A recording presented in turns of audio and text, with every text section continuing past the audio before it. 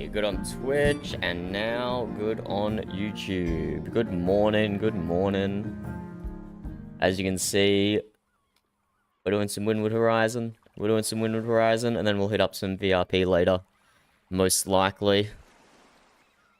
Let's just see what's going on what is the last 24 hours or so of Steam Next Fest. I don't know, it's in American time. I don't know American time. But it's probably got like 24 hours to go or something. Hello, Jordan. Hello. I think this will be our last big session of Horizon in the demo. But we will still play the backers version at least once a week. Especially if there's a map reset. Who have we got in game? We got Icon, who that I recognize. I recognize Seth. I recognize Redwater Slough. Oh, Jordan's gone Valiant, I see. Jordan's gone Valiant. Recognize Feege. Recognize a few people.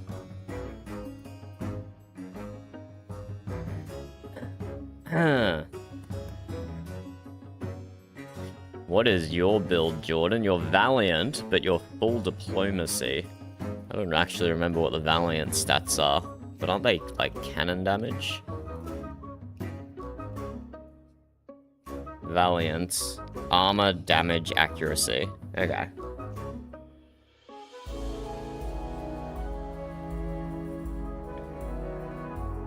Alright, let's see what's going on the world map. Is anyone doing instances? Or is it gonna be up to me to start hosting some, hey? Here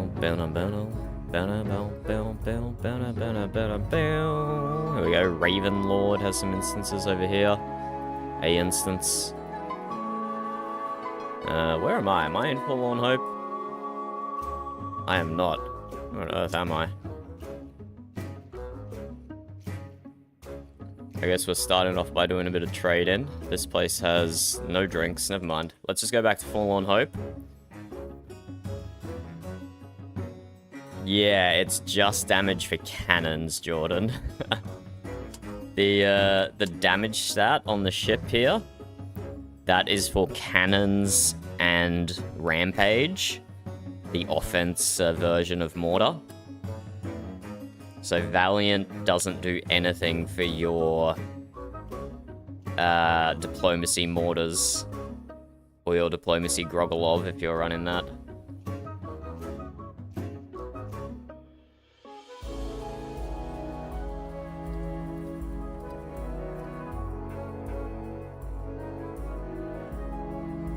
So yeah, you're not super benefiting from the damage that Valiant gives.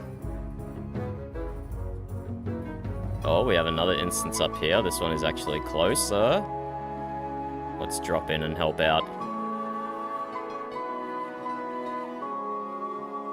We're just gonna sail around the ocean helping people out with instances. Actually, before we get stuck in, BRB 30 seconds again. I know, very professional streamer.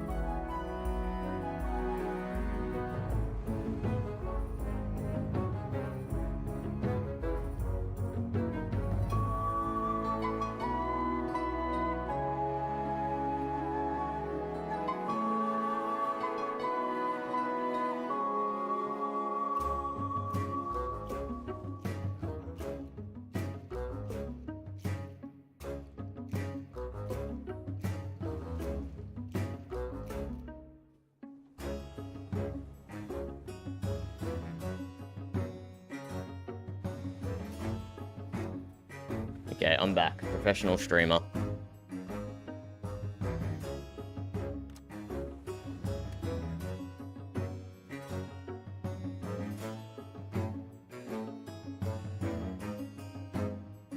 So yeah, your offense mortar, Rampage here, I don't know if you're using it, but it can scale with either diplomacy or damage.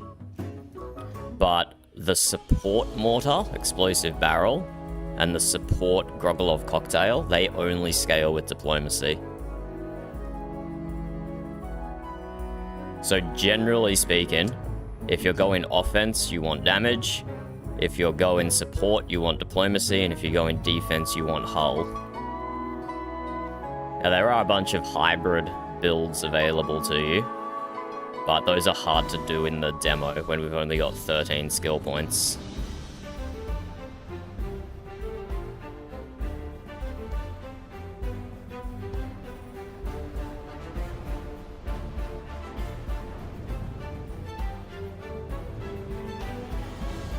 Are you gonna join the backer program, Jordan? Are you hooked? I will let you know that the backer program, it's not...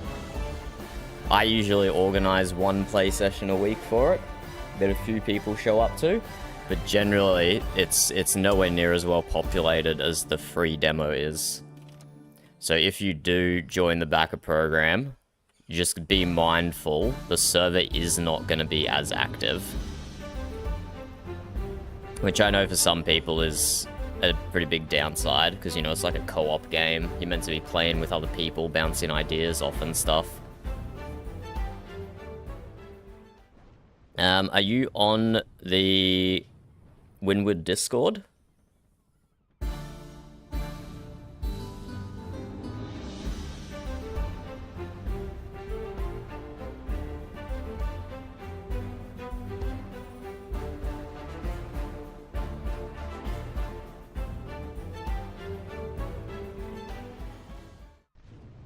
Well, join the WINDWARD Discord. Hello, Moose. Have you tried WINDWARD yet, Moose, or have you managed to avoid it the entire Steam Next Fest? Join the WINDWARD Discord, Jordan, and then literally join the WINDWARD permissions channel, and then literally just at the developer and say, hey, I want to join the backer program. I'm just going to throw fire everywhere down there. That should capture a few pirates. Okay, it captured one pirate. No one else ran into it. You have tried it, Moose. Excellent, excellent. You want to play it right now? We can get you into some combat instances or something if you want.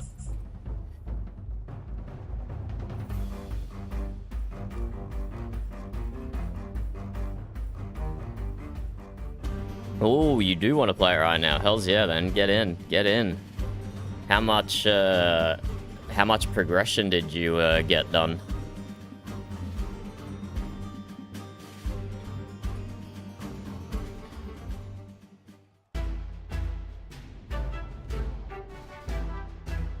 Because look, the sloop is a fine introductory ship. The sloop is a fine introductory ship. But the game doesn't really unlock properly until you have a first mate and a captain, which you can get in the schooner.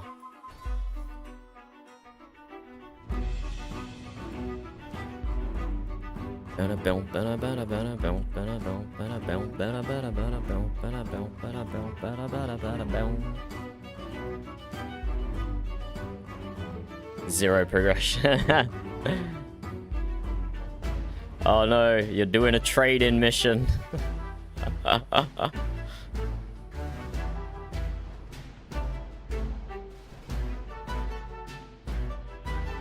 It's actually a really good map to do a trade-in mission. It's a really good map to do a trade-in mission because so many people have joined just for the demo. People have built provinces really poorly, so it's very easy to find good things to sell. Good things, cheap things to buy, and expensive things to sell. So tell us when you're in game, and what province you're in. When you get in, literally just type my position in global chat, and it will link me to where you are, and I can have a look around your general area and probably let you know some good trade deals. And just generally how the trading system works, because it can be a bit complicated.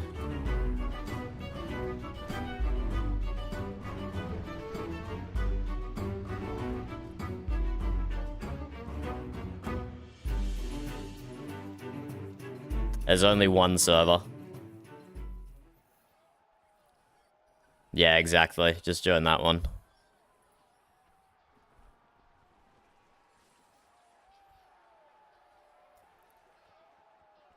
And actually, let me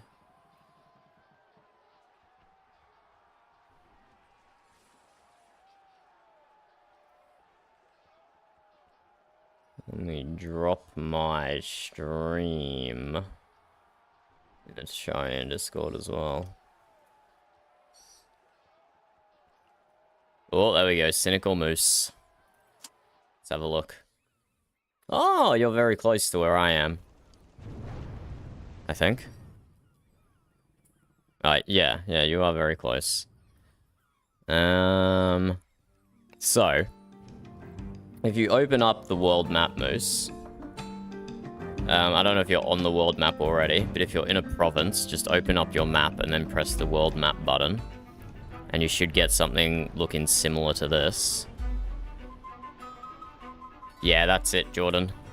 That's the developer's, whatever, company, I guess. He does more than just, well, he has in the past done more than just Windward.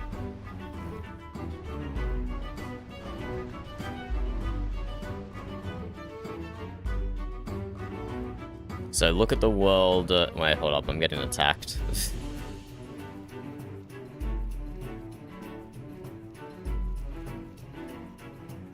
Sorry, I'm getting attacked.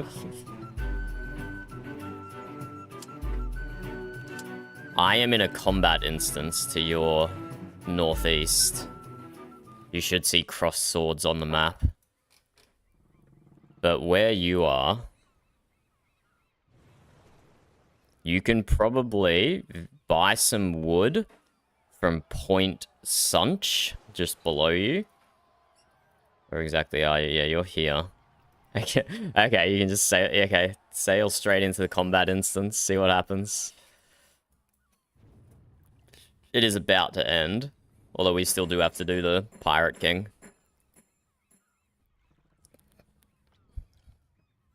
You are going to probably die repeatedly. So try and stay behind me and I'll throw water barrels on you to try and keep you alive. No, don't buy anything yet. You need to keep your inventory clear for the loot you're gonna get here. You're gonna get some good loot. You need your holds to be clear.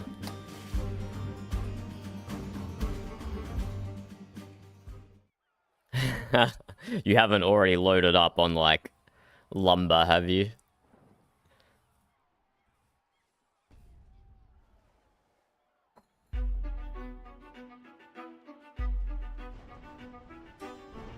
Direct. Okay. We'll do trade-in later. We'll do trade-in later. First things first, jump into this instance and you can get some nice rewards.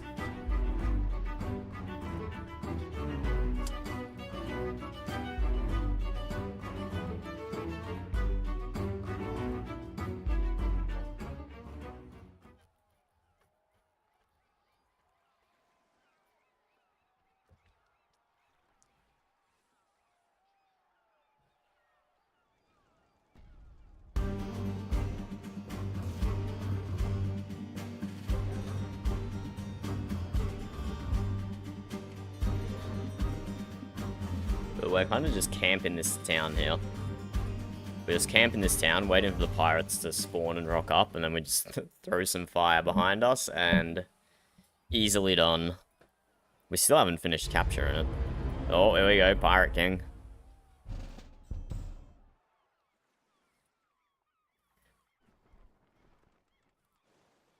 I'll avoid doing damage to the Pirate King until you get here, Moose. So you can hopefully shoot it with 1 or 2 cannons and get the rewards for sinking it. I don't appreciate that these pirates spawned behind me, though. That was kind of rude of them to do.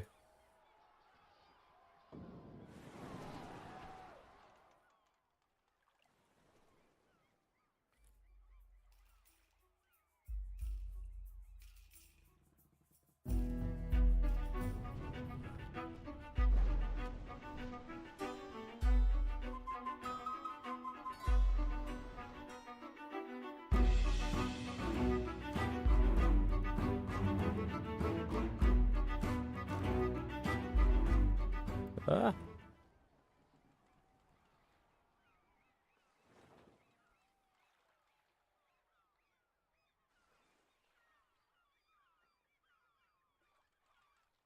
Hey, pencils online. And Moose is in the region. Okay, where did it spawn you, Moose? Spawned you top right. Okay, head to the west, and we'll go fight that Pirate King up there.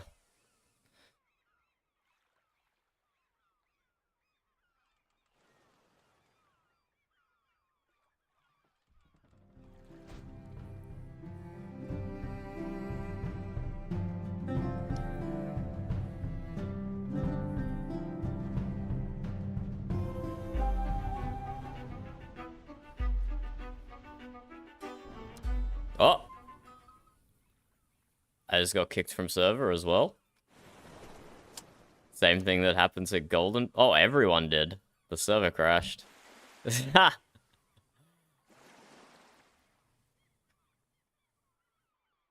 That's what I get for shooting a mortar at the Pirate King, I guess. My mortar was just so powerful, it crashed the server. What can I say? What can I say? My ship is built different. My ship is built different.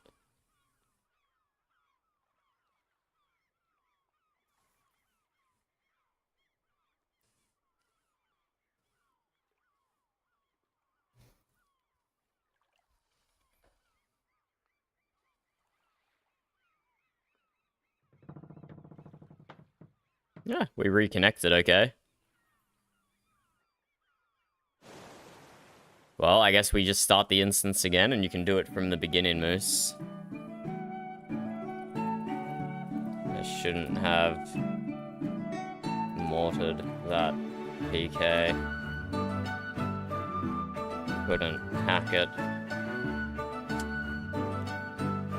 My bad, guys. Oh, everyone is repeatedly connecting and disconnecting.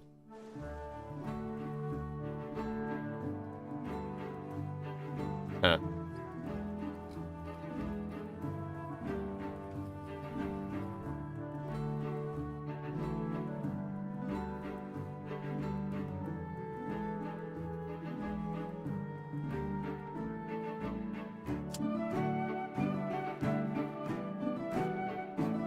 It seems okay.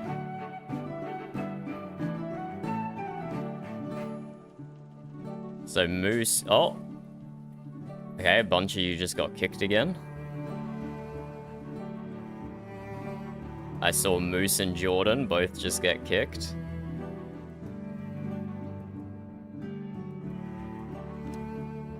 Yeah, I won't start anything yet.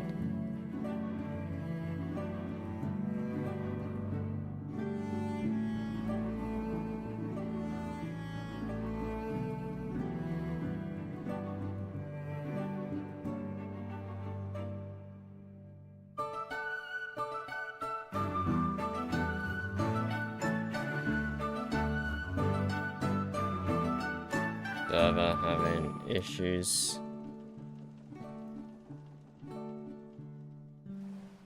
People getting repeatedly disconnected in waves.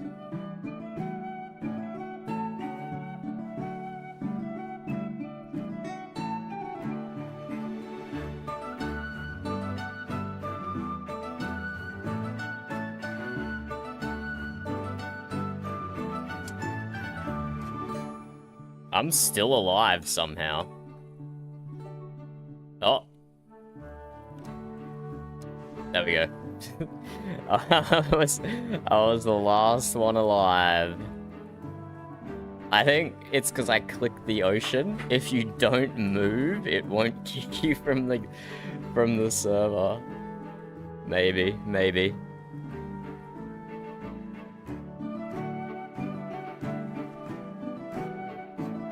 Yeah, well, this was in fact perfect timing to get Moose into the game. This is the only time this has happened, the whole demo, so that is really unfortunate timing. But while we wait, pretty sure that 2 is a lie. While we wait, let's do some puzzle games, eh? That's right, Burb. We're doing the puzzle games early because Windward is having some issues.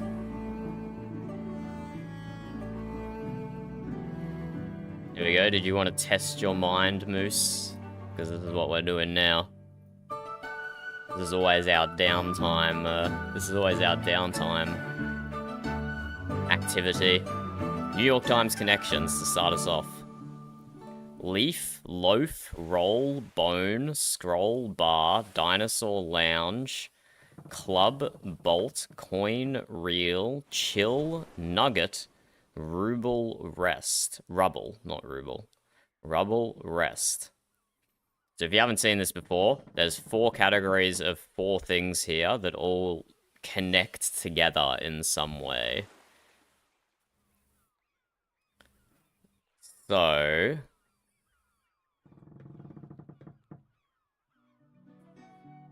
some options here.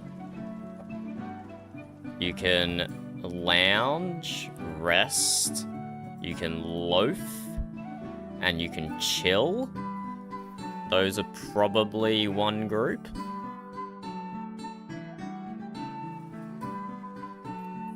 What's the reasoning behind that one, Moose? Dinosaur nugget, bone, rubble. Things you find when you're an archaeologist? Yeah, that is, probably. I'm not sure about nugget, but I can see the other 3 definitely being archaeology related.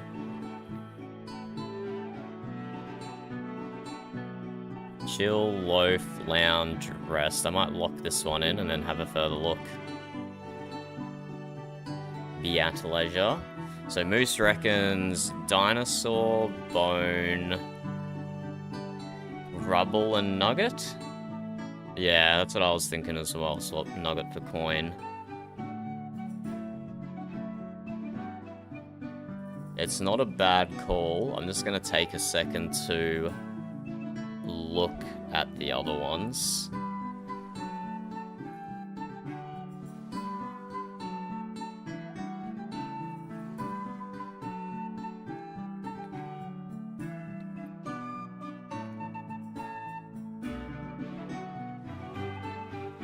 Nothing else is jumping out at me immediately.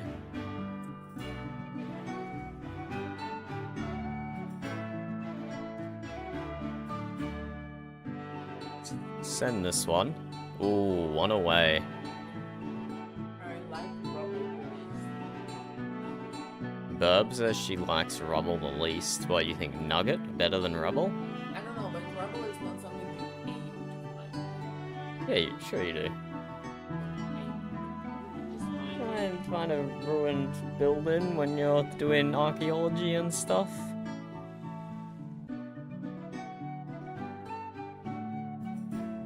We have this many mistakes before we lose.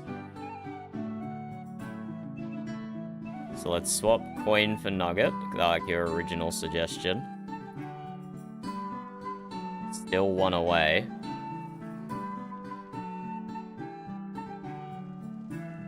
Which means either coin and nugget are both wrong, or they're both right.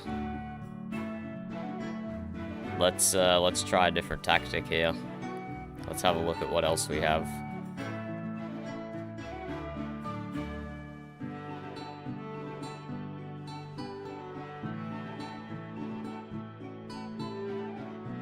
can pick a bone, pick a bar fight, pick a leaf.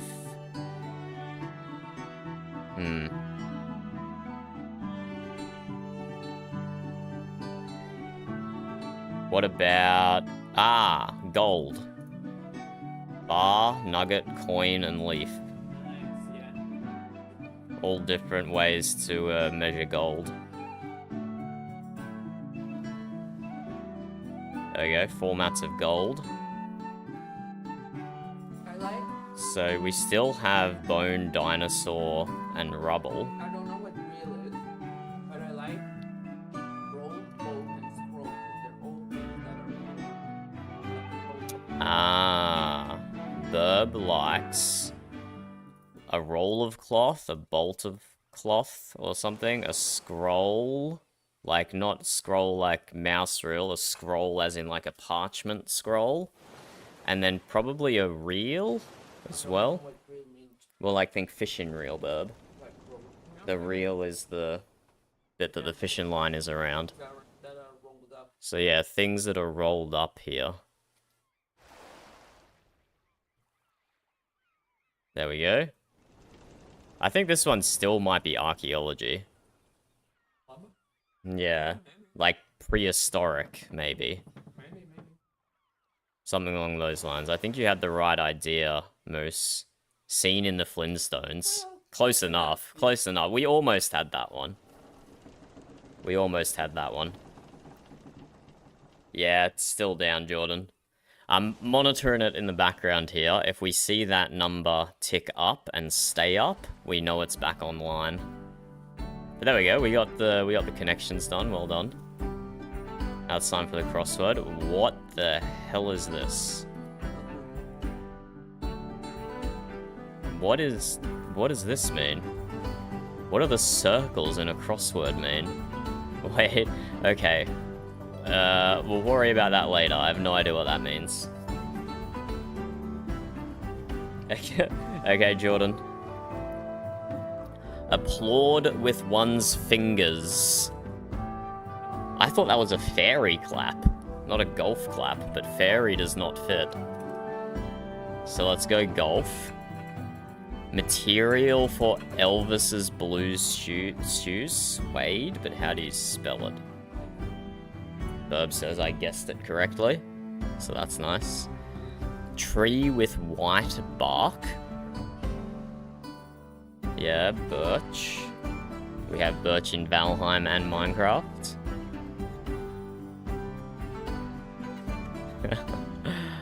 Leather leggings. Tights. Tights? We'll come back to that. Traditional garment for Scottish groom. A kilt. Chaps. You reckon chaps, Moose, for leather leggings? Oh yeah, I can see that.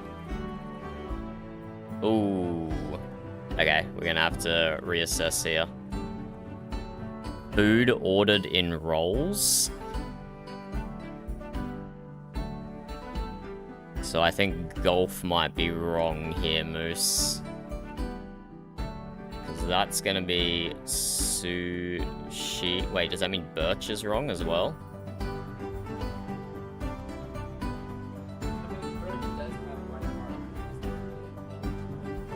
Let's get rid of this. Country with the most mountains over 25,000 feet in elevation. Nepal fits perfectly there.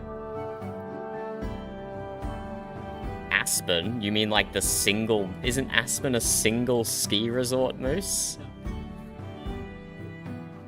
It's a what?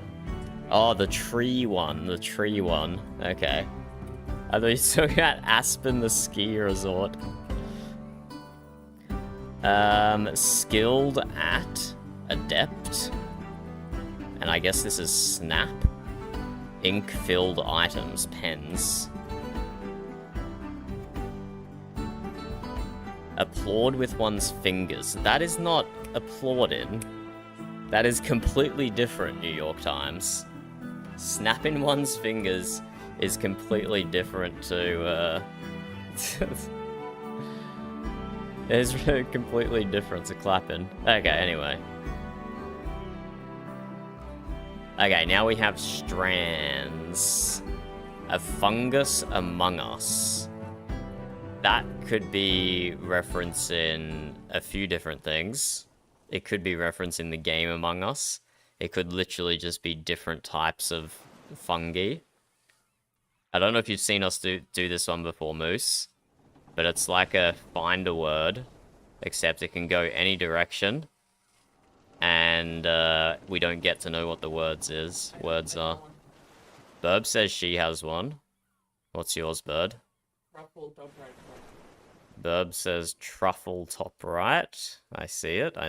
Truffle. So yeah, it's just different type of mushrooms. So look for like what's that famous one that's got cap in the name? Not mage cap. That's a Valheim.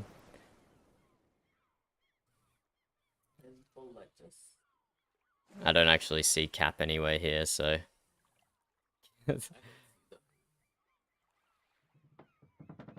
Is that a fungus, Moose?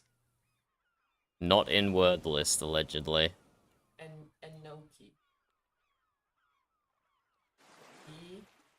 E-N-O.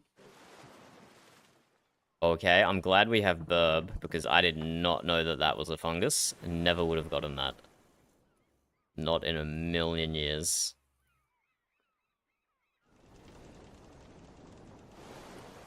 Mushrooms, bottom to top.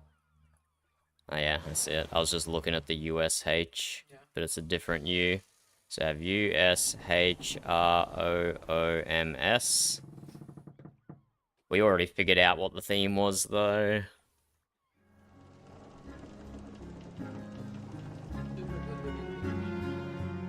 Yeah, I think I'm gonna struggle with this one's button.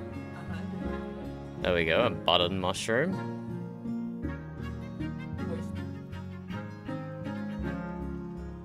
Oyster is a mushroom. Okay, well done. Oyster. Oh, O-Y-S-T-E-R. Oyster. I know how to spell. Okay, we got 2 left. Somewhere in here. What on earth are these gonna be?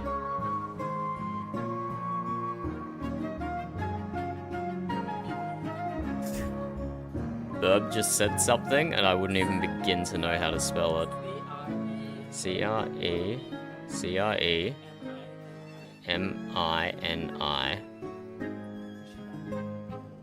Shh. Bro, no English words have a double I in them. That's illegal. That's so illegal. Okay. Without Burb knowing her mushrooms. Without Burb being a fungi, we would not have got even close to getting that one correct. Yeah, fucked if I know what that is, Moose. Don't ask me, man. Don't ask me. I wouldn't have had a hope in holy hell doing this one. But now, some that I might have a hope in holy hell doing. Worldle. The shape of the country does not ring a bell to me, so we're just gonna go in the usual strategy of typing in Germany. Ooh, I don't think it's Asian, Moose. 7,800 kilometers southeast of Germany. I think we can rule out Asia there. I think this is... It's actually... I don't do these frequently enough anymore. But it's either Africa or South America. So we're gonna go... Burb says Uruguay. No, it's ages away.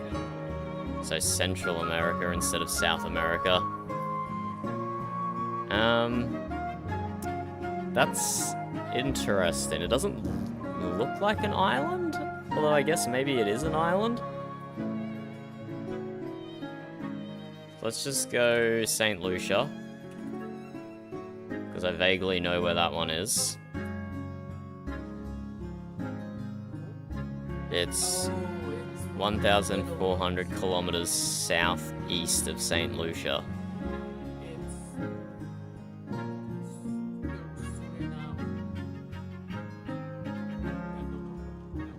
How do you spell it though, verb? Suriname? Close. 300 kilometers away. French Ghana is Burb's next guess. There we go. Well done.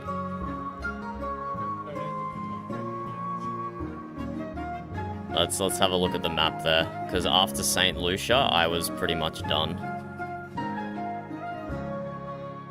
After we guessed St. Lucia, I was done. So we started in Germany. Yeah, no, if we go southeast from Germany, it can only be like this very eastern part of Africa. Otherwise, it's pretty much guaranteed South America. So yeah, we should have, yeah. So that was definitely South America from the first one. But we guessed Uruguay down here. The shape was almost Uruguay. But then we went up to St. Lucia here. And then it was this one down here, French Guiana. So it was a river, not a coastline, which is why it looks kind of funky like that. Suriname was pretty close. Yeah, pretty close as well, Burb. Guyana, Suriname, and French Guiana. Guyana.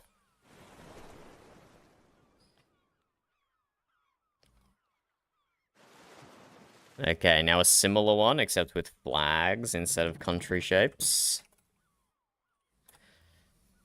Ooh. Lots of green. And we're southeast from Germany, 7,300 kilometers. I'm thinking maybe Sri Lanka, potentially. Oh, okay, not Sri Lanka. Okay, we're going in a zigzag here.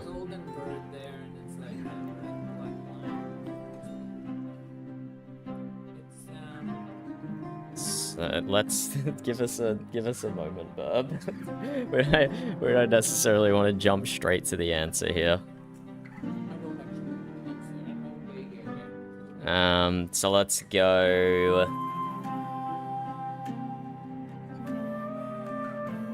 Let's just go Central African Republic. And so we're southeast from Central African Republic, so possibly we're on the coast somewhere, probably on the eastern coast.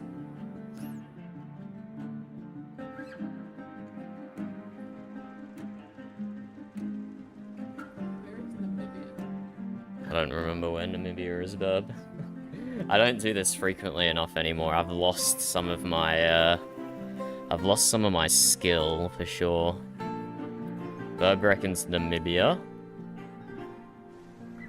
That's a little too far south. We're looking at the countries that are around that lake, aren't we? That big lake that's in, like, southeastern Africa. We're looking at around there. So it's not Rwanda. But I know we only have 2 guesses less, but I want to guess Rwanda just to see if that's closer. Oh, okay, it's south of Rwanda. 1,200 kilometers directly south. It got it slightly closer, but not close enough. Burb reckons Malawi. Ah, Zambia. Every time I look at this area, and I think I remember it, and then I don't. Oh, Namibia was wrong side. Yeah. I mean, saw that with the answer, right? Yeah. It said northeast of Namibia.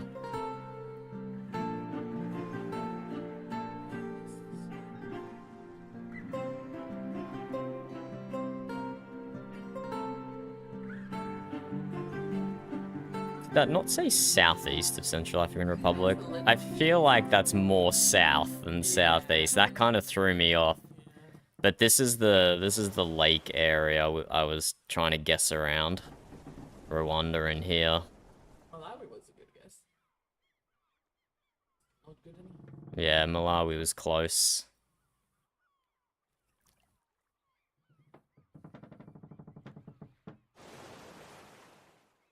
It's really annoying. I needed to sneeze and then I didn't. It's actually really upsetting. It's actually real upsetting. Okay, Aaron's doing something. He posted in Discord, let me check. And now now there's he's reset the server, or he's reset the server browser or something, because there's nothing showing here. So Aaron is working on it. Hello, Lamb, how's it going? Were you ready to log into Horizon and then realized you couldn't? Okay, this one's gonna require a bit more of an explanation. This one is also guessing the flag. I'll do that next time, Moose. I'll do that next time. So this one is also guessing a country's flag, except we're not given any geography to go on. Instead, on the right-hand side here, anything that is filled in green is showing us that the flag we're trying to guess matches up to the colors we've got over here. So what I'm looking at here is we've probably got a blue triangle on the left-hand side of the flag. We have a white, maybe stripe in the middle here. We're looking like a white stripe in the middle. And a red stripe on the bottom. So let me open up paint. Let's just slow roll this one. It looks like the server might be back up. Let's just finish what we're doing here. How is paint at doing triangles? Can I rotate this?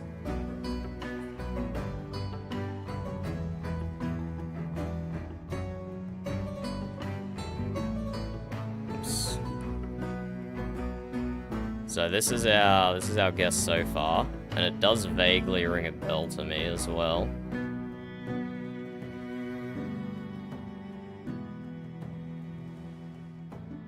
So we got a blue on the left-hand side. Shapes. I think we have a white stripe in the middle.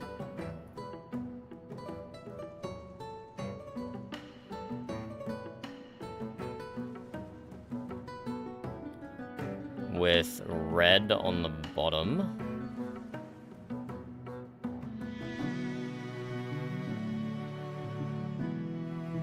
See, this is already ringing a bell, isn't it? I've definitely seen this flag before. I just can't think right now of what country it lines up to.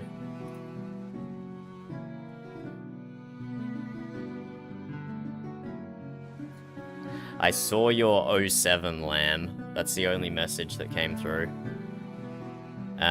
So let us confirm the red by guessing China.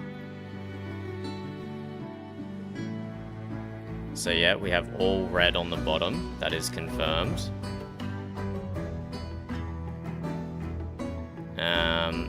Don't really know how to check the white. Is the Vatican flag white? Oh, that's interesting. So there's just a tiny... You know what? There's a... Vatican flag is square. That's why it's square. Ah. Burb says the Vatican flag is square. So this is like null space over here and over here. So it's not the best. Ooh, what's your little project, Lamb? Or is it super secret? Is it super secret and we're not allowed to know?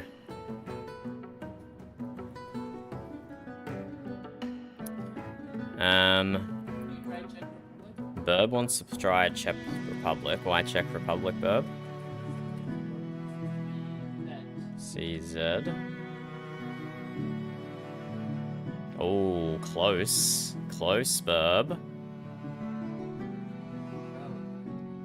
So the blue is white, the red is white. Right. Wait, yeah, and we know that there's a third color up here that we can't see. We still don't know what. Let's chuck in a Fiji. Nothing there. Could be black or green up top. Maybe Saudi Arabia. There we go, green up top.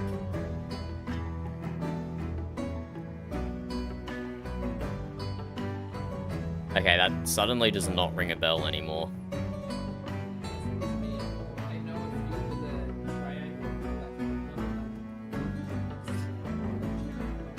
It does not ring a bell. No, I'm pretty sure Cuba's got a star, but yeah, not quite Cuba. The green is throwing me off. The green is throwing me off for sure. This is gonna be something weird. Is it like a... Does Italy have any, like, overseas territories? Why would that be relevant? Because it looks like the Italian flag, doesn't it?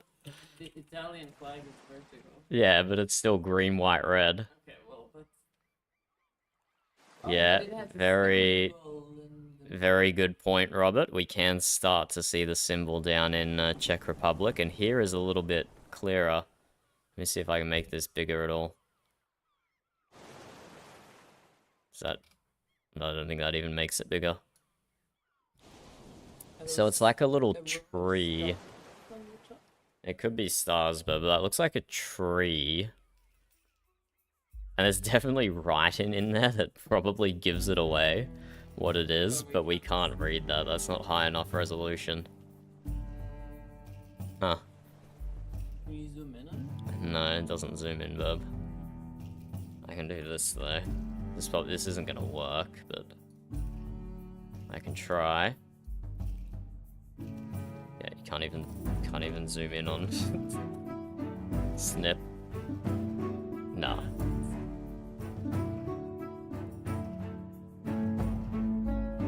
That is the problem with this game. Is so if you don't know it, there's no real way to figure it out.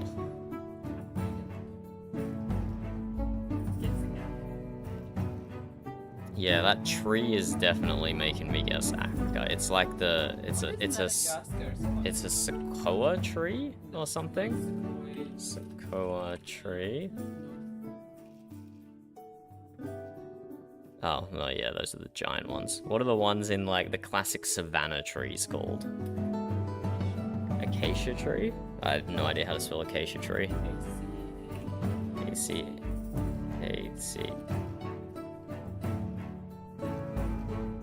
Yeah, see, it's like the symbol on the flag looks like your classic acacia tree, no?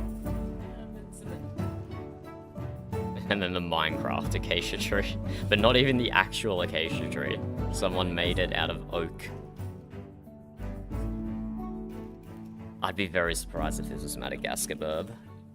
I feel like I would recognize that.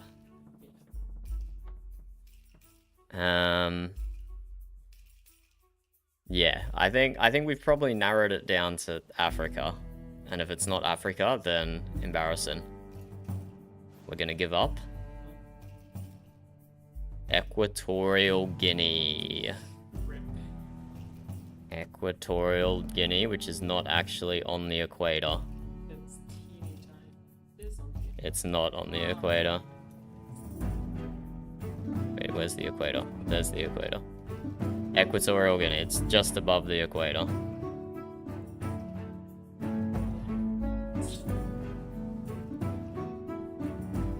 what does their flag say? Equatorial Guinea flag.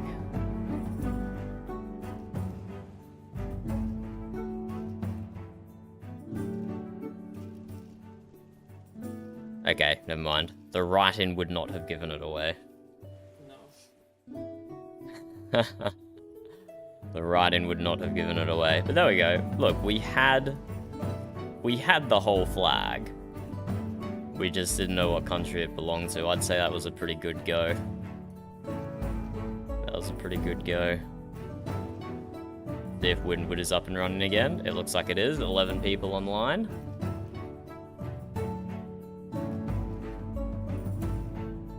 Are you gonna tell us about your project, Lamb? Or is it super secret? Top secret stuff.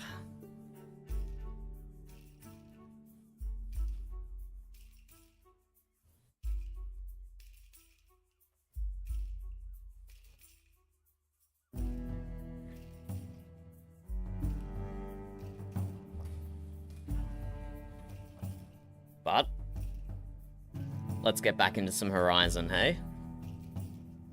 Do I have to change my camera settings again? Why am I so grainy?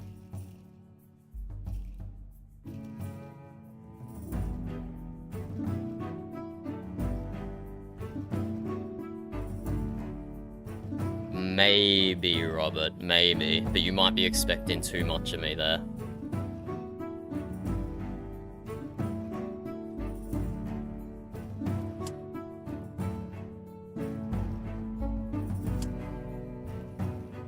We possibly could have got it, Robert, and I appreciate the positivity, but I don't think I could have, even if we did narrow it down to Spanish speaking. Those damn colonists certainly get around.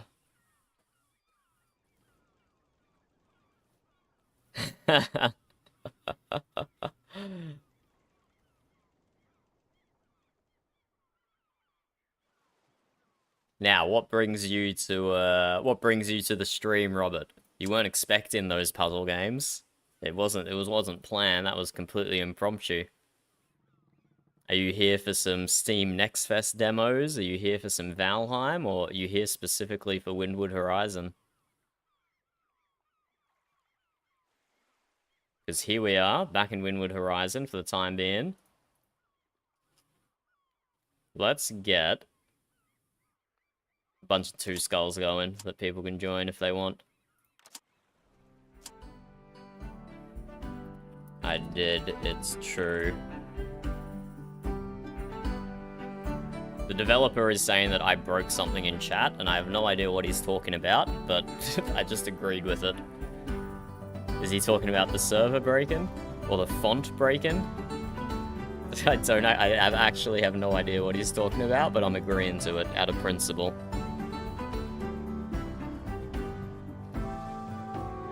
Oh, fabulous, Robert, fabulous. I'm glad you like the game. I'm glad you like the game. I've been in the beta tester / backer program for like 6 months now, and I've racked up several hundred hours. And it's real good fun having this many people playing in the demo. 1.0 launch is going to be really enjoyable when we get there.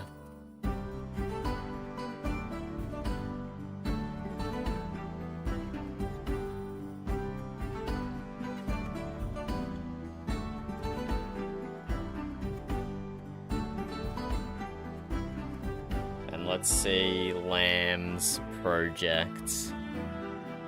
Sandbox-like game about a young sailor. My first steps into game dev. Nice, Lamb. So many new backers, the live version will be much more fun to play after the demo than before. True, true. Even the backer program should be a little more populated. Probably right up until 1.0, I imagine. Oh my, we're getting so many quests here. Okay, let's get back out onto the world map. We have 1, 2, 3, 4. We have 5 2 skulls. And unless Aaron hosts a 4 skull, then we'll just roll through these. We'll just roll through these. Get as many people as we can in.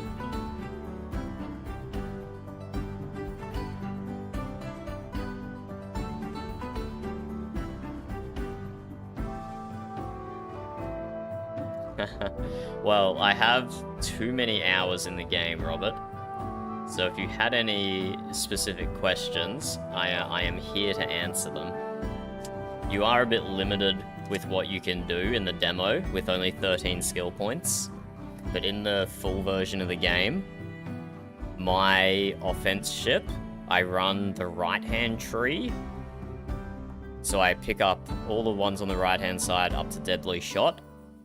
I pick up Keen Eyes, and I pick up Rampage. Offense is the only... And you can't actually do that in the demo. You can't even do that in the demo. You either have to go for Rampage or you have to go for Deadly Shot. You can't do both. So probably in the live version, Offense works better, because it's the only ship type that has... It's the only ship... Sorry, the cat was making noise. It's the only ship type with 2 sources of damage. It's the only ship type with 2 sources of damage. Diplomacy, that are on different cooldowns, that is. Diplomacy can have fire, explosive barrel, and Grogolov, but they're on the same cooldown. But offense can have Rampage and cannons. So if you've gone Rampage, that's 10, 12... All you need is another 5 skill points, 5 talent points, to get to Deadly Shot, and look at what you're doing. You're doubling your mortar damage, and you're doubling your cannon damage. Well, okay, 100%, it's not... It depends where it is in the damage calculation, about whether it's doubling it or not. But you're just 5 skill points away from giving yourself an absolute massive boost to both your cannons and your Rampage. So, it will work better when you have a few more talent points. It will work a lot better. But for my offense build, I run Deadly Shot, Rampage, and then all my other skill points are actually in the defense tree. So this is something to look out for. This talent here in the defense tree, Engineered Armor. Receiving cannon damage can apply plus 5% damage, plus 2% ramming damage. This effect can stack up to 20 times, and it lasts for 20 seconds each. And when you rank this up to level 5, this means you can get plus 100% damage just by taking a single cannon shot every 20 seconds. Yeah, jump into co-op right now if you want, Robert. I'm about to host a bunch of instances, and I have a water barrel on my build, and I can try and keep you healed. I'm not a full healer build. My water barrel doesn't have quite the low cooldown that it could. Good night, Lamb. Thanks for stopping by. But yes, 2 AM is a good time to go to sleep.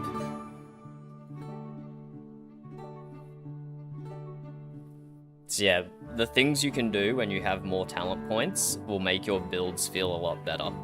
It's easy to one-trick support in the demo, because I guess it benefits the most from only having 13 skill points available. But if you can get Deadly Shot and Rampage in the same build, and then also get Engineered Armor, this is plus 100% damage. This is plus 100% damage. That's just with those 2 skills alone, that's an insane increase to your performance. So I hope that wasn't too much information, but I've spent a lot of time trying out different builds and a whole bunch of other stuff. Okay, I am going to start these 1, 2, 3. I'm going to start these 5 instances. Don't sail all the way to the other side of the ocean, Moose. I'm going to start some right next to you.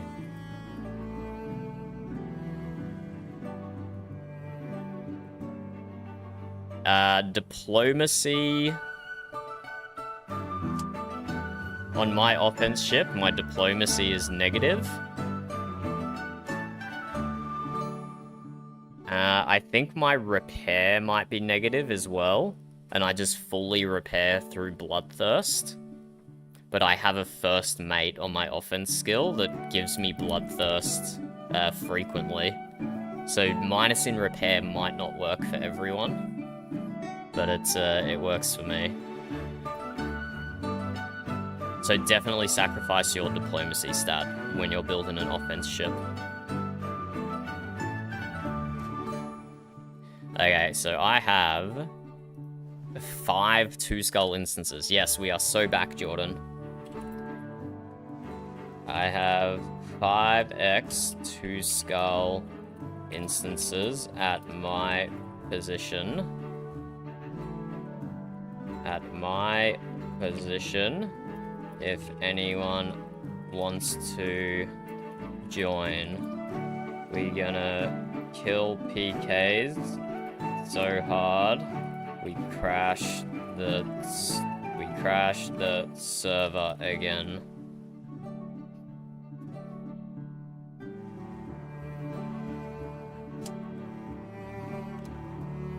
Okay, let's go. Let's get started. Come to my position on the map, Moose, if you want. Same for you, Robert. Same for you, Jordan. And I'll try and throw water barrels around and keep everyone alive. Yes, absolutely. Absolutely, Robert. The sloop is a good starter ship to really learn the game from scratch. But to get the full experience of ship customization and all of that, you really do need a schooner that has a captain and a first mate.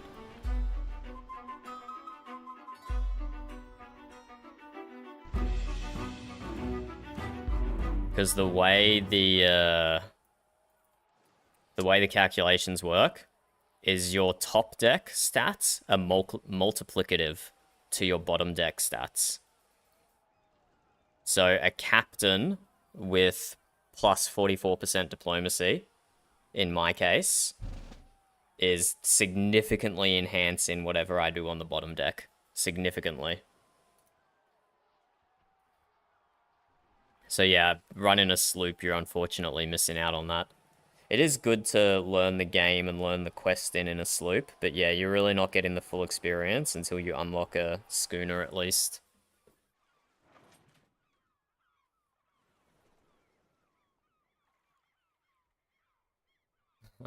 Damn it, I wish...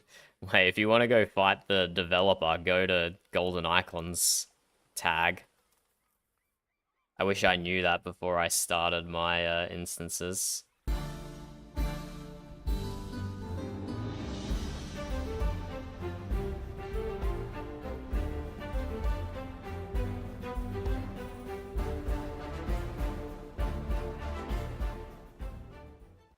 Yeah, that's a good spot to be. 460 Diplo is a very, very good spot to be for your explosive damage, explosive mortar damage.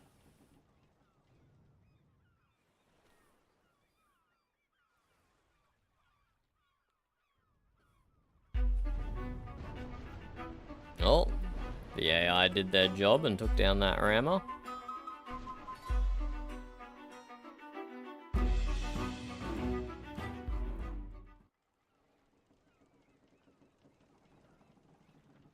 So the pirates are making headway down south. We'll go deal with that.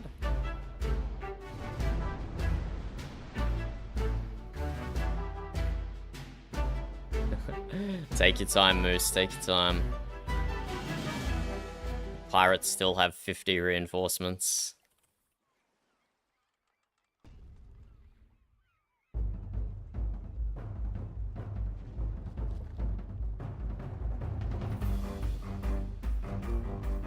Hey, we got Jordan as well. So Jordan is in a Diplo schooner. Excellent. So we'll try our best to heal you, Moose. I don't know if Jordan is spec'd into healing at all. I'm only half spec'd into healing. I am still primary a damage ship. But I do have an off heal that I can toss out. A player like Lamb, who was just in Twitch chat before, instead of YouTube chat, they have a fully spec'd healer build, and they can just pump out so many water barrels, one after the other. It's very impressive, the healing stat that they get.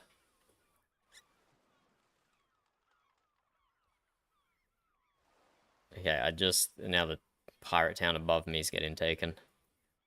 Maybe I should turn around.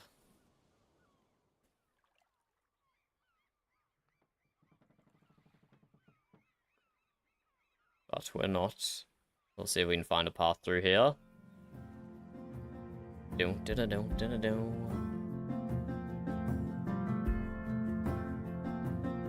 here's a good tip for you. You don't actually have to capture a pirate town to stop them from spawning there. As soon as it's not 100%, the pirates will stop spawning.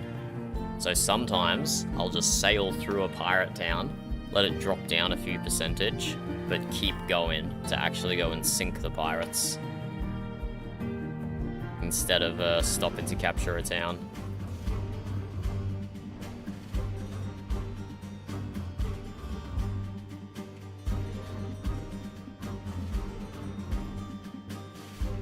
Okay, I'm coming back up north to where you two are.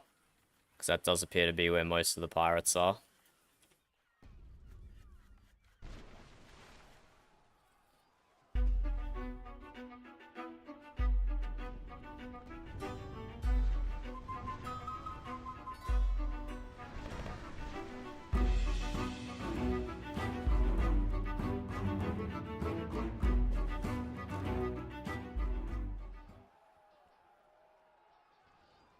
Hopefully they come down that channel towards us here, and they don't go around the other side of the island. That would be very annoying. Oh, Jordan just got mortared in the butt.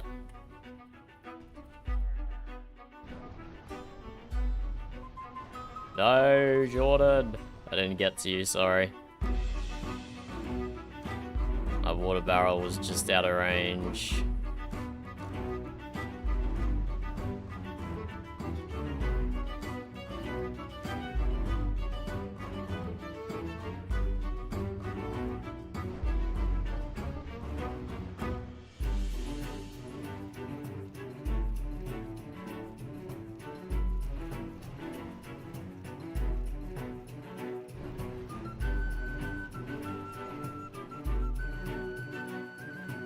Ahoy, Grim.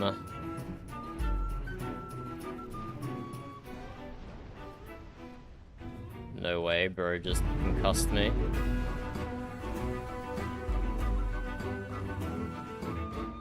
Moose is sailing around in his little baby sloop.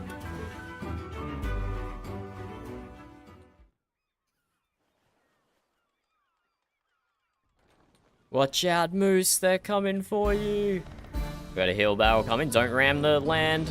Oh, no.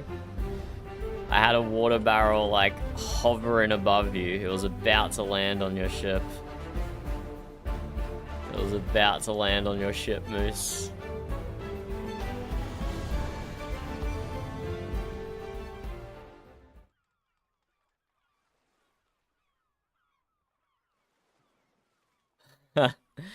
Either it shot you point blank with its cannons, or maybe you rammed it, or rammed the land, and that did enough to finish you off. Because you were on basically 0 health. You were on basically 0 health.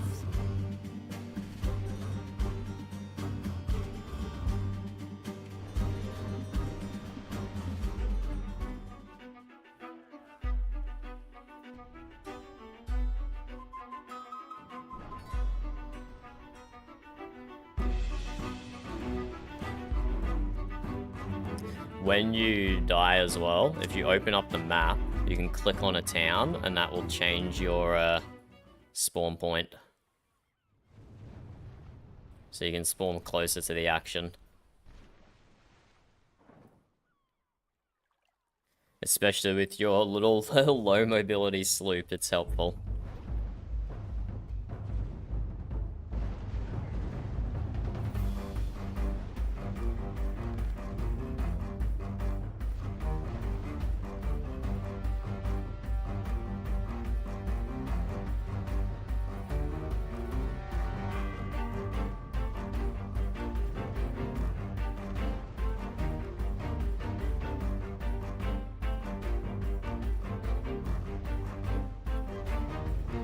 Oh my god, this channel up here is a mess. So many pirates, so many navy.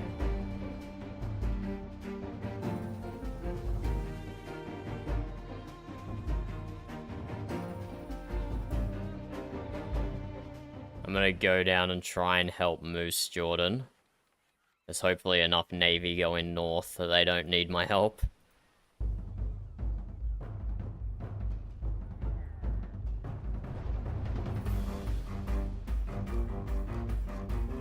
I'm coming, Moose. Take a water barrel. I missed you with the water barrel. My bad. A sloop is so small, it's sometimes hard to target. Sorry. Come to me and I can double heal us here. Boom, there we go. Oh, we got more customers. Stay behind me, Moose. Just throw your mortar over me. Oh no, I'm gonna get rammed. Ouch.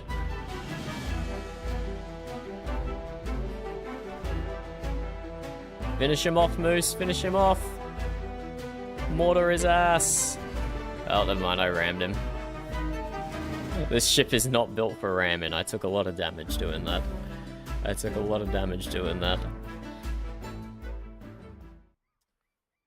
So there's a lot of action going up top, but I think there's a pirate town off to the west here, Moose. Because they keep coming from this direction.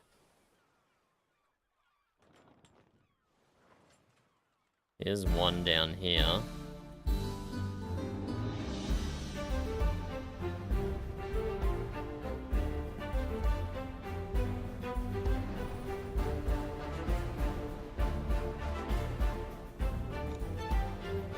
Another one coming. All my skills are off cooldown for a second. I can go now.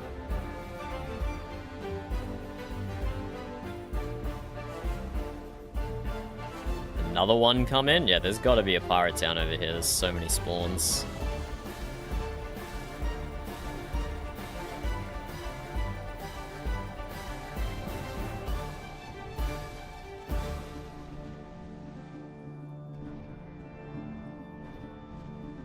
Oh no, that one had Death Ward, so we didn't die. Oh god, I can't see you in all the fog clouds, Moose. If you stay in the fog clouds, you should be safe. Oh, there you are. You're not in the fog clouds. Have a water barrel.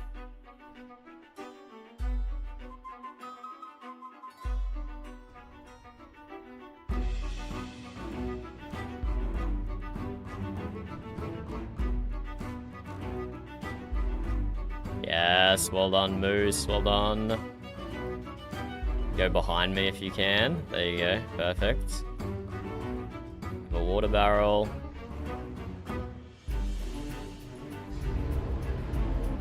Oh, we got the Pirate King already.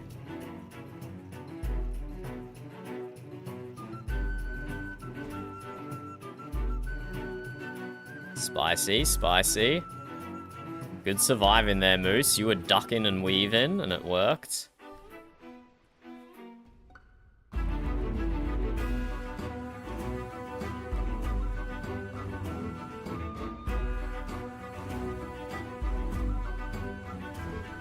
don't know where the Pirate King is, but they're somewhere.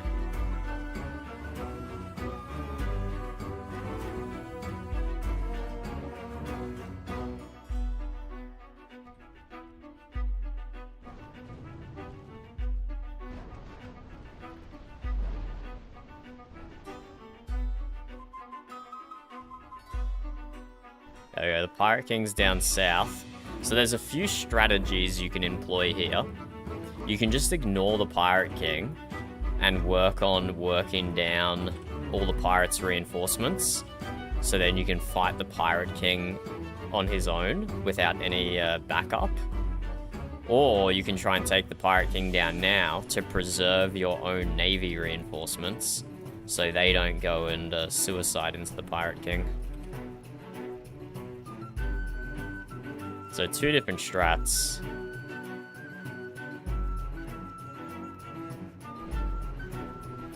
Oh no, this guy lived. Oh, that's the edge of the map. I thought that was a fog cloud.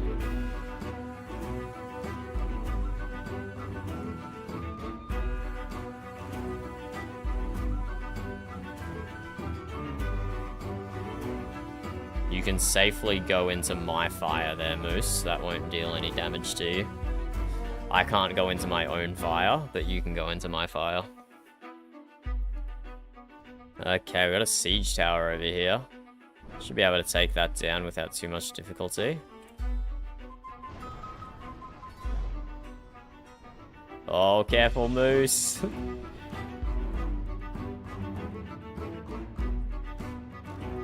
One more of my mortars and it should go down. Oh, no. I just got it as well, Moose. I just got it. A second too late.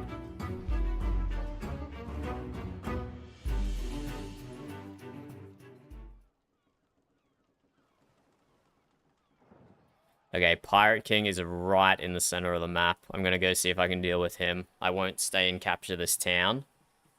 We'll just move out of here. We'll take a few percentage points off to it so they can't spawn there.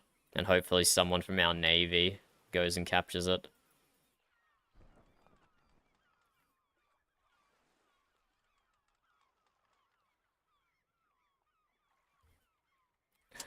Just press I, Moose, and open up your inventory.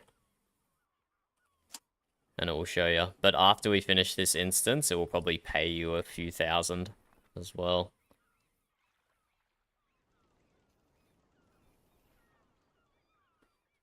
Okay, let's deal with this clump of pirates right in the center of the map.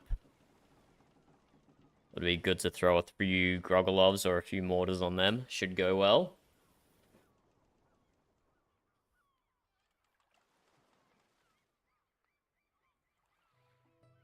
Pretty sure they're all stacked on this center town here.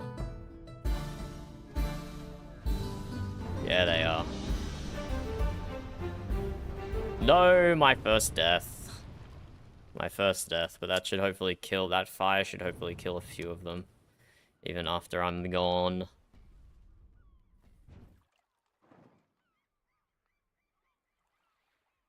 Yeah, I have very little defense on this build. It's basically all offense and healing. So I got a little too close to the pirates then. I got a little too close. I don't have any range increases. Moose, why are you ramming the shore again? Get your ship off the beach, Moose. That's not the correct place to be. Oh, dear. Alright, we come in with the rescue operation.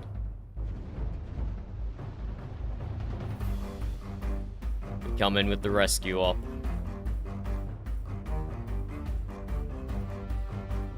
We got them off this town, so they're not capturing it anymore.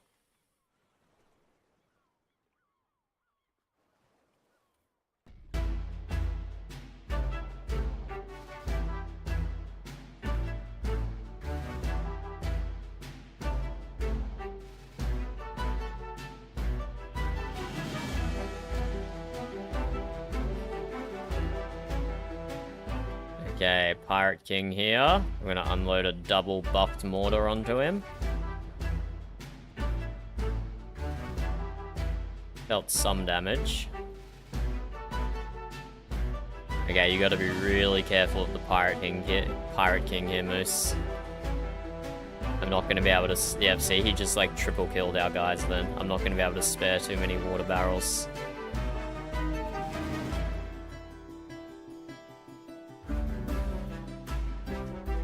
Gotta be real careful of these bozos. Sorry, Moose. Sorry, Moose.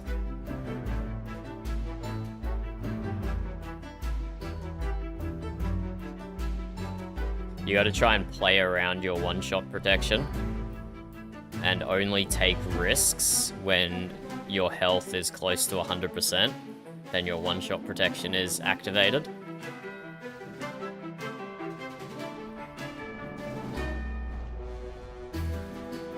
But I know that's tricky to do on your ship because it's so slow and doesn't turn very well. I'll see what gear I've got in my vault, or see what gear I can buy in the shop and give you.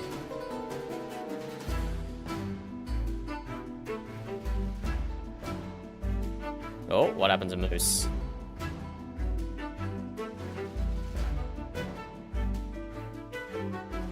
Did you accidentally sail out of the zone there, Moose?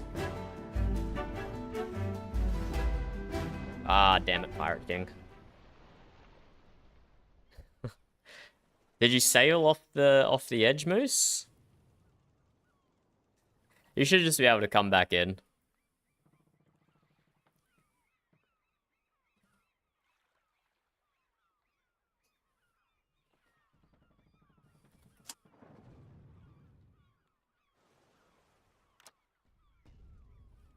Do you see the cross swords to come back in, or is it bugging out?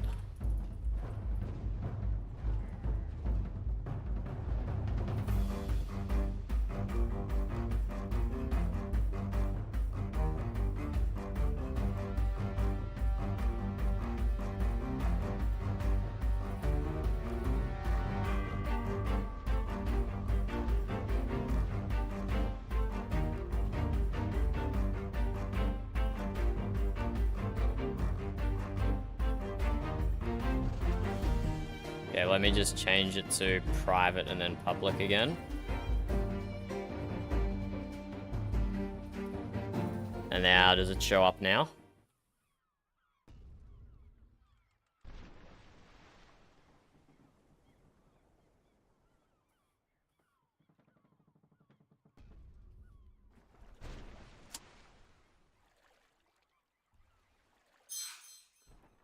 There you go.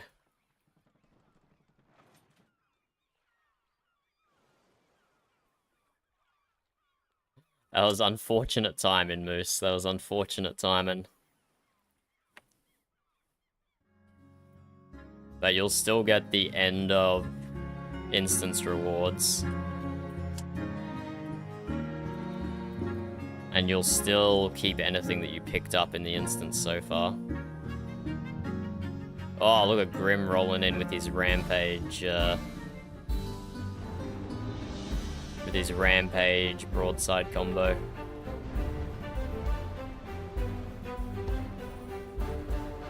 Probably should have healed myself there, but at least we kept Grim alive.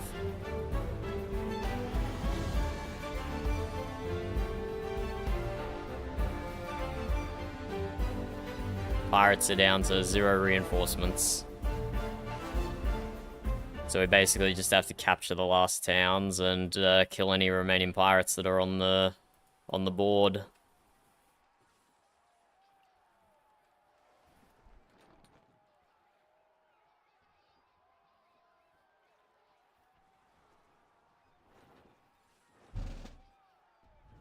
Now that a navy ship has rocked up, we can kind of just let them capture the town and go and do the important stuff.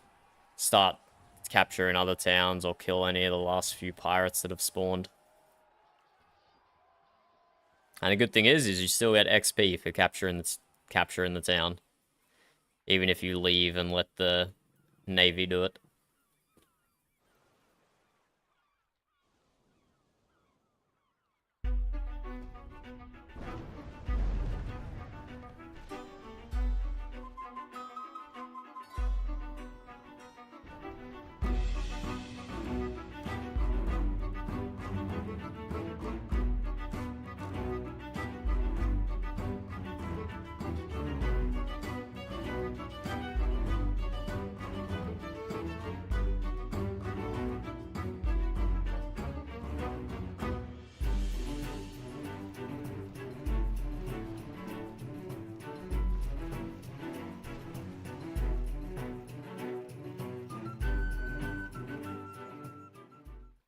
There's very few red left on the map here.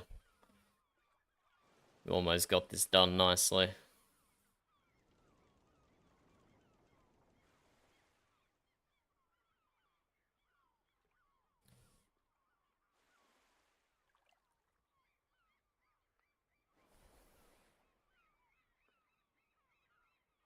We'll leave the navy to capture that town.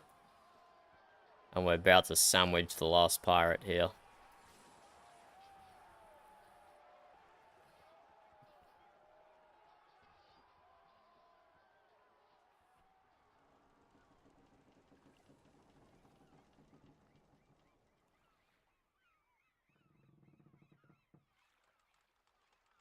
Oh, is this a sunken ship?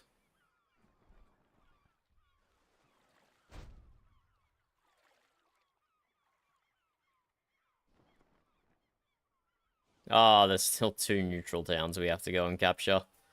Hiding in the very corners of the map. Okay, time to slowly sail to the one in the top left. Hopefully the Navy gets the one on the bottom left.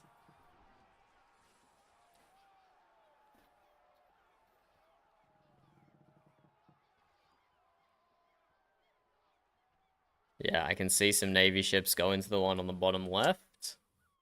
And it looks like they go into the one on the top left as well.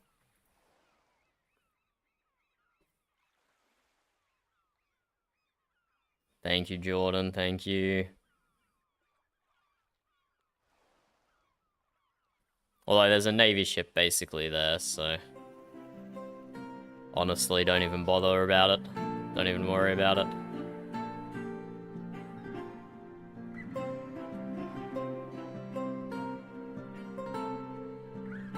It looks like our Navy, to get to the one in the top left, and navigating all the way over the top of the map here.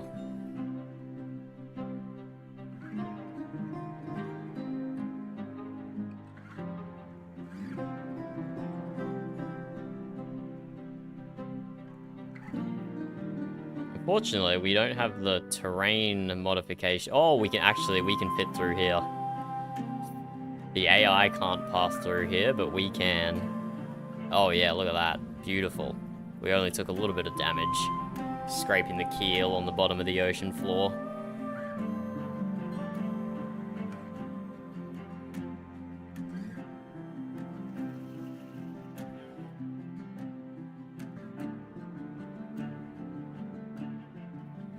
Do you know what sort of build you want to go for, Moose? Or should I just throw a whole bunch of stuff on you?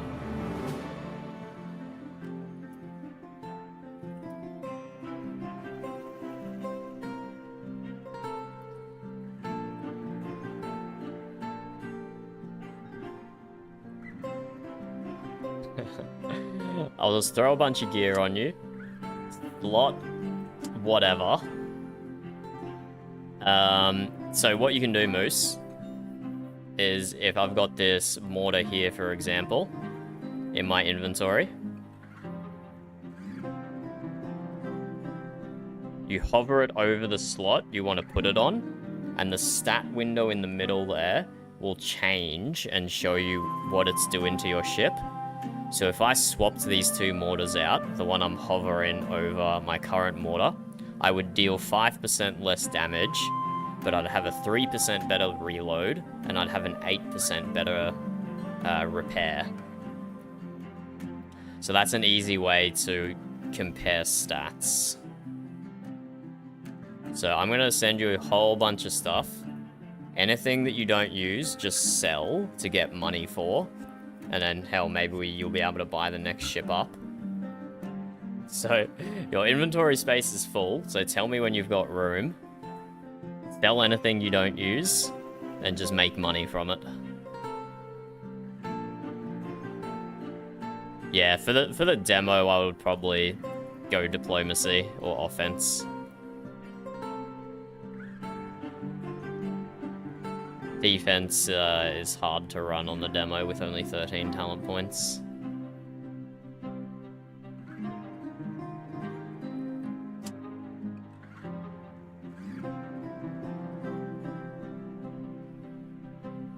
I'm gonna take a look at some of this stuff, see if I can upgrade anything I have.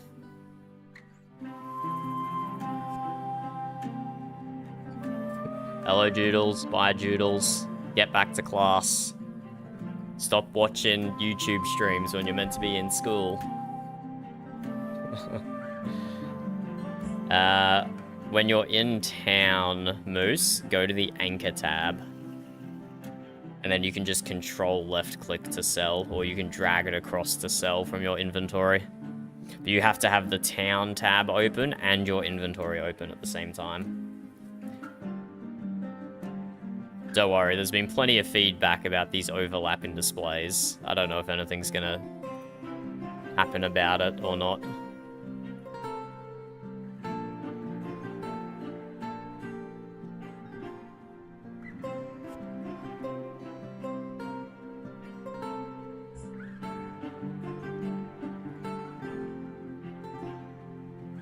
think there's any upgrades in here for me, but that is unsurprising. We've optimized this pretty thoroughly.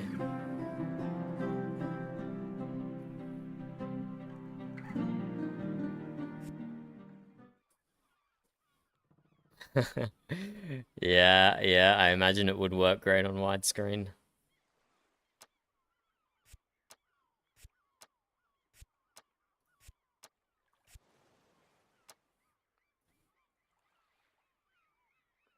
Oh yeah, and I can actually see what your build is, Moose. If I open up the scoreboard and click on your name, I can see what your build is. So okay, you've got a good sail there. You've got another good armor piece to equip.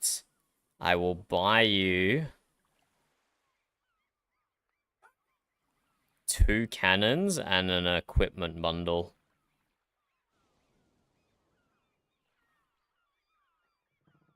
I know, you got a blue cannon. Buy you 1 cannon and an equipment bundle. Okay, I should probably ask though, Moose. How much help do you actually want? Because I can buy a whole bunch of blue stuff from the shop and give it to you, and then you can just immediately sell it all, and then you can buy your schooner, basically straight away. Do you want that level of help, or do you just want me to give you some equipment so you can keep playing and level up on your own?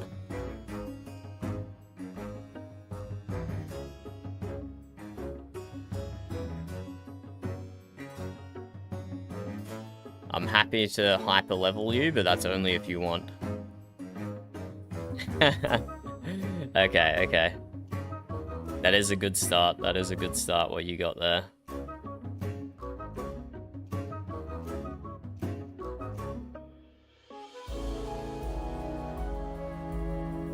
Okay. Okay. Let me clear your inventory. Sell anything you don't got there. Let me buy some high value stuff. So you can just sell it back. Because the demo only lasts for like another 24 hours. So we may as well try and get you doing as much as we can in that time.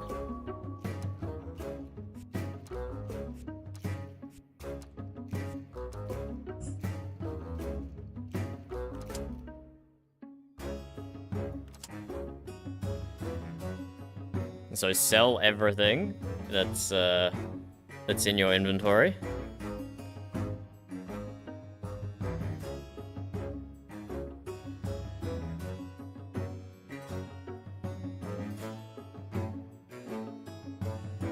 Put the ammunition where the crate is.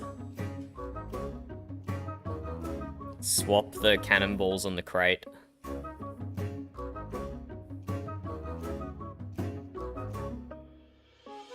There you go. Oh, well, yeah. Sorry, get rid of the crate completely, I should have said.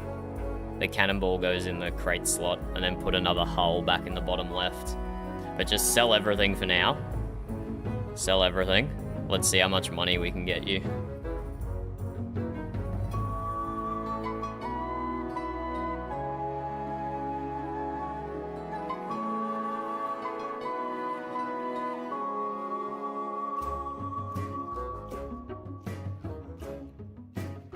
$15K, excellent. Get rid of all that grey stuff. You can't sell it, you just gotta trash it. You can't sell your starter gear.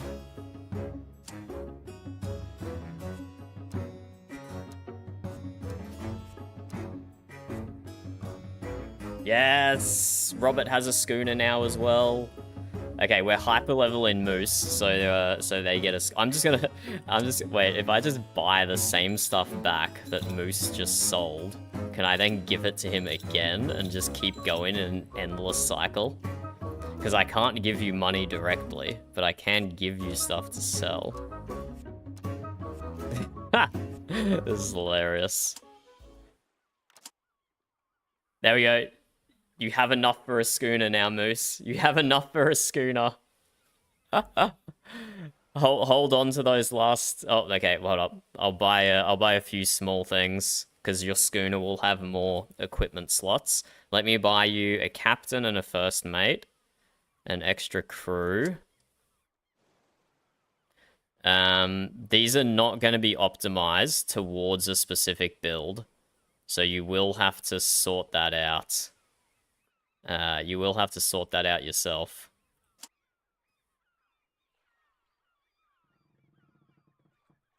That's actually a pretty good captain by that guy.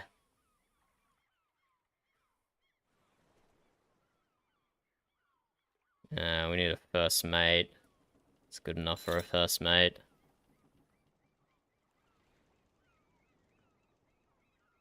Buy you some extra cannons and an extra crew.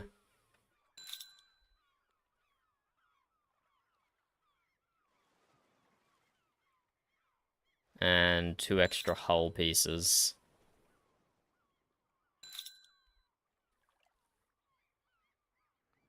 Okay. All this stuff I'm giving you now, just put in your bank, Moose, because you'll transfer it to your schooner. We'll go do that now.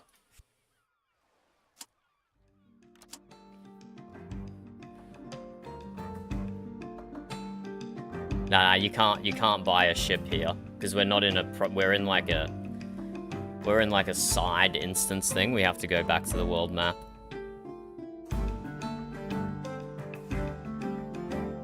We just got Moose to 100k.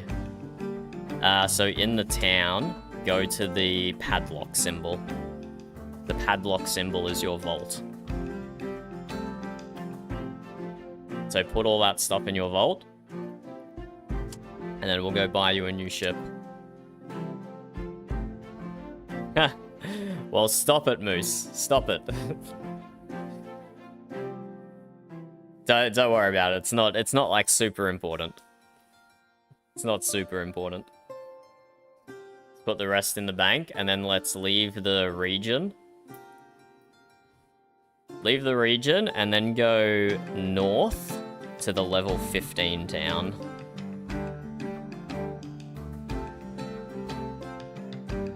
To Ronapur.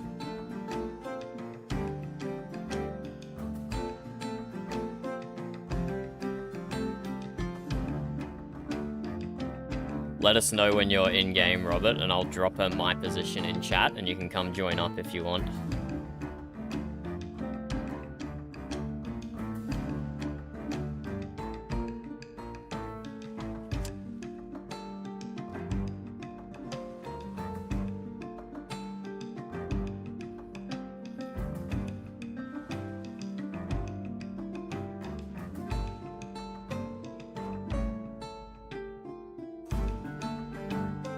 So okay, Moose, the stuff I gave you is not optimized towards a specific build, and it might even be some contradictory pieces of equipment. So this is just to get you started. But then when we do the next instance, and you get more gear, and we go to the shop afterwards, have a look at like some specific equipment you want to replace to stack specific stats that you want. Okay, so go to town, open up the ships tab, and buy yourself a schooner. Buy yourself a schooner. And then take all the stuff off your sloop, put it in your vault, and then take it out of your vault and put it on your schooner. Same with the other stuff.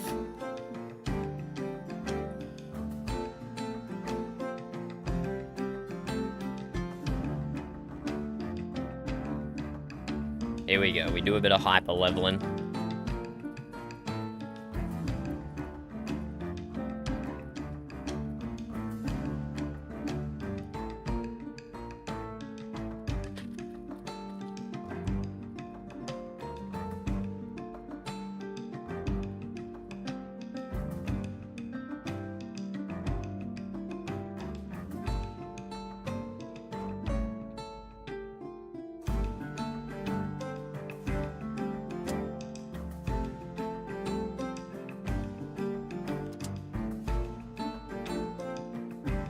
So take your stuff out of your vault first.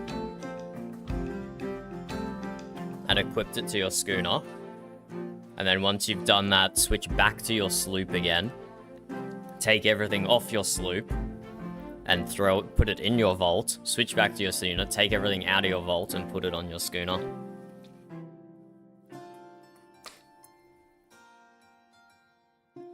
Hey, welcome, Robert. I'm definitely gonna snoop on your build when we're in the same instance again. Why are you ramming the shore again, Moose? Why are you always ramming the shores?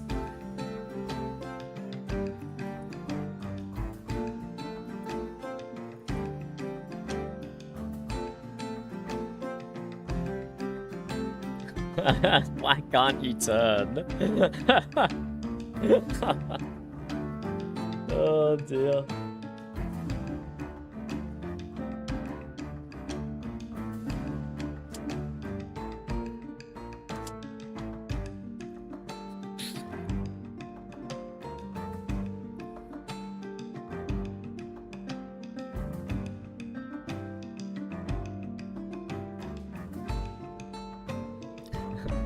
Okay, you sort your ship out now, Moose. You should have everything you need.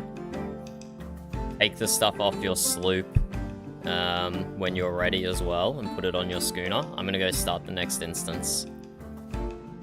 You don't have to join immediately. Take your time to sort your ship out first. Take your time to sort your ship out in the next instance. And I'm about to put the tag in chat, Robert, so you can see. More 2 skulls at my position for anyone keen. So if you just double click on my position in chat, Robert, it will take you to the part, it will show you, it will move your camera to the part of the ocean where I am, and you can just sail up here.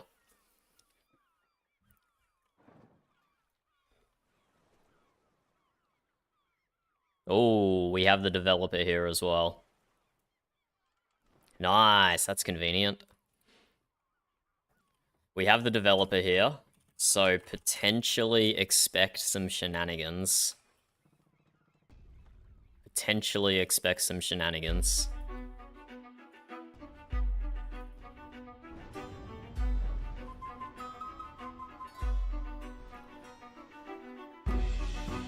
Or he might just play normally. he might just play normally as well. I shouldn't be hyping up any expectations there. Oh, I couldn't get in with my water barrel. It's too far away. Hey, we got Robert. We got Robert. Let's snoop on Robert's build. Wait, I'm getting attacked by pirates. I can't snoop on Robert's build yet.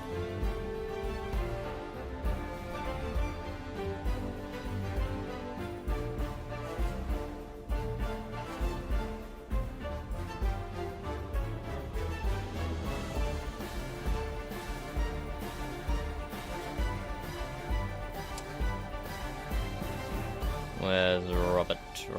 Robert.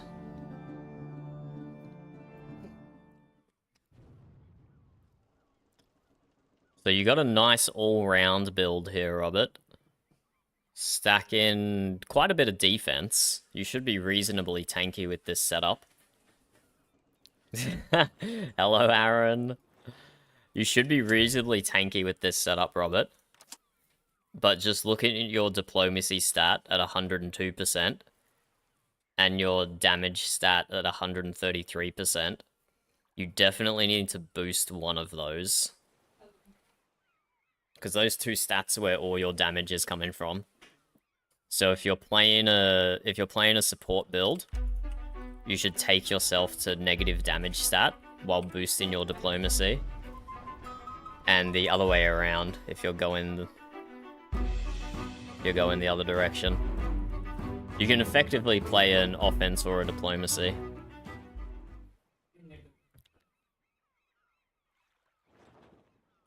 Robert says Jordan says that repair is low. Where's your repair, Jordan? And you're also pretty mixed damage diplomacy. So having a negative repair stat is not bad on offense and support ships, because support can heal by a water barrel, and offense can heal by bloodthirst. So having a negative repair is not a terrible stat to have.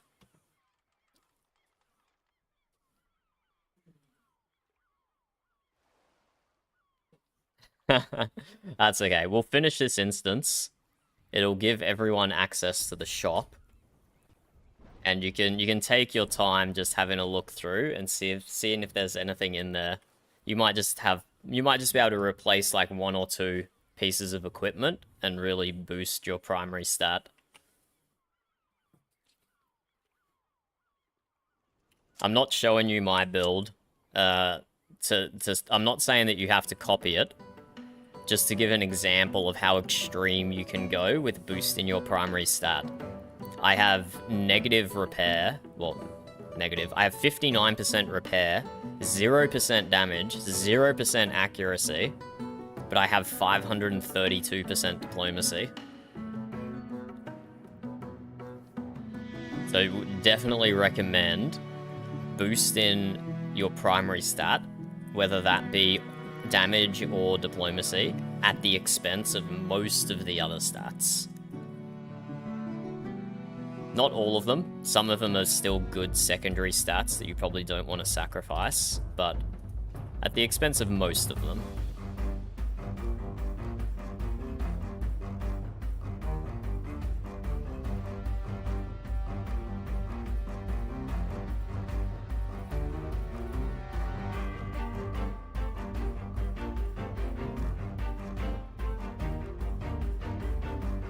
There we go. Welcome to the instance, Moose. Welcome to the instance.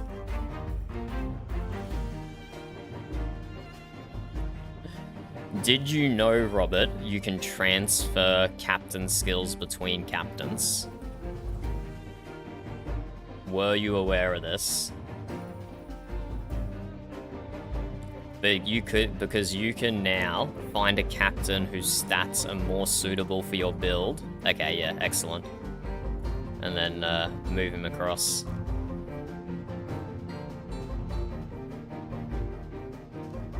Hey, and we got Tweety in here as well.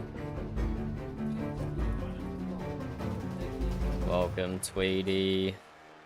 But yeah, I have the Pirate King in the top left at the moment.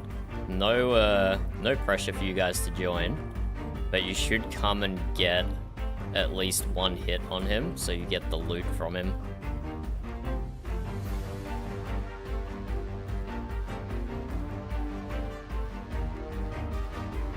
I'm just kind of dancing around with the Pirate King up here. Here we go. When I said the dev is here and there could be some shenanigans, this is what I was talking about. So I have one of the Pirate Kings on me in the top left. You guys are going to have to deal with the others. I'll be honest with you. I'll deal with one of these Pirate Kings. You guys can deal with the other 2.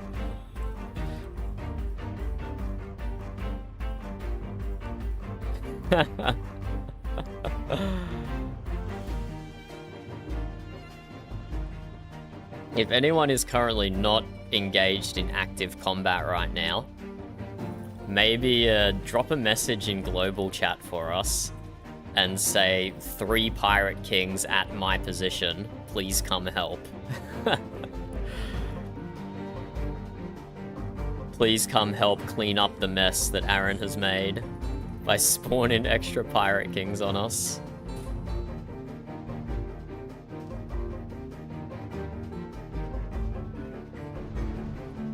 Thank you, Jordan. Thank you.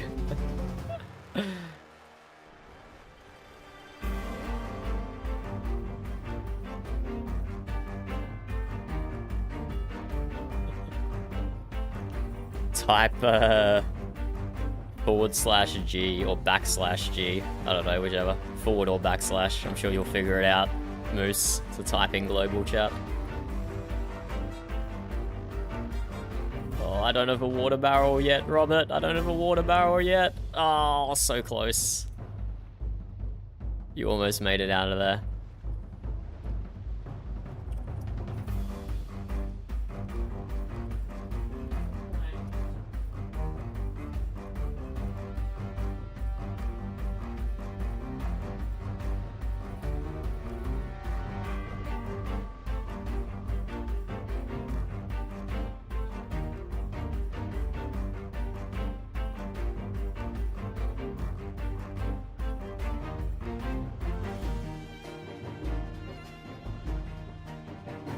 Didn't someone put in the Discord a while ago a screenshot of a pirate king who was named Aaron?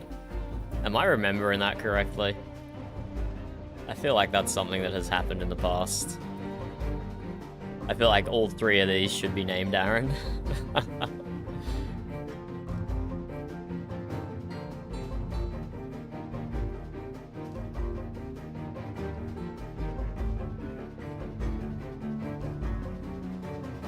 So, sorry, Jordan, I was too busy typing in chat to throw a water barrel on you. That's probably the worst excuse I've ever given. I was too busy typing, I couldn't save you from exploding spectacularly. My apologies.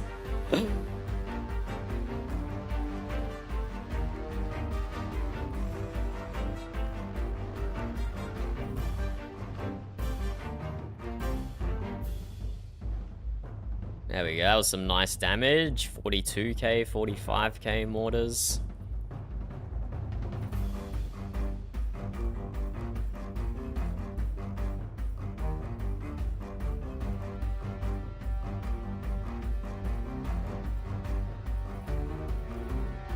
How are you guys going with your Pirate Kings?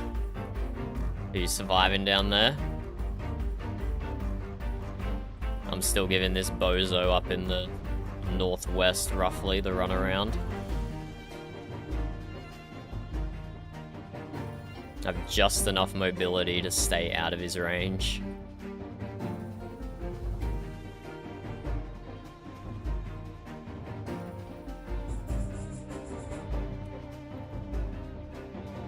$52k, $40k, love to see it.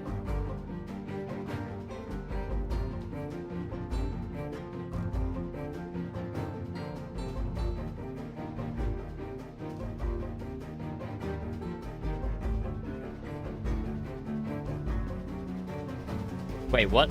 I just saw the Pirate King shoot another pirate. Wait, I'm seeing pirates fight the Pirate King up here. Oh, what is going on? The Pirate King is giving me XP by sinking other pirates. Oh, what has Aaron done? Aaron is up to some absolute nonsense here. Wait, is it my king that's the traitor then? Because he's the one that's getting attacked by the other pirates. What is going on here? Oh my lord.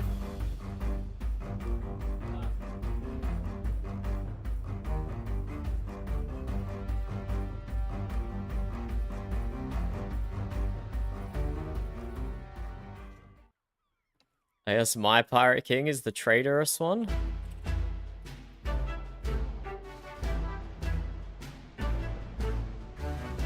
Don't kill me, you bastard! Leave me alone! Leave me alone!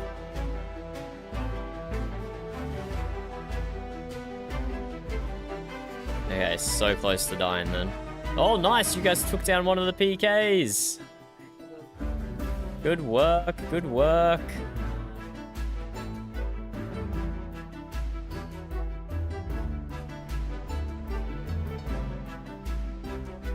This is so confusing. Me and the Pirate King are shooting each other, but we're also shooting all other pirates in the vicinity. This is so confusing.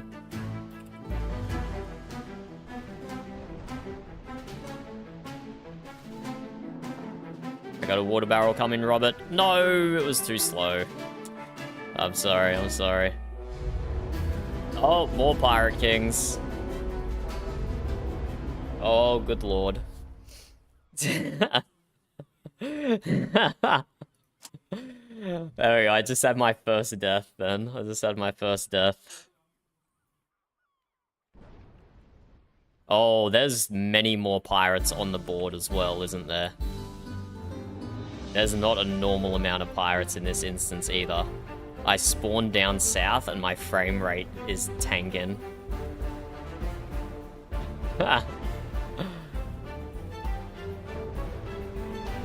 I have to go north and finish off Pirate King. I have to get my revenge on him for killing me.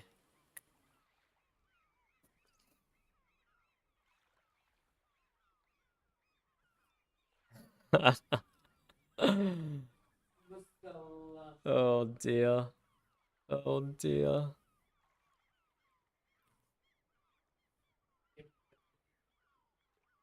Where's Pirate King? Is he in here?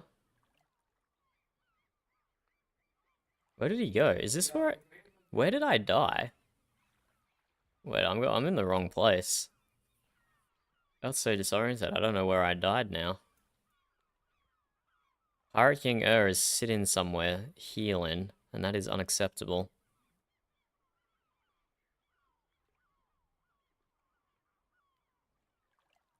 Hmm.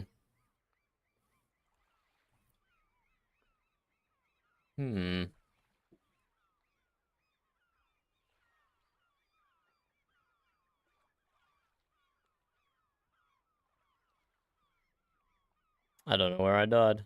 I don't know where that Pirate King's gone. Oh, found him. Found him. Thank you, whoever pinged it.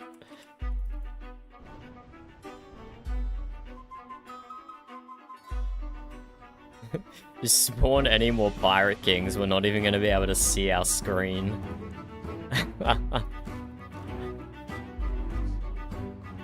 Get out of there, Kith! Get out of there!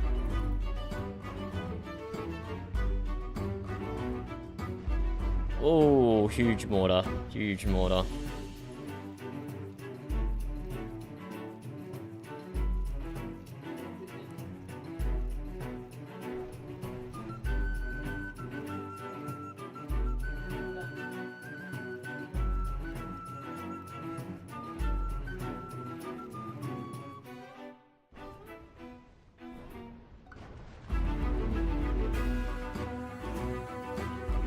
Hello, Aaron. Fancy seeing you up here.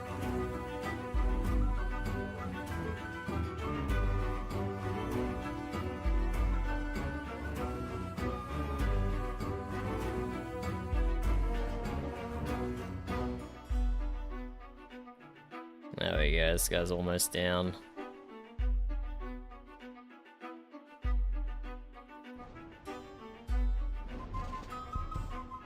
There we go, Pirate King taken care of.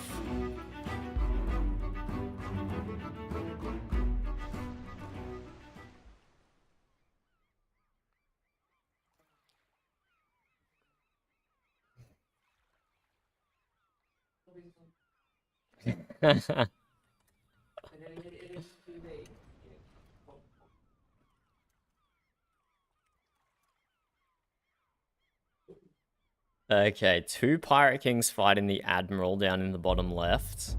2 Pirate Kings in the middle fighting all the players. Keep Jordan alive here with a water barrel. Gonna drop some fire behind us, Jordan, to hopefully get a double kill or more. There we go. Triple kill, nice.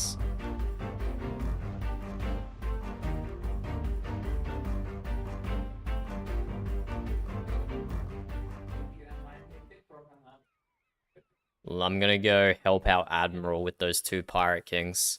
Because the Admiral, the High Captain, will lose to the 2 Pirate Kings.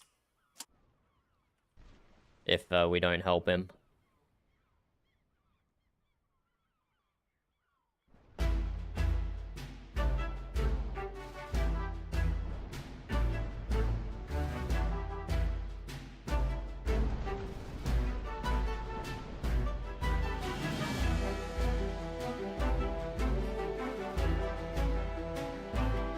Water barrel coming. There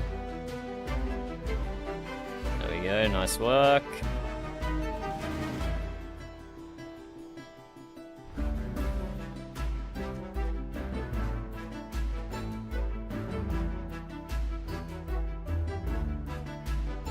Get out of there, Jordan. You're gonna take hits from both Pirate Kings.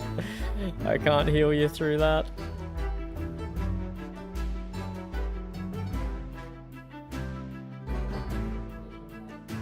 Oh yeah, okay, we have so many players here. The problem with that, though, is the more players we have, the more health the Pirate Kings get. So this is both making it easier and harder for us at the same time. Come here, Robert. I'll get us with a water barrel, double water barrel. Oh, my health is now full. So just try and go for the splash healing.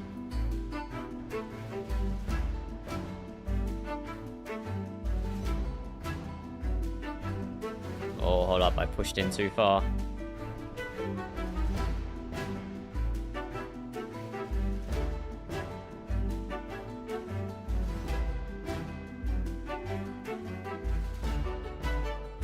No, I should have used the water barrel. I should have used reset cooldowns and water barreled myself.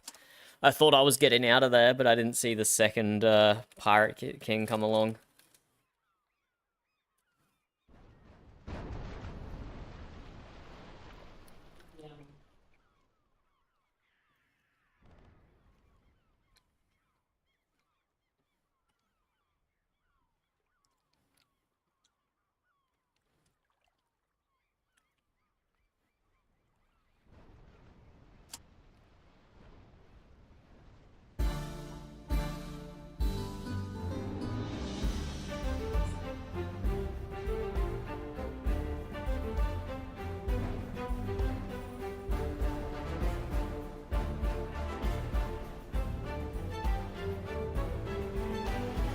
I'll have a water barrel in a sec, Robert.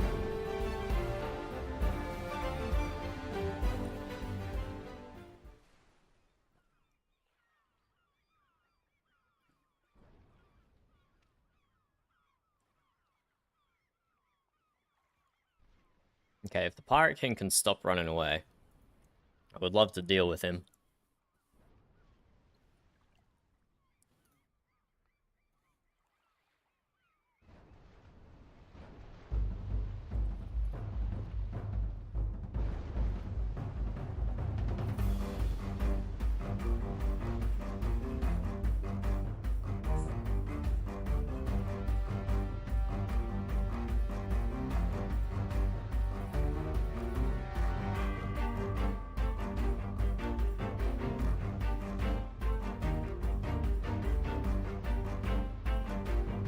Oh, no way, I just had a pirate spawn up my ass. Rude.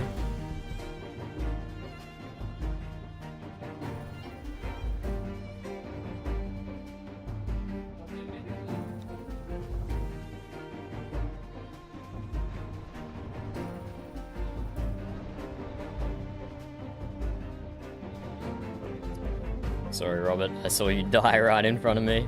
Sad times.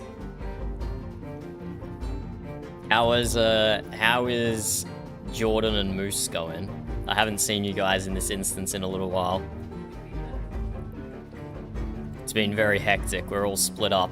Are you guys surviving and thriving, or are you throwing your ship repeatedly at the Pirate King?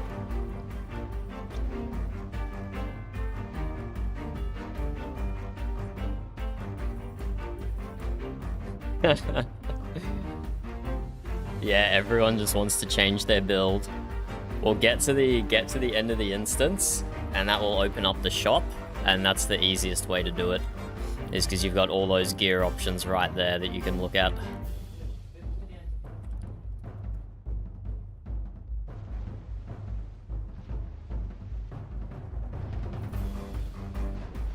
So power through to the end of the instance, and you'll be able to make plenty of modifications. Oh dear, I appear to have hit an island that is covered by fog. I could not see it. That was unfortunate.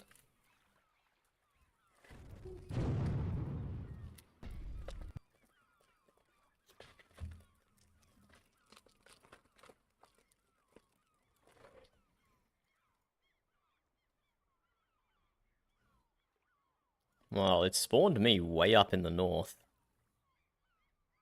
Might take back some of our territory before I engage a Pirate King again. Just do some relaxing town capturing for a moment.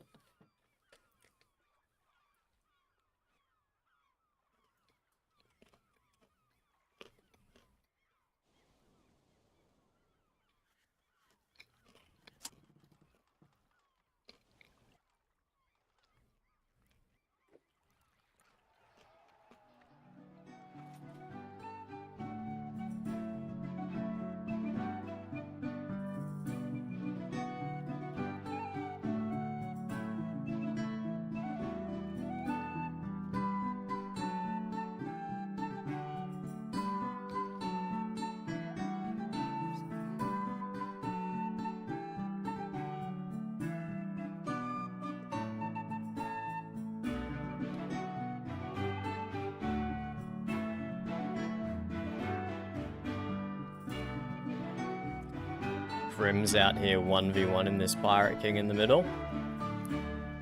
Aaron and I are rocking up to help.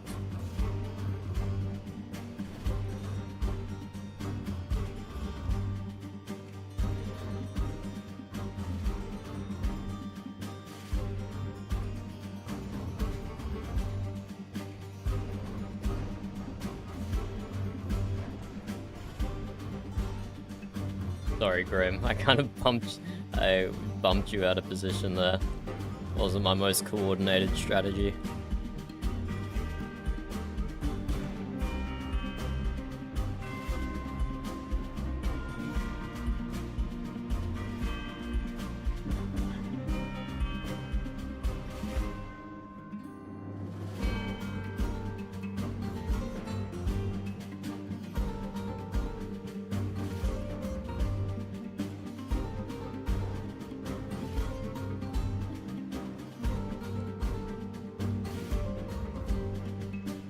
Yeah, whose ship was that turned in front of you? Definitely wasn't me.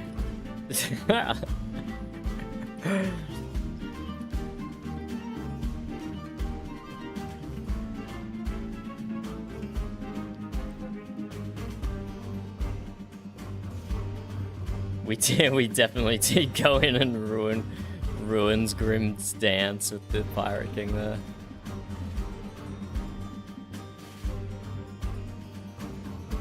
My bad, Grim. I'm sorry. I'm sorry.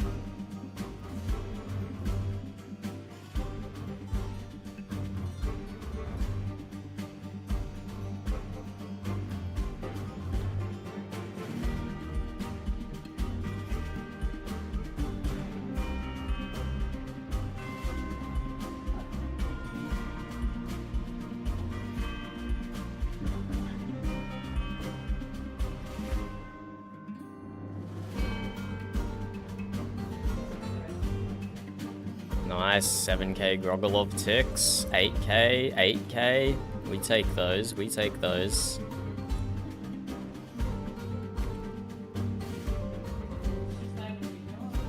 Who's this who needs healing? It's an AI, I think.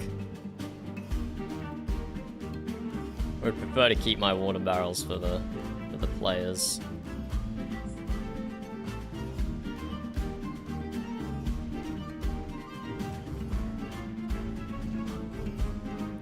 Hey, good kill on the Pirate King, well done. Arius is almost down as well.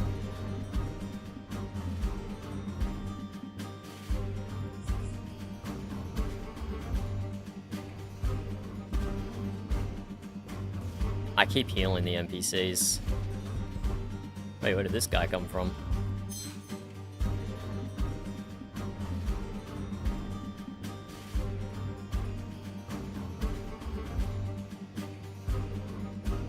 Nice sync over this side. One Pirate King left. Where are they? I do not see them on the map.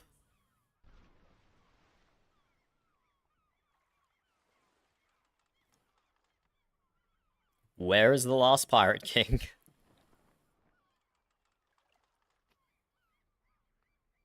Uh-huh.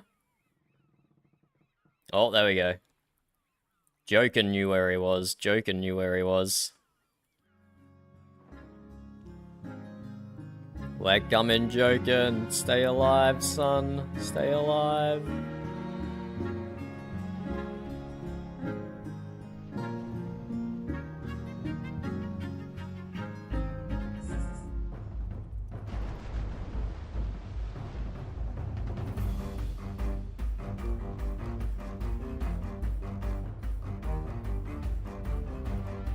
Kith, I don't have a water barrel for you.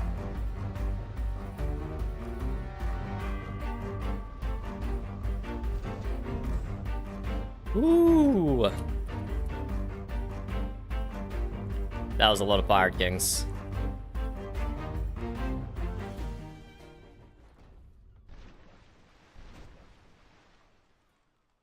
That was a lot of Pirate Kings.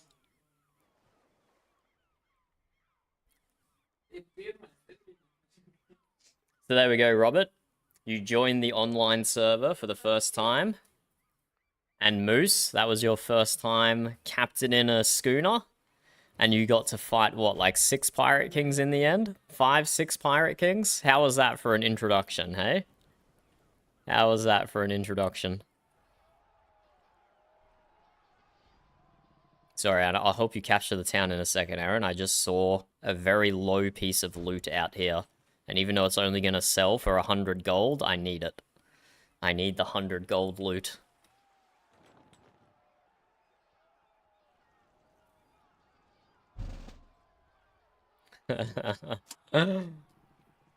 GG, gamers. GG.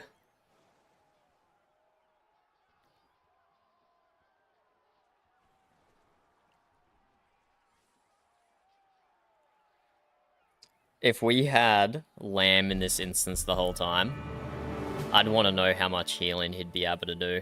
It'd be crazy. It'd be crazy.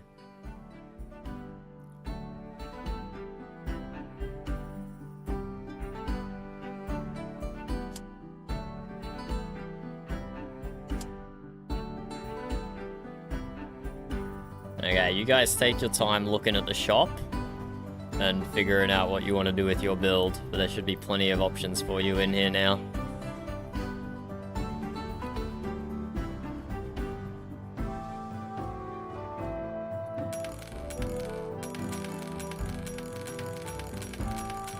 Do you need a cash infusion at all, Robert? I can buy you a bunch of blues that you can sell if you want. Just let me know, I'm happy to do that.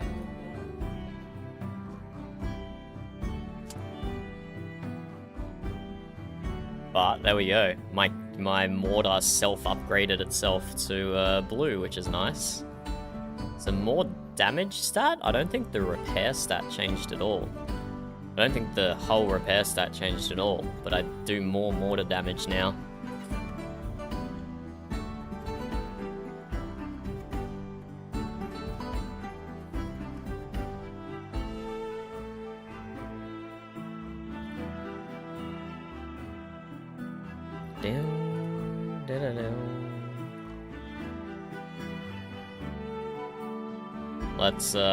Let's snoop on the devs build. Let's snoop on the devs build. He's got 300% damage. Oh, he's running less than 100% hull and armor. Dev is running an interesting build here.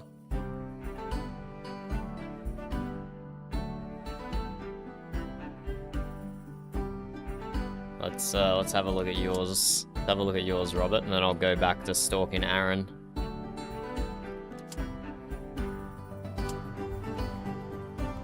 Oh, look at you, Jordan. You got like the, you were 1, 2, 3, 4, 5, 6, 7, 8, 9. You were top 10, Jordan. Jordan and Robert, both top 10. Well done.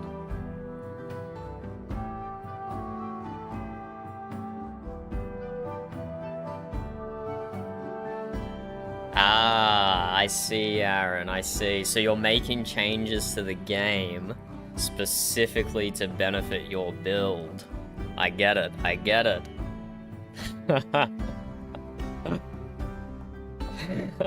You don't know how long I searched for, first mate and captains, damage first mate and captains that had the lowest possible minus hull and minus armor on them. And now you'll get rid of that completely. That just opens up the possibilities so much more. Because I will happily take a minus diplomacy on my damage captains instead of minus hull and minus armor. So we can make even better brawler builds now, where they have a medium to high level defense whilst also having medium to high level offense. That's going to be really good. Let's have a look at Robert's build. Yeah, one of them's only minus 4% damage, but if you get a plus damage one there, then that would be huge for you. And yeah, having the captain with minus 38% damage is rough. You should be able to find something in the shop you can buy there, Robert. There you go, immediately. That plus 18% damage boosted your stats nicely. No, I saw that change happen live, Robert. Staring at your ship. Helped a lot straight away.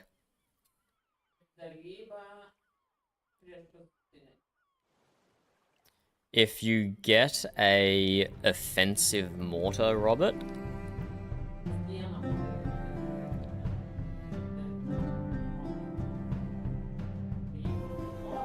you said you were running Rampage, didn't you, Robert? What's your skill distribution? Yeah, you got 12 in offense.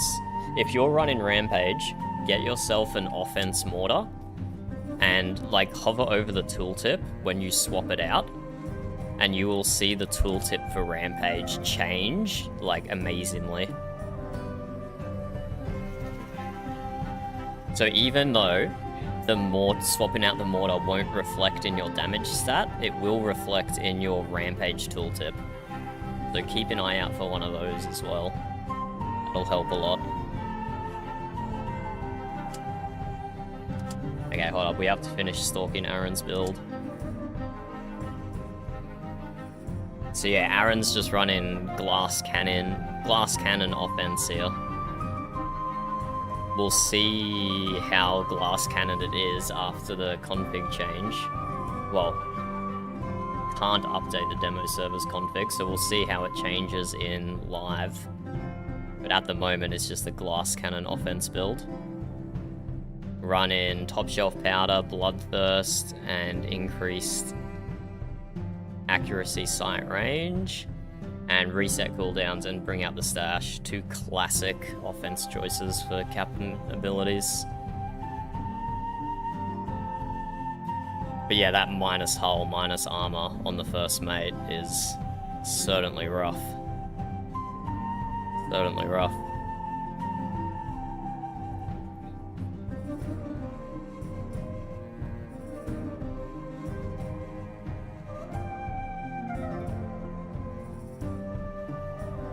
I'm gonna throw up another 2 skull just nearby. You guys do whatever shopping you need to do. You can do some trading if you want. No pressure to join at all. I'm just gonna set it up and run it, and whoever wants to join can join.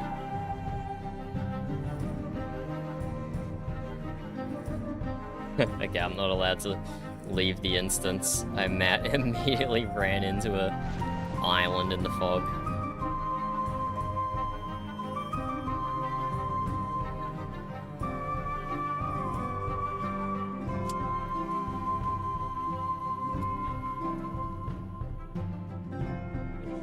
Do skull at my position for those not busy shopping.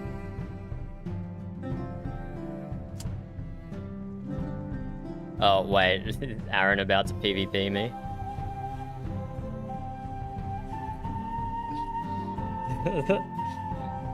Wait, what are you talking about, Aaron? What's going on? Nah, totally sightseeing. Okay, what's going on over here, Aaron?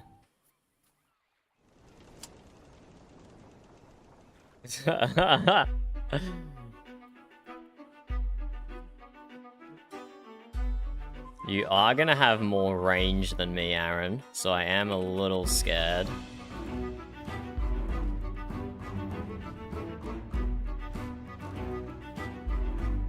Did you just...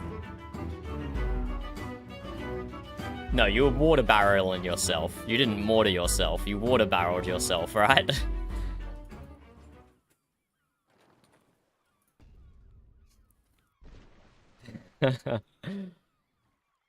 Yeah.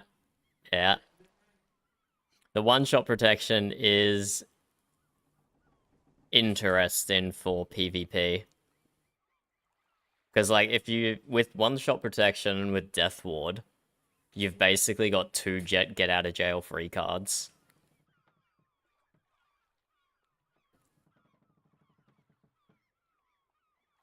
Makes water barrel short range but faster. That could be nice. That could be nice.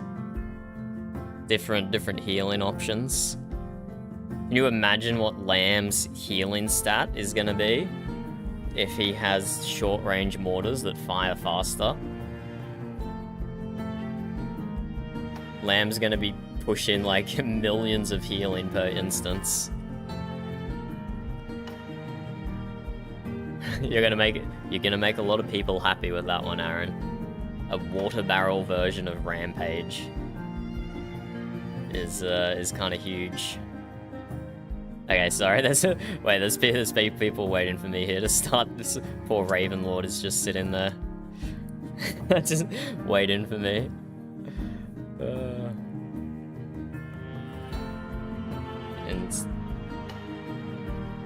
Instant up now. Apologies for the delay.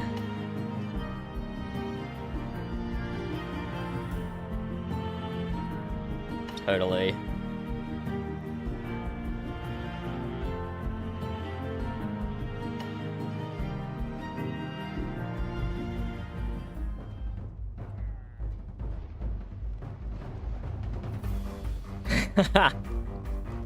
Raven says MP was watching stream. Don't shh. Raven, shh. Aaron won the duel. Aaron won the duel, okay? We can't upset the dev. He'll nerf my build. He'll nerf my build. So Aaron won the duel. Don't say anything.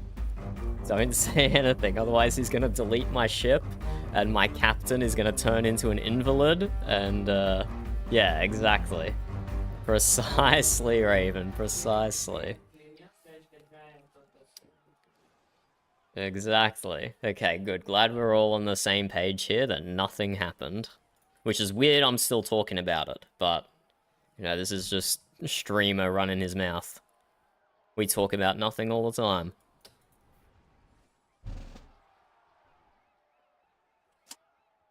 So what are we doing here? We're doing a team domination this time. So we don't start with all the regional control buffs like we do in a team survival. We actually have to work for our stuff. But with the amount of people, we've got 5 people in here already. We're probably going to sweep this pretty quick anyway.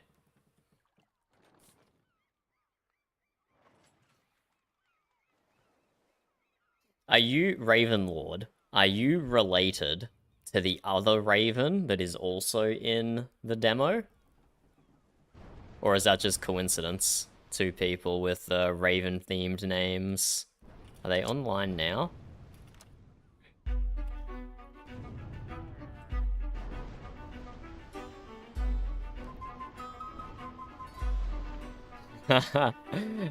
Just coincidence then. Oh yeah, Raven Lord and Raven Mage. I see, I see. That's hilarious. That's great.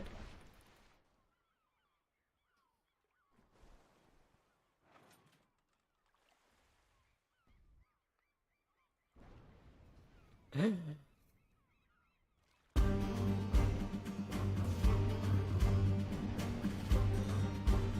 feel like I might be missing a reference there with Raven Lady. Probably some game that Aaron is disappointed that I haven't seen. Wouldn't be the first time. Water barrel incoming, Raven. That Death Ward proc saved ya. Let me get away from this guy so I can kill him.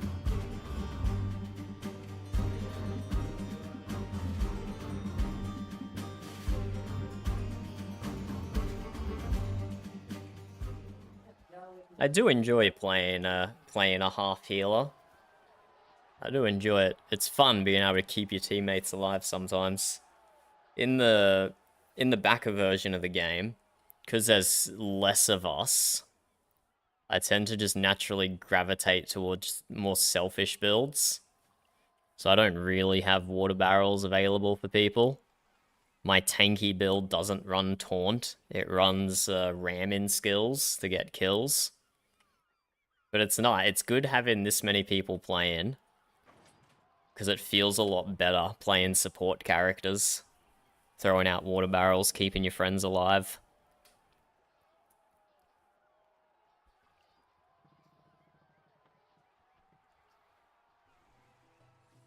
Ooh, Robert's coming back with a different build. Interesting. We got Jordan in here as well now. Okay, time to stalk Raven's build. They said they copied it from stream.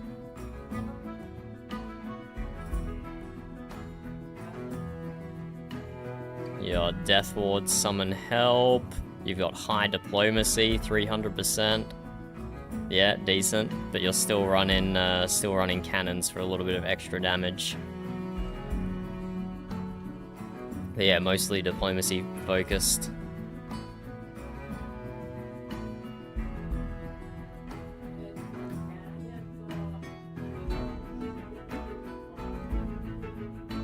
And I have to ask, just to make sure, Raven, you know that you can swap captain skills around.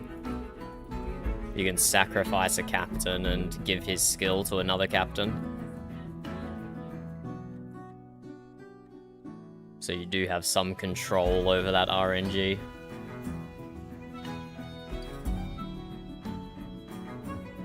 What are you going for, Jordan, in your build? Damage or diplomacy?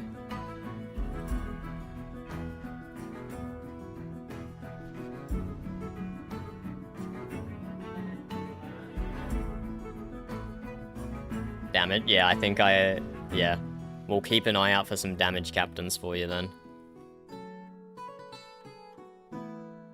At the end of this instance, you'll have the whole big shop available to you. Hopefully you can find something that works for you.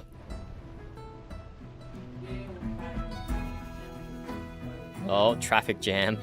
Traffic jam for poor Tweety.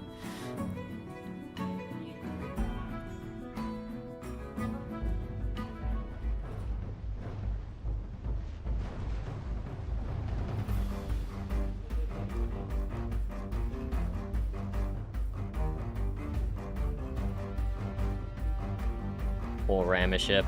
His cannons deal 0 damage.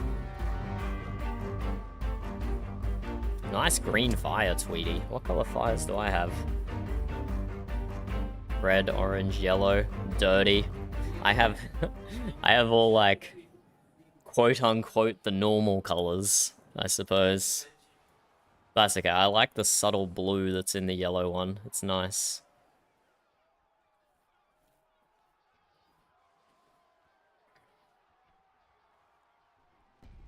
Jordan out here on fire in the middle of the ocean.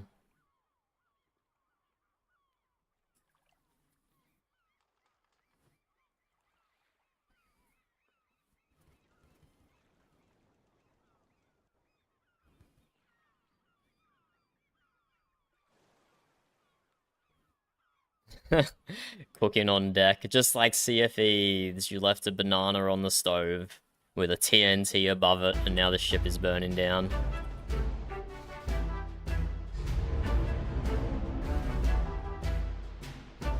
I might have just killed myself by running into my own fire. Yep, I did. Oh, I lived. I almost killed myself.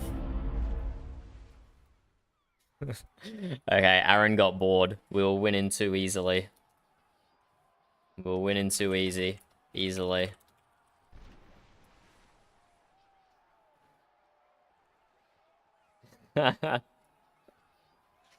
Found the button again.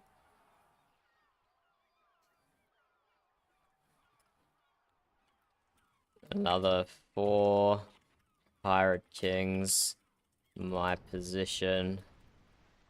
If anyone is interested. I see one bottom right. Where are all the others?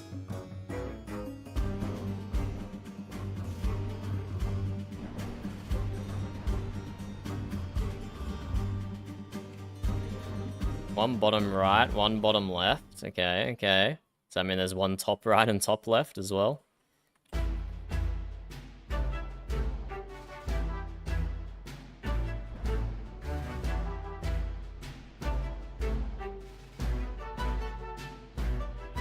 Oh, here we go. We got some pirates here. I'm in a bad spot.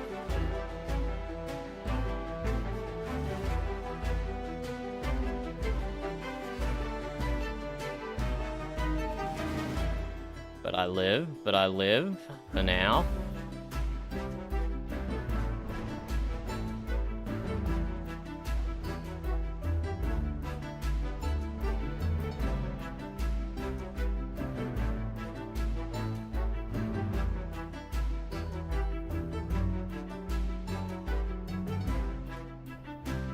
I haven't even seen a Pirate King yet. I'm just getting swarmed by the normal pirates.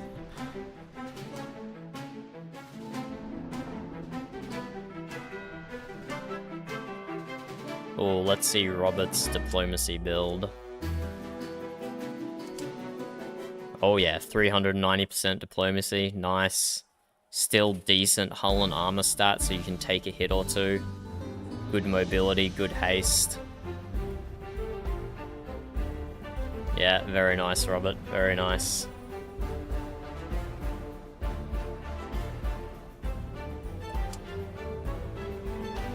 Lucky coin, reset. Oh no, wait, that's mine.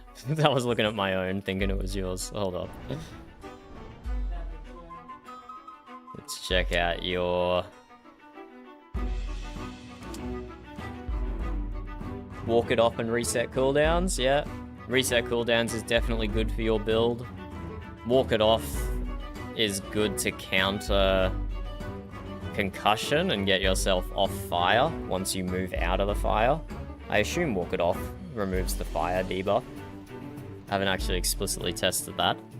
But no, paladin captains are really good for diplomacy builds because they also provide you with a little bit of armor. They still provide your primary stat of diplomacy, but they also give you armor. I'm a fan of paladin captains for diplomacy builds. But I did just get a captain that might interest you, Robert. Yeah, it's a diplomacy captain that has plus armor, minus hull. Oh, it's only 15% diplomacy. Nah, actually no, this is a bad captain. He's got plus 45% accuracy. If the accuracy and the diplomacy stats were swapped around, that would be good. But he's got shrapnel and reset cooldowns, which might interest you. So if you want to swap some of your captain skills around, happy to pass that over.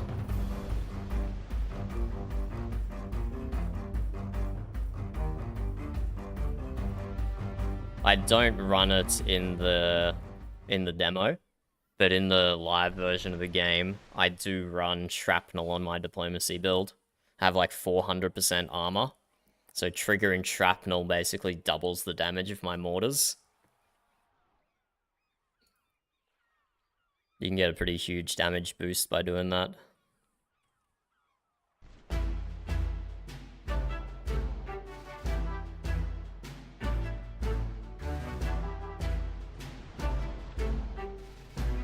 I still haven't seen a Pirate King.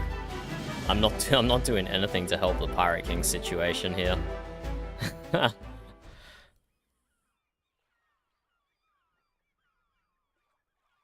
coming down to Grim. No, wait. Last time I went to help Grim, I got him killed. Should I not go down to the Pirate King Grim's fighting? I won't turn in front of you this time, Grim, I promise.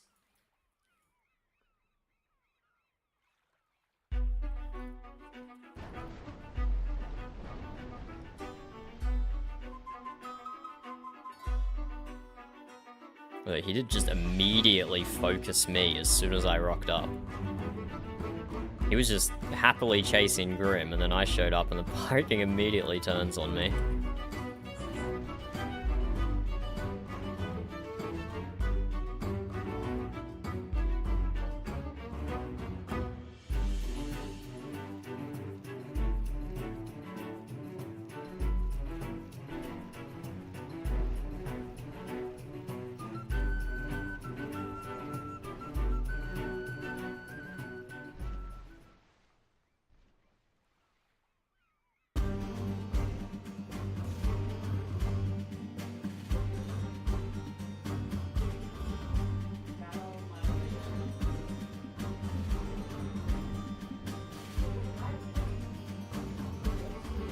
Yeah, I haven't got Grim killed yet, but I dare say this is a successful assistance.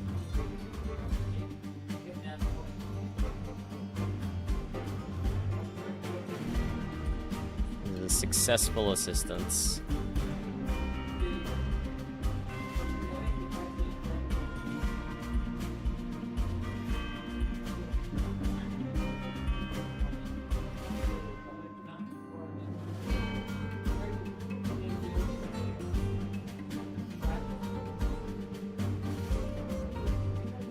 Do a Grogolov this time.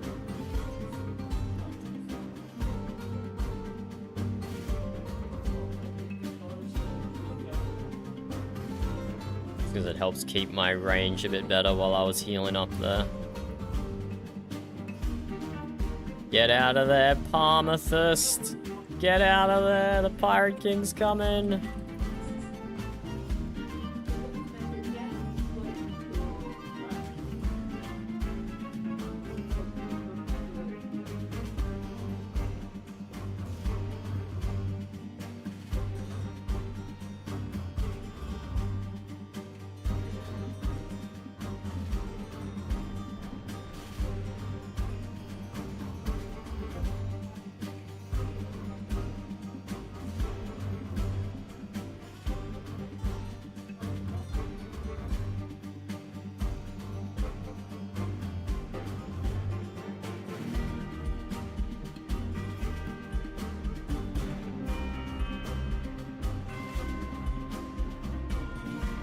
Okay, we're kind of embarrassing this Pirate King down here.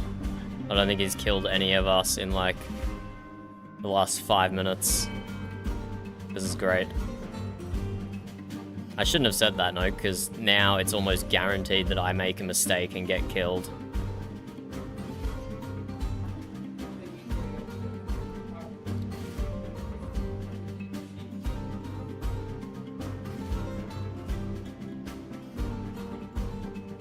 See, I've missed a message. Perfect time to read chat. There we go, Pirate King's dead. I can safely read chat.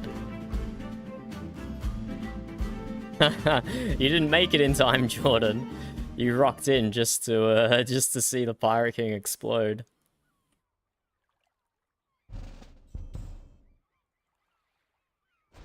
There you go, snag that loot. Now, where's the last one? There we go, middle center. Oh. I'm pit maneuvering Aaron.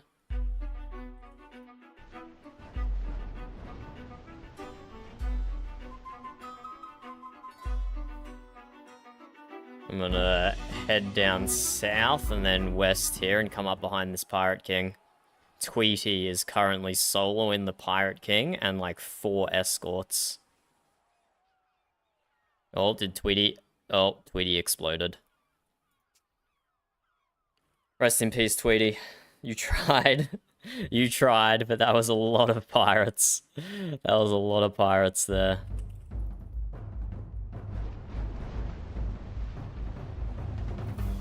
See if we can just knock a few percentage off this town, so pirates don't spawn behind us. There we go, 95, 90, 85. That'll do. That'll do. Now, Parmathist is soloing the Pirate King. We're coming. We're on our way.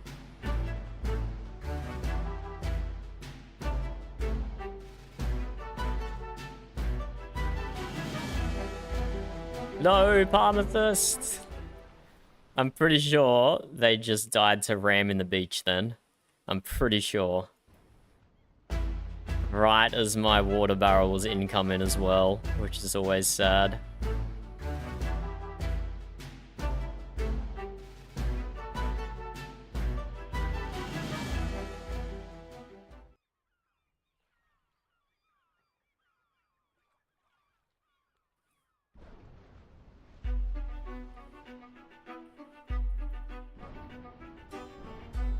Ooh, I might be dying here.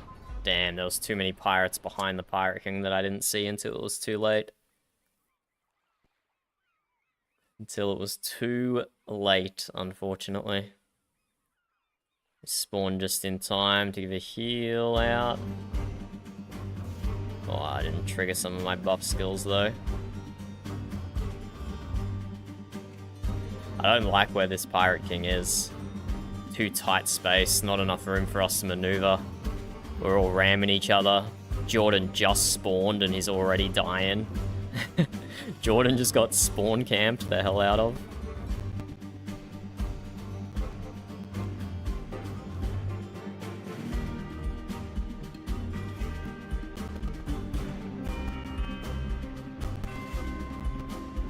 Let's get out of here, Leon. Let the pirates do whatever the feck they're doing. Oh, yeah, Parmethus. Did Parmethus drop a Blog Cloud on them and, like, confuse them all? I think they might have. I'm just throwing fire fecking everywhere, lads. Sorry, it's not very tactical. I'm just covering everything in fire. And it worked. It got a few kills, but then I didn't see the Pirate King there. I didn't realize that one was the Pirate King. Had myself in a bad position.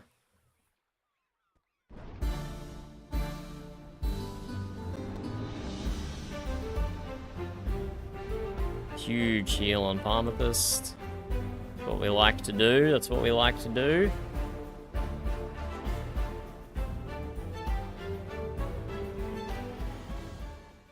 Yeah, that was a bit hectic.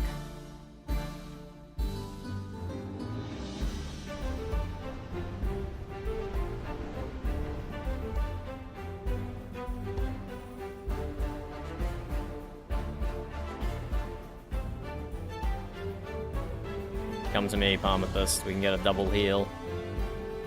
Oh, you got a Bloodthirst heal. And now I just got in the way. My bad, my bad. You healed to fall through Bloodthirst and I was trying to heal you with Water Barrel.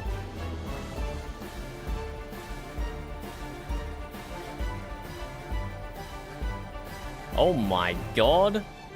Leon's mortar range is insane. He just sniped the Pirate King from, like, across the map. That's huge. That's huge, Leon. Good strats, good strats.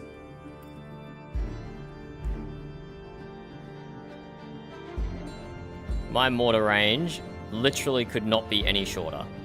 I don't think. Maybe I got a talent that's increasing my mortar range a little bit. Nope, I don't. My mortar range could not be any shorter. Unless I equipped a chain shot mortar, but that doesn't count, that doesn't count.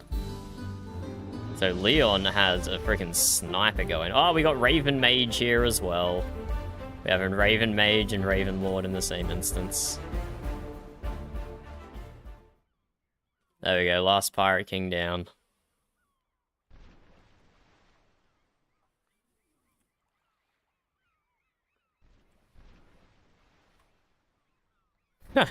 No! Oh, we just killed each other. Who was that? Was that Parmethus and Ravenlord dying then? Was it both of them? Did both of them tip over and explode?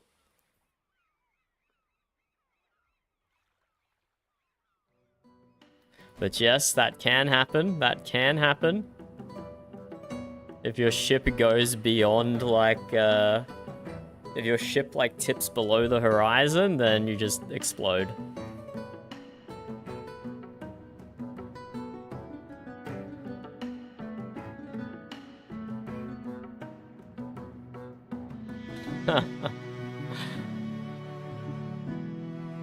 All crowding around to try and get the Pirate King loot. And just end up setting off a chain reaction of explosions. Coordinated. We're the most coordinated bunch, that's for sure.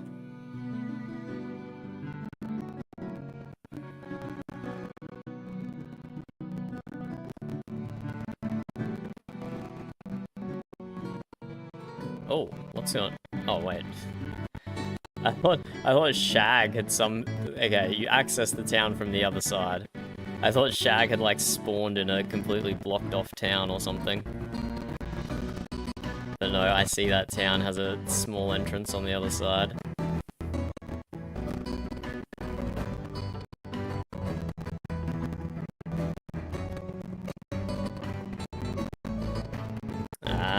Thank you. Let me fix that up.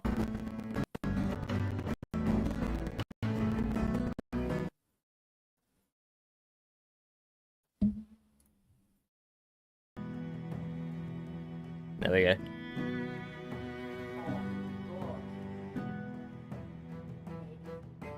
Yeah, I don't think it's my sound card. I think it's just OBS.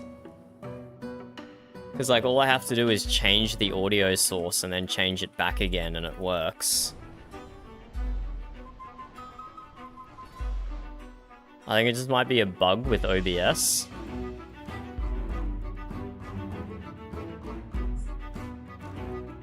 It also could be the plugin I'm using. Because I'm using a plugin to record all the audio tracks separately.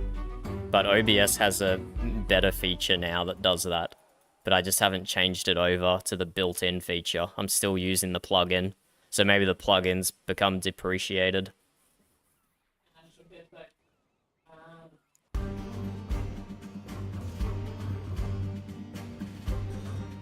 Huge broadside by Shag there. I'm trying to drop some fire on and slowly burn the pirates to a crisp, and he's like, nope.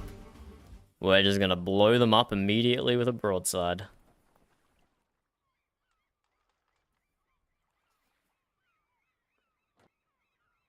No, there's so much loot just lying around in the ocean, getting pooped out by the shipwrecks. It's great. I'll take free stuff. I'll take free stuff for sure. And what is with the pirates congregating in the top right here?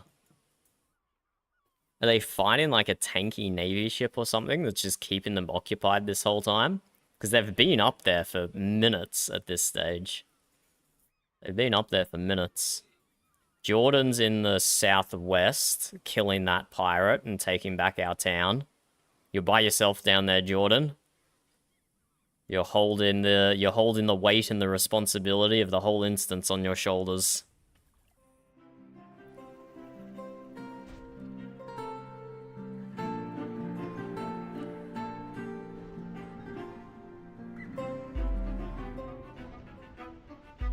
Let's get in on this pirate. Oh, hello, okay.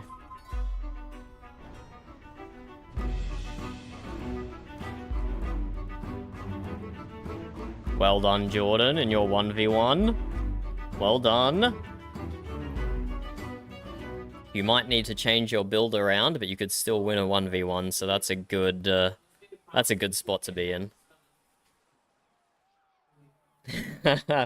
Well done, well done. Oh, Aaron. Oh, wait, is this the actual one that was meant to spawn? This was the actual one that was meant to spawn. We can't blame Aaron for this. Where did it go? We just saw it over here, didn't we? Didn't we? Yeah, okay, over there.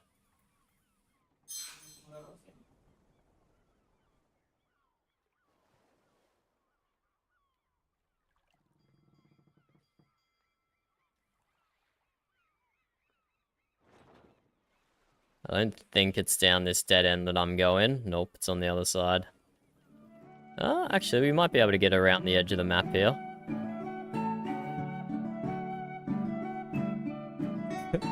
Let's go, let's all squeeze around the edge of the map, and no one's gonna accidentally leave the region. Oh, this is gonna be so tight. One at a time, lads. Don't try and double it. We're all just squeezing around the edge. Let's drop some fire, because why not? Oh dear.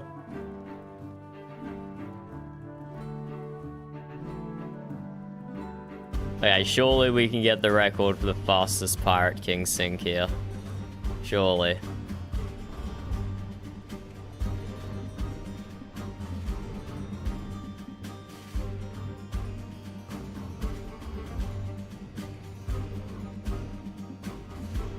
Good luck with the telepathic... Oh, Aaron's going against the flow of traffic. Everyone's coming this way past Aaron and he's trying to slowly reverse away. Everyone's just going full speed at Aaron, and he's just like beep, beep, beep, trying to back up out of here. Oh no.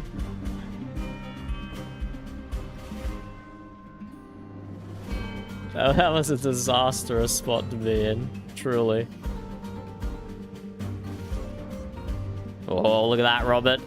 That water barrel came just in time to get your one-shot protection back.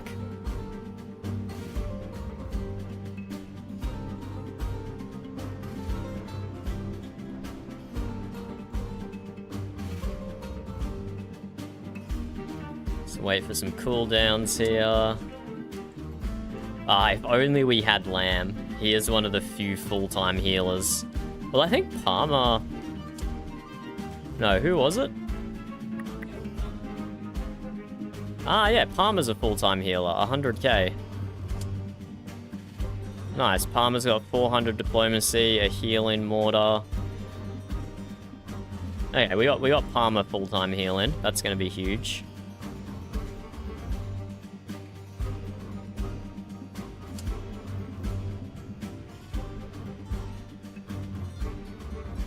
Oh wait, did I click the wrong thing? No, yeah, Palmer's up here. Palmer and Raven are both doing huge heals. So's Grim, so's Aaron. Oh, I should have been paying attention to the Pirate King shooting me. Not looking at healing stats.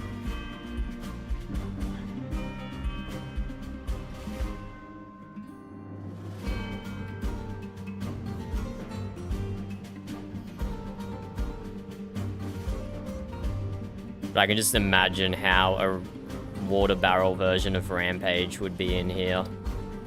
It would go crazy. Water barrel version of Rampage would go so hard in here on someone's full healer build. Ah, nice, we got Excavate. We can create more room.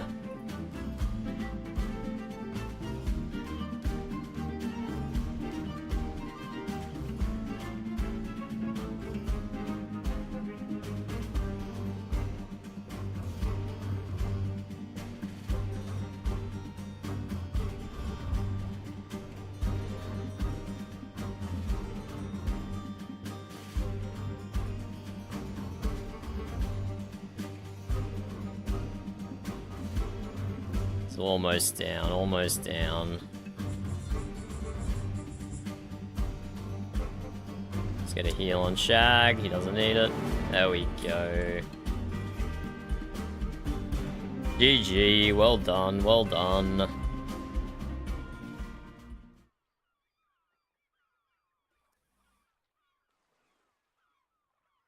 Shag didn't even die once.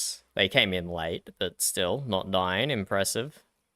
Look at the scoreboard. Look at how many pirates there are on the scoreboard. Crazy.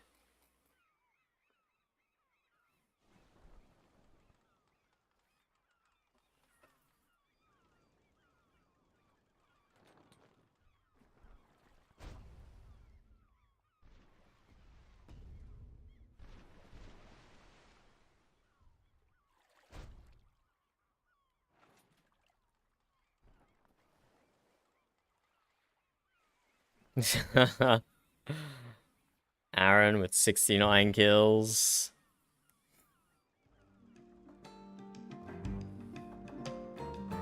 I'm happy only dying twice then, with the amount of Pirate Kings that were floating around.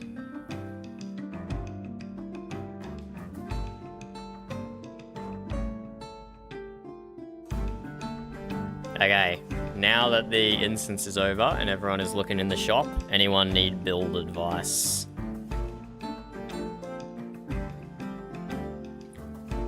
I think we've probably covered it all already by now. But if you're going for offense talents, you want to stack your damage stat.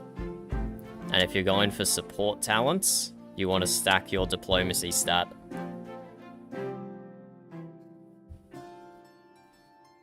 And then secondary stats kind of just depend how you feel. A little bit of mobility is always good. A little bit of hull and armor is always good, so you can take a hit. And then you get really into the weeds of the damage calculations if you start looking at maybe taking a little less damage in order to boost your luck stat and things like that. But that's not a good that's not necessarily a good thing to get into on stream. The best thing to do for that though is if you're deciding between boosting luck, boosting accuracy, just like put a piece of equipment in, check out what your tooltip says, change back to the other equipment, look at what your tooltip says, and just figure out that way if it deals more damage or not based on its crit chance.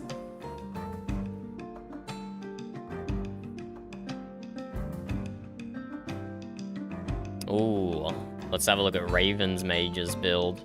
Seems the mortars are very, very strong. Even with my tank gear, my mortar is at 10k. Let's see what the build they're running to do that. Raven Mage, Raven Mage, Raven Mage, Raven Mage. Yeah, so Raven's running a 222% diplomacy build. So that will give them a decent mortar stat, but they have 400% armor. Raven Mage. Raven Mage. Have you seen the Shrapnel Captain skill? It would work amazingly on your build.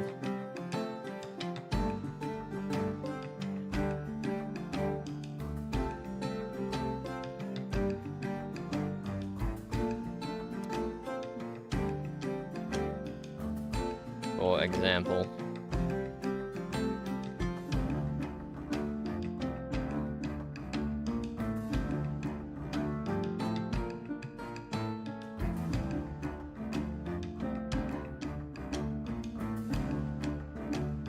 Okay, are you guys looking for anything in particular? I have a first mate with Here We Go Again and with Liquid Courage. If you wanted to take that, Robert. Here We Go Again's pretty decent. Am I running it? Yeah, I'm running it on my build.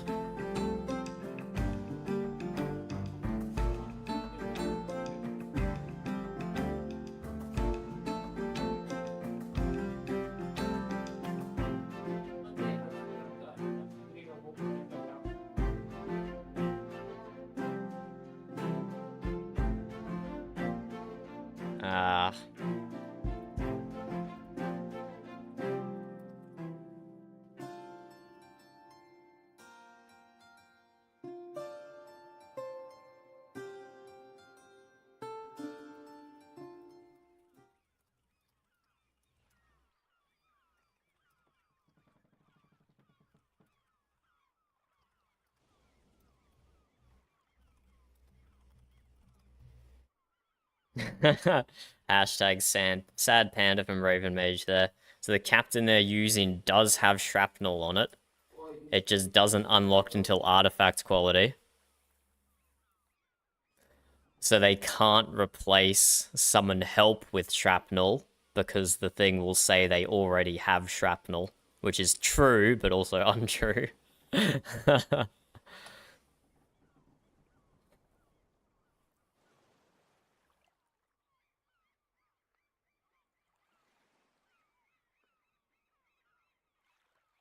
It is gonna be sad saying goodbye to my schooner when we switch back to the backer version, because I already have a bunch of ships. Yes, that's probably causing problems for your crews, Robert, because I think they all have all the skills. Okay, they don't all have all the skills. So if you hold down shift and then hover over your crew, they'll see they do actually have 3 skills. So this crew that I'm hovering over has walk the plank, field repairs, and treasure hunting. But treasure hunting is not activated yet. So if I try and put treasure hunting on this crew, it won't work. Because it already has it, even if it's not currently unlocked.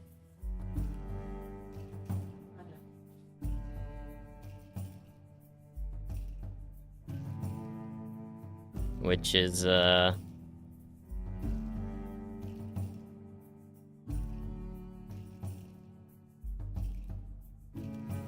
Another good reason to go hard on the full version of the game. Upgrade everything to level 7. Unlock all the things. Unlock all the things. Okay, time for me to get rid of my inventory here.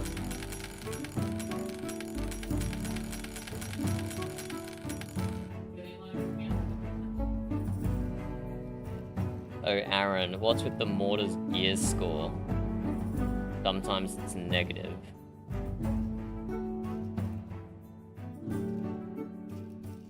The one they linked isn't negative, it just has a negative stat to it.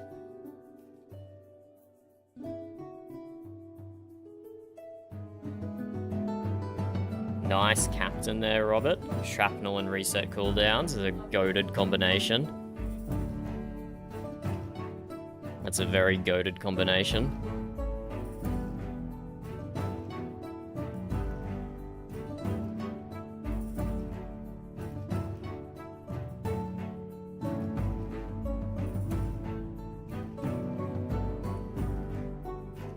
Nice, good shit, Roberts. Helping Raven Mage improve their build just a little bit. Oh, look at Tweety's ship. Tweety's ship is so dark. Tweety's ship is like passing a shadow in the night or something. There's a saying that goes something like that, right? Passing shadows in the night. That is Tweety's ship.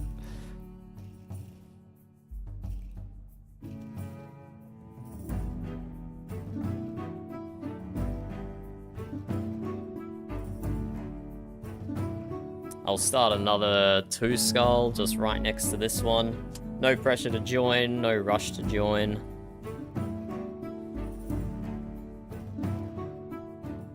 Do all your shopping and gear trading and whatever else. 2 skull, my position.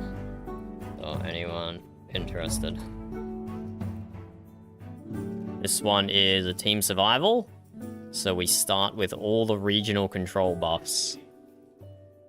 We got ourselves 10% hull, 15% resilience, 20% repair, 10% hull repair, 10% damage, 20% mobility, 10% maximum speed, and 10% bloodthirst. So, some huge buffs. Some huge buffs to start the instance with.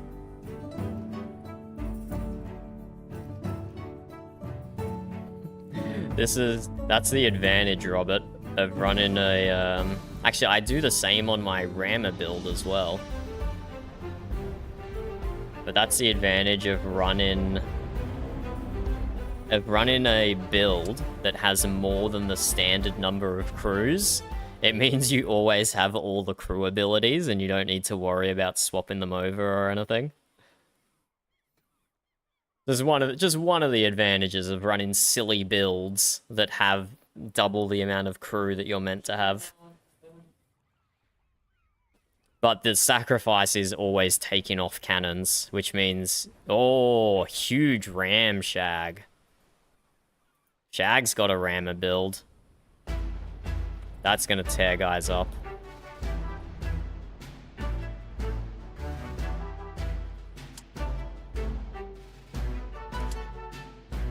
Shag's got 330% mobility with 320% hull and 340% armor and 340% repair. Shag is going to be an absolute menace to these pirates. Rammer builds are very fun. Very fun. They can't do anything about citadels, which is not necessarily a problem in the demo. But it is a problem in the live version, and it is a problem if you're solo in. You do need a way to deal with siege towers.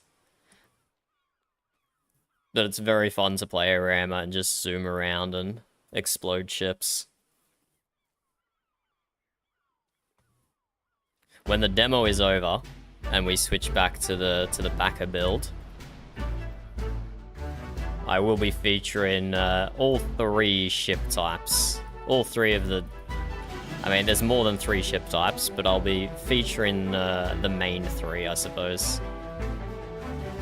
have a diplomacy ship, an offense ship, and a rammer ship. Just in the demo, I've only got the diplomacy ship. Oof. Oof. Oh, these guys are fucking me up. Yep. I should have mortared the non-pirate king then. I should have mortared the non-pirate king, killed him, so then he wouldn't have broadside and shot me. And I also should have managed my spawn point better, because I am all the way in the top left. I am all the way in the top left. Pirate King is bottom left, for anyone interested.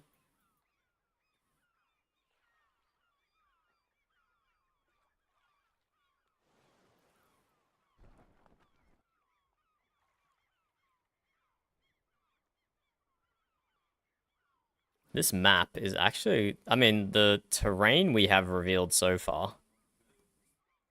This map is kind of looking a little fecked up.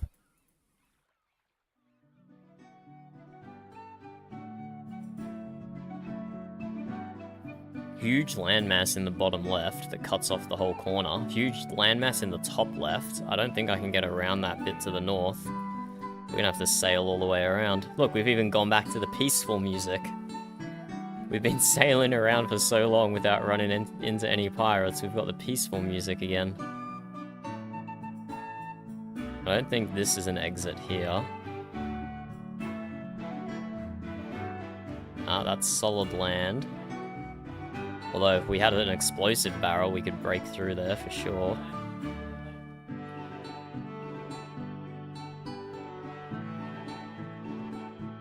This is some pretty interesting terrain generation in this one.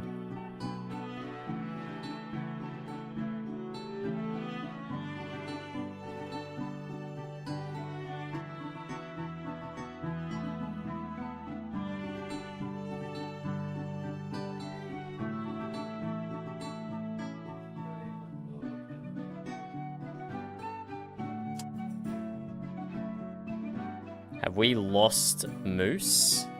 Aye, we have. We've lost Moose.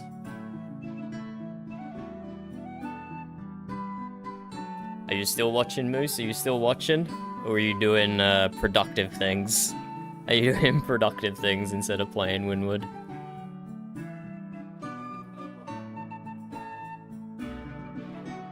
Yeah, it has been pretty hectic this morning. It has been pretty hectic. Yeah, okay, this map is very interesting. We can't go this way, Robert. We can't go this way. This could actually be really fun if all the pirates are spawning at that one town and are spawning on that edge of the map. We can choke point them where Ravenlord and Shagwagon are right now. It can just be a massive fray of everyone piled into this tiny little gap between the land over there.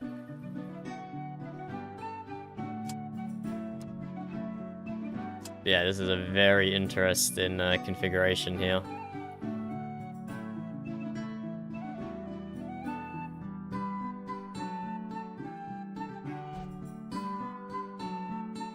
This is the most peaceful we've been all day. Oh, Tweety. Not quite beached. Broke free. You can tow other people if they get beached as well, by the way. Usually you can free yourself just by like 360 in or 180 in back and forth. But you can also tow people if they've beached themselves real good. Which I do all the time when I'm on my rammer build. I beach myself all the time.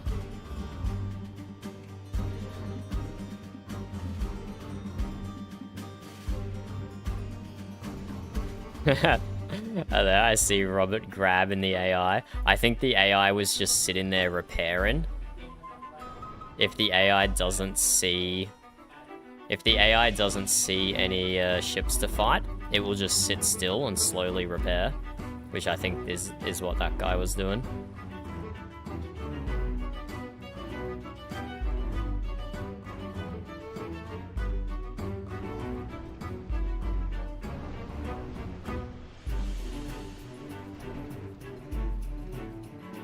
Ooh, we kind of broke through their blockade there. And we've got the Pirate King isolated now. Kind of huge. Oh no. Poor Leon is trying to go the same way we went, Robert, and he's finding out that it's very blocked off. Uh-oh, I'm in a bad spot here. Whoa, we just got that heal on ourselves.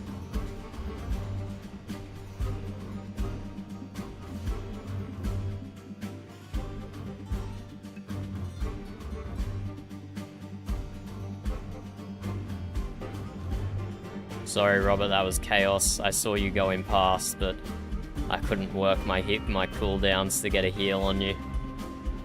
It's a very chaotic moment.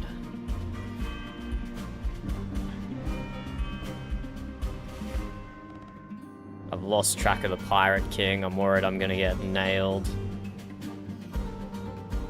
There it is, there's the Pirate King.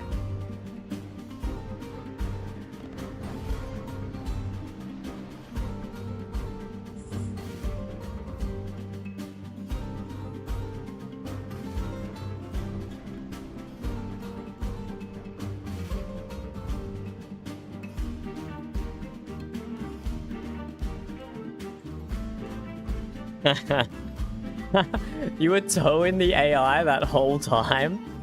You were towing... You, like, grabbed the AI and, like, you'll come into the backline with me. We're going after their backline campers. Oh, I missed Chag with my water barrel. He was moving too fast. Whoops.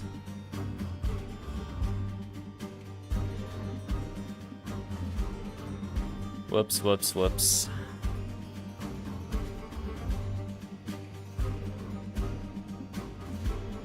Oh, there's the Pirate King. I lost sight of the bastard.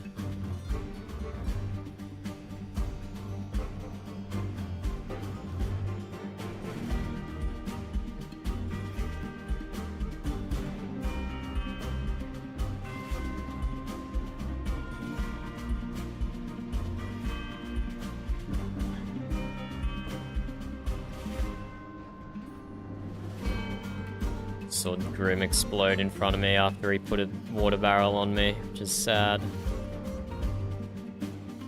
Didn't get my cooldowns back in time to water barrel him back.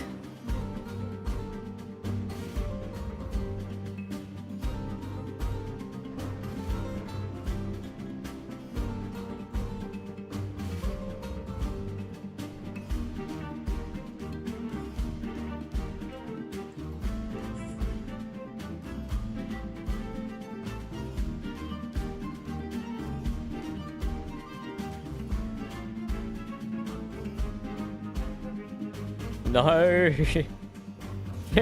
Did Grim just quit because he died? I'm sorry, Grim. I'm sorry I couldn't water barrel you.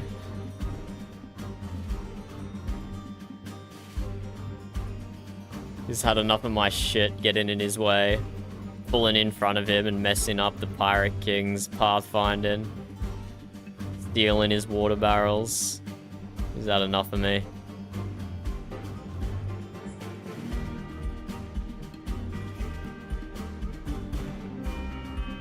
Water barrel coming, Raven. Oh, don't sail out of the zone though. Sorry.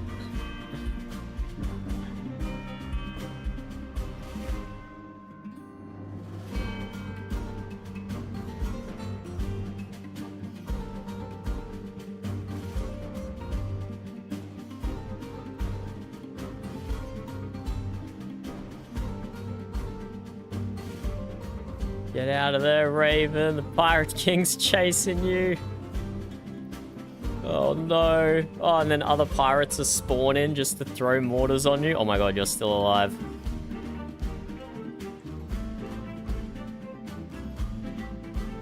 Water barrel coming. Nice. Keep living, Raven. Keep living.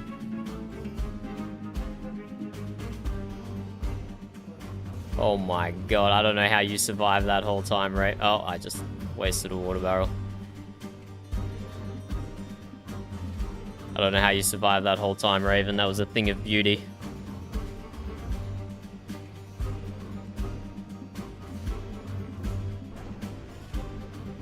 That's gonna be a lot of damage. Oh, why is there so many pirates this direction? Rip. I don't know where those pirates came from, but I ran face first into like 3 of them when everything was on cooldown. That was rough, that was rough.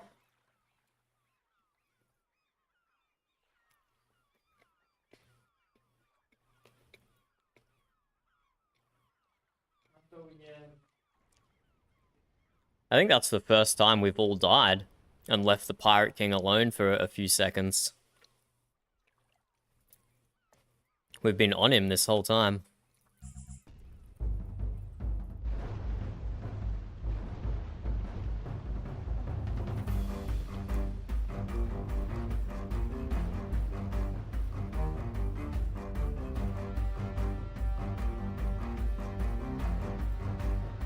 Come on, Leon. Take a water barrel.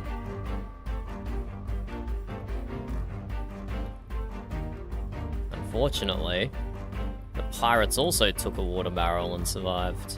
How dare they? Pirates aren't allowed to use skills and tactics to defeat us. That's rude AF.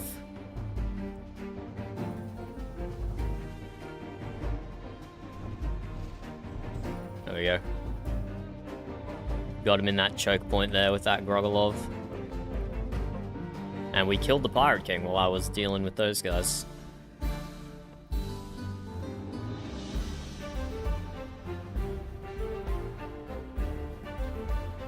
You're always injured, Jordan. Whenever I see you, your ship is on fire. Clearly that's on me for not doing a good enough job healing. I take full responsibility for this. Every time I see you, you're on fire.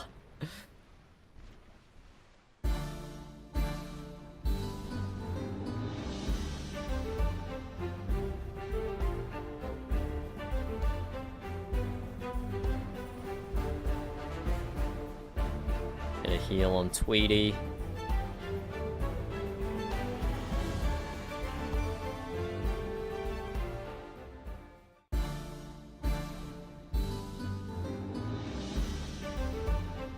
Oh! Oh my god, I just saw Leon flip upside down. I thought he was dead. I thought he was going to explode. Oh look, you're on fire again. You're on fire again, Jordan. Fancy that.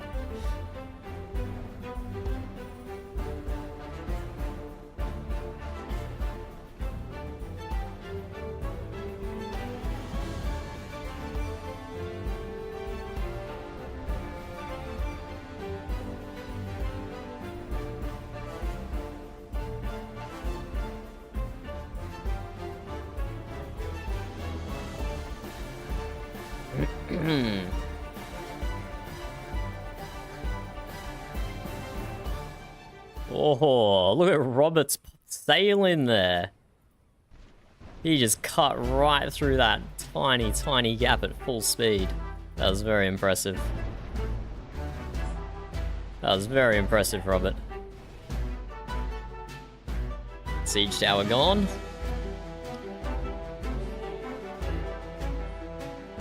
And Raven Mage is holding the whole instance solo up in the north. Oh, Raven Mage is dead. Raven Mage is fighting all the last of the pirates up in the northeast.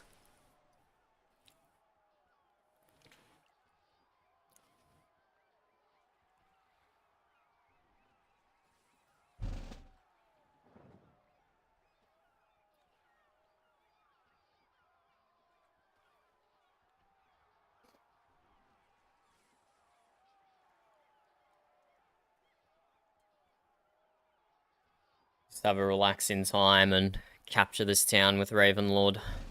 Need a bit of a breather before we go back into the hectic nonsense that is this instance. Aaron hasn't even done anything in this instance, and like, look how crazy it's been already.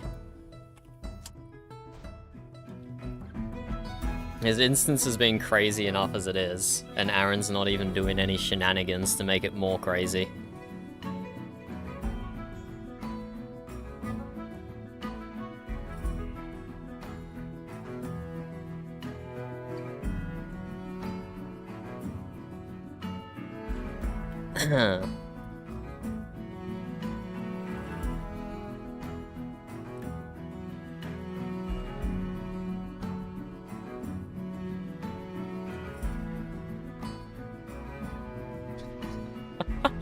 The AI just ramming Leo into the shore. And don't think I didn't see you were just on fire then, Jordan.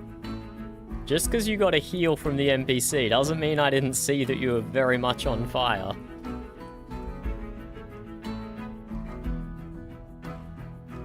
You can't hide that from me. I see every... Oh my god, why is there still so many pirates here? Oh, because they still have 11 reinforcements. The pirates still have 11 reinforcements. It's not freaking over yet.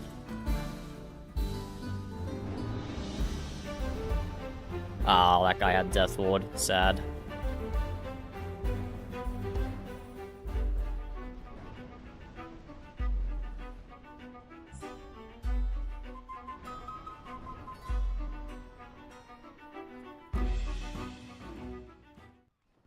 There we go. We came in like a freaking armada and wiped them then. Good stuff, good stuff.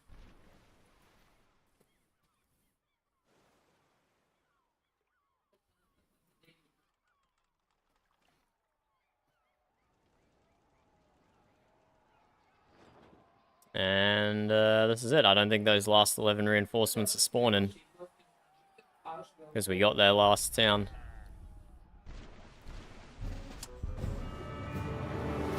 GG. That was a clean instance. Clean instance. Tweety, only 1 death. Huge Tweety, only 1 death.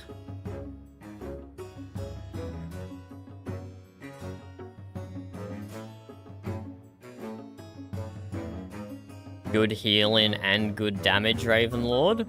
Good all-round performance there.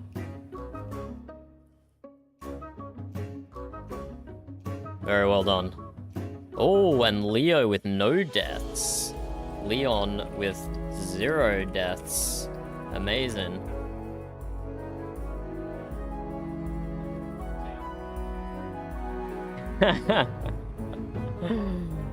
It's alright. I only look at the I only look at the good things. I only look at the good things. The rest I ignore.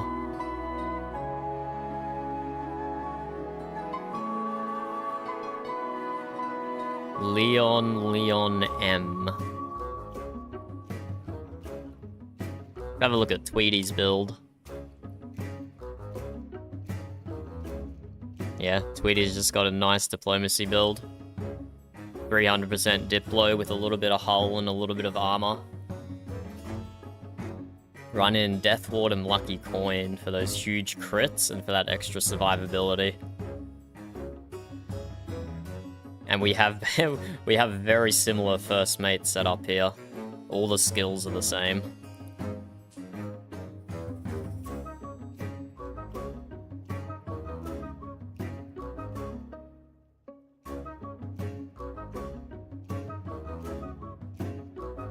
That's a decent Diplo crew that Robert got there. I'm just gonna catch up on what Aaron's saying in chat here.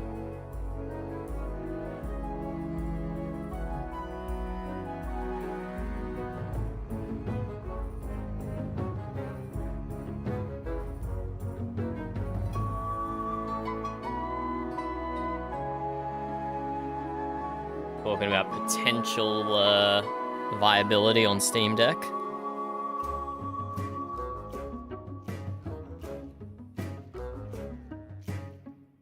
Raven Mage might be playing on Steam Deck right now.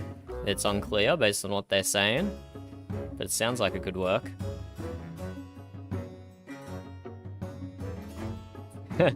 Between now and release, how can we help? Gasoline asks, and then Gregorus replies, sacrifice your firstborn, which, to be fair, that would generate a lot of hype for the game if people are sacrificing their firstborns for it. So, you know, not a terrible suggestion there.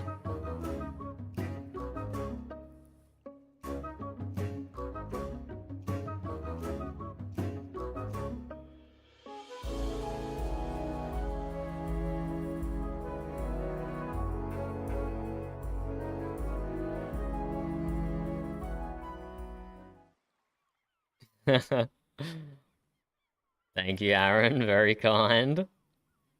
It's just because there's just so many streams going on. It's not surprising that building up from scratch is difficult. And you know, I'm not like a hyper active style streamer. So I definitely don't appeal to the super young audience, which is most of the stream audience. Occasionally I see clips of like iShowSpeed or Kai Cenat, and it's just like my ears just start bleeding straight away. It's just too much for me. I can't deal with it.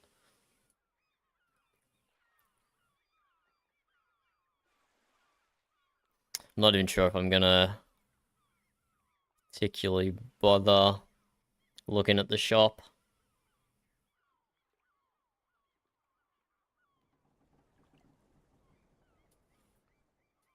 Oh, here we go. I had another crew upgrade. We had another crew upgrade. This one has 49% diplomacy. So Aaron did a sneaky little nerf where my 60% diplomacy crews got nerfed for 45%. But one of those ones that got nerfed down to 45% now just upgraded from blue to purple and is 49%, which is more than my other purple crews. Even though my other purple crews started out having way more diplo. But whatever, it's not making that much of a difference anyway, especially not in the demo version. Yes, faction rep is per server, Robert. And also every time the map resets, your faction rep will also reset. So you're just gonna be rocking factionless there. That's why, even in the backer version, no matter what ship I'm running, support, offense, or rammer, I'm always just free navy. Because I'm a bit lazy. I'm a bit lazy and I can't be bothered grinding out faction rep. I can't... Okay, to be fair, I have all the faction rep I need. I just can't be bothered talking to the NPC to ask to join the faction. So look, this is 100% a me issue, and there's absolutely no reason that I shouldn't have the proper factions. I am just incredibly lazy sometimes. Incredibly lazy. But for the demo, because we only have 13 talent points, I went to the effort to grind out Consulate so I could be a little bit of an off healer. We're not a primary healer because we don't have any talent points invested into healing apart from the water barrel. But we do have Consulate giving us 7.5% hull repair. And we have our mortar giving us another 19% hull repair.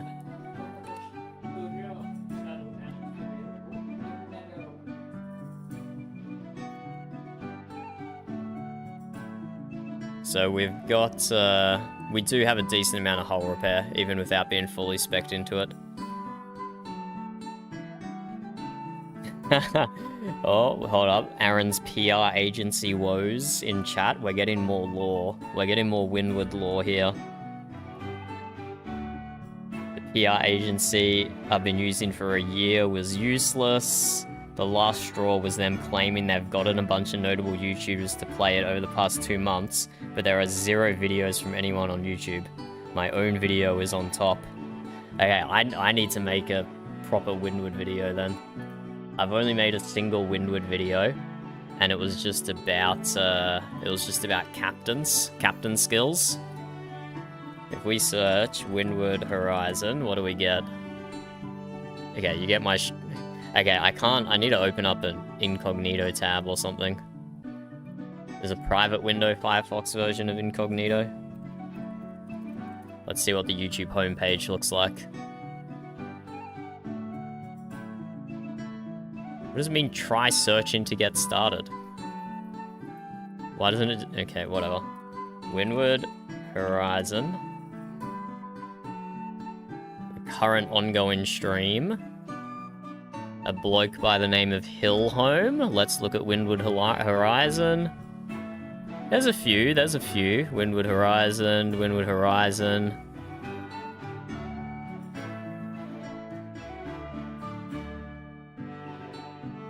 Windward Horizon official reveal trailer on game trailers. This is the one that Aaron made.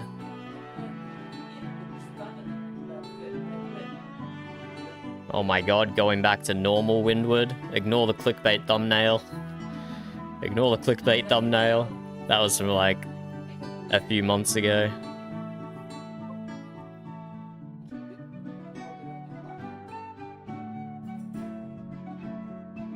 We'll see what can get done in that department. We'll see what can get done in that department.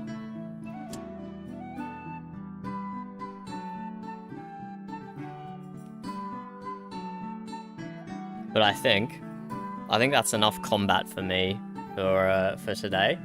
I think that's enough combat for me today. Who wants to learn about trading or province building? It's not necessarily something you're going to be able to use for the rest of the demo because it's ending very, very soon. But if you're planning to join the backer program, if you're planning to buy the game on 1.0, it'll be very useful to know. Goodbye, Robert. Thank you for playing online with us. It was good to have you here. It was very good to have you here.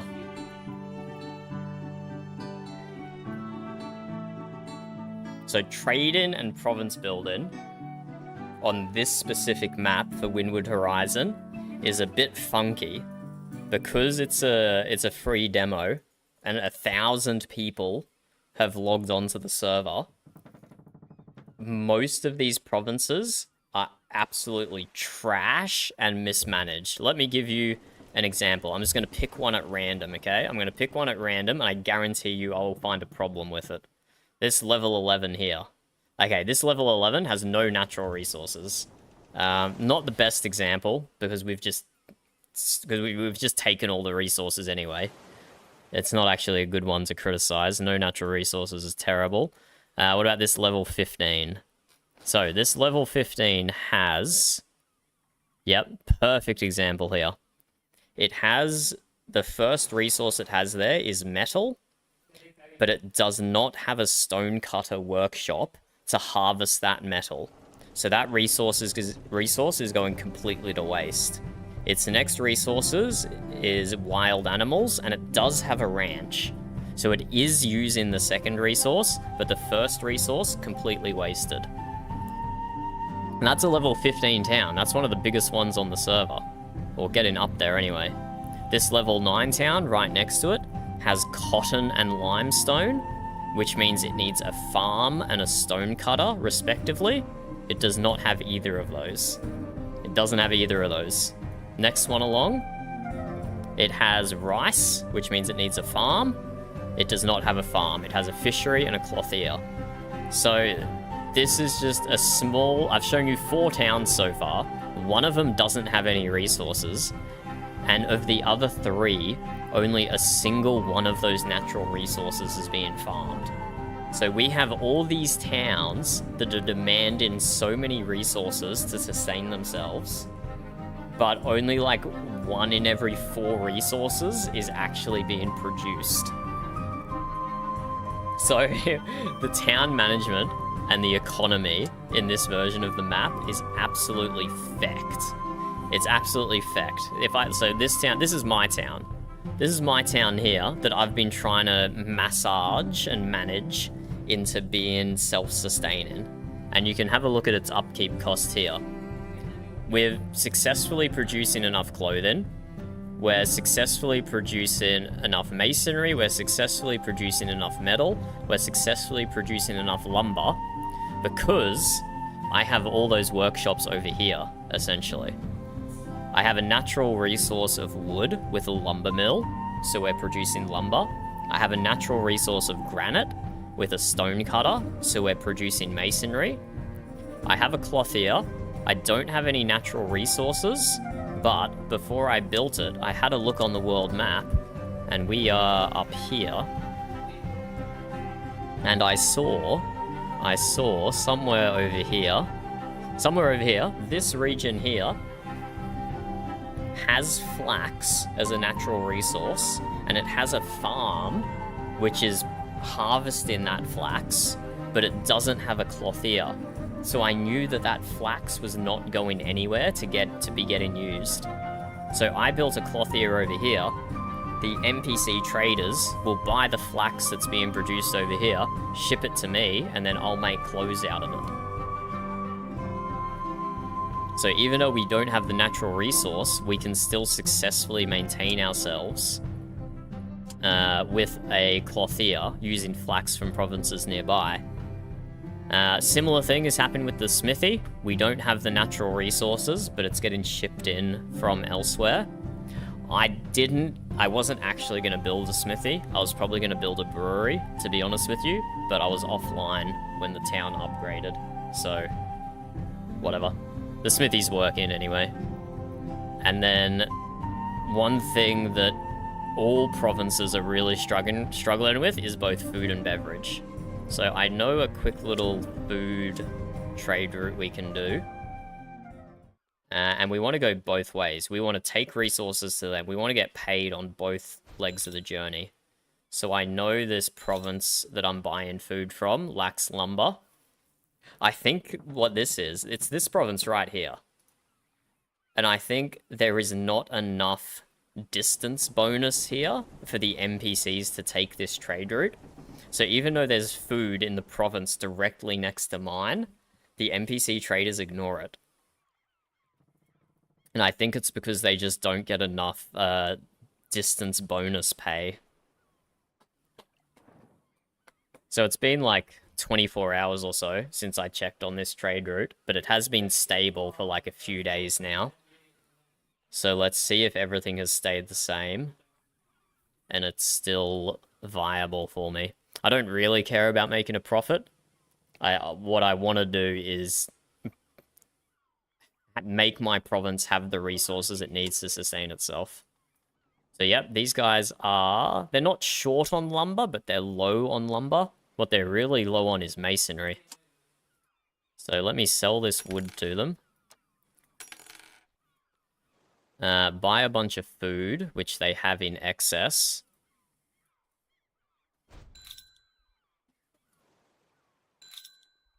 The reason these guys have food in excess is because they have corn and fruits as their resources. They have a farm, which is farming the corn and fruits. They have a fishery, which is producing meat. They have a ranch, which is producing meat and eggs, I think. I think a ranch will slowly produce meat and eggs, even if it doesn't have any raw resources. Building a ranch provides a source of raw meat, eggs, and milk for the province. So everything, this province is well built. This is a well-built province. Everything that is going on here is feeding into the cookhouse. So this is a self-sustaining food province here. And not just self-sustaining, it can also sustain me over in Forlorn Hope. We just have to do the trade route. So this is an example of a well-built province, producing excess food for me to purchase.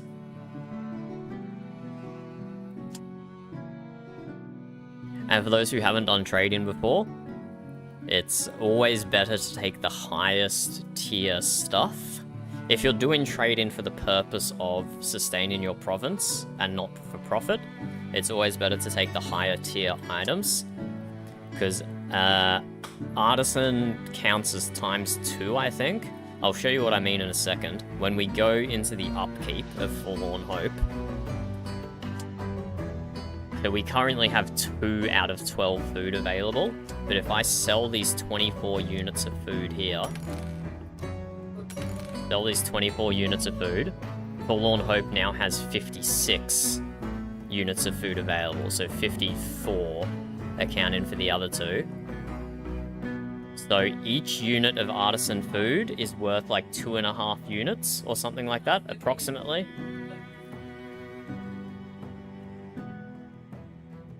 Approximately 2.5, I don't know, somewhere between 2 and 2.5 units. So instead of just transporting novice tier commodities, where they would only count for 1 unit towards your upkeep, the higher quality tier that you trade with, the more upkeep you can provide in the same trip. That's why we always go for the highest tier stuff. So we'll do that trade route again, except this time we'll take masonry instead of wood, because we also produce good masonry here. Produce a 20, there we go, 24 pieces of masterwork masonry. Perfect. Let's come down here and pick up more food. But the reason I wanted to build a brewery instead of a smith was because there are no good breweries around here. And occasionally I can find a brewery that is well maintained enough to produce some high quality stuff, but it's very few and far between. It's very few and far between, unfortunately. But it has made for a very interesting map with some very interesting trade and commodity routes. Because usually in the backers server, we all know the game well enough that we've got the provinces kind of min-maxed and we get them all self-sustaining really, really easily and quickly. So this has actually been quite fun, playing with a bunch of inefficient provinces. Playing with a bunch of inefficient provinces that you have to massage into being well maintained is kind of fun. So we'll do this trade route once more, and then we'll go looking for beverages. Oh, we got a whole bunch of people in sloops. When I logged in yesterday, almost everyone was in schooners, but we've gotten some new people again in sloops. That's really good.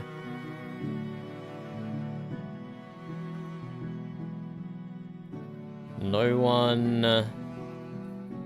one doing combat instances. Everyone's just kind of chilling.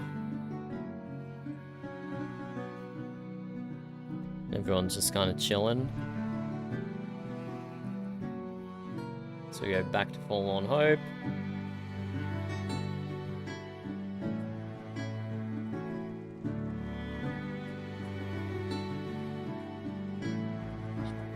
I gotta catch up on some in-game chat here. I've been missing it. I've been yapping too much. Thank you, Tentacles. Appreciate it.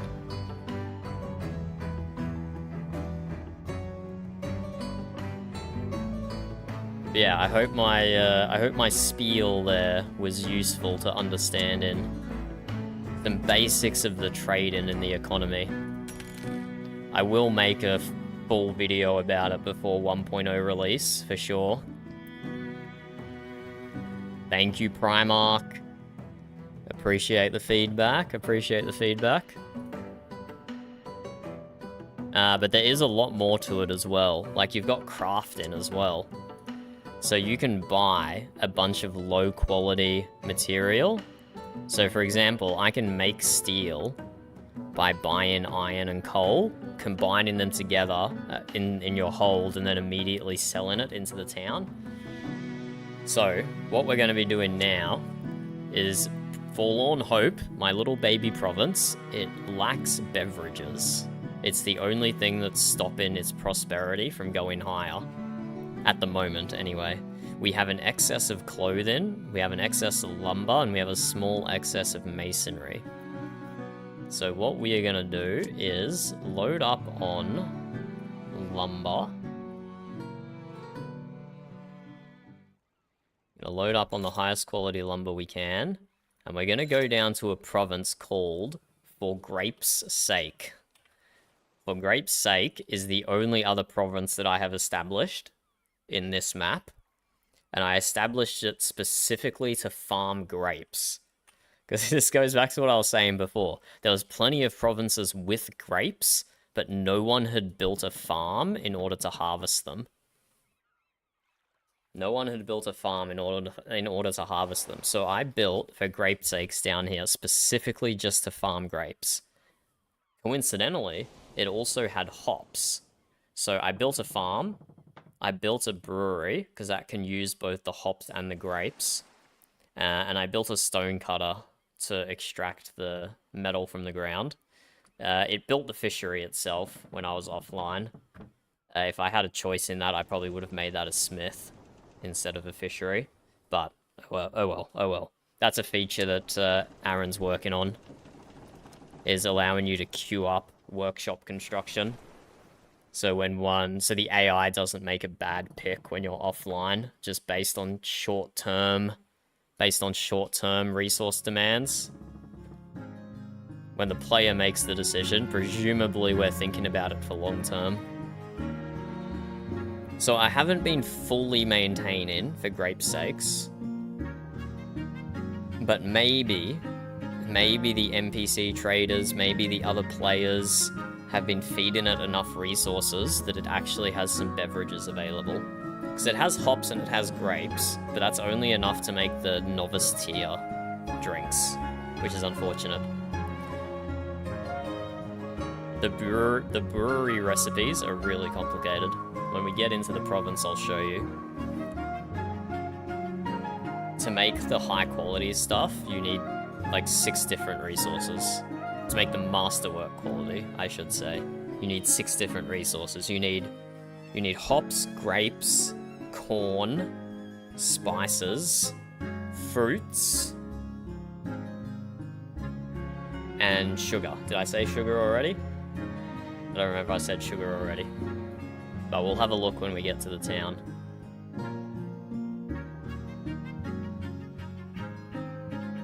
And maybe,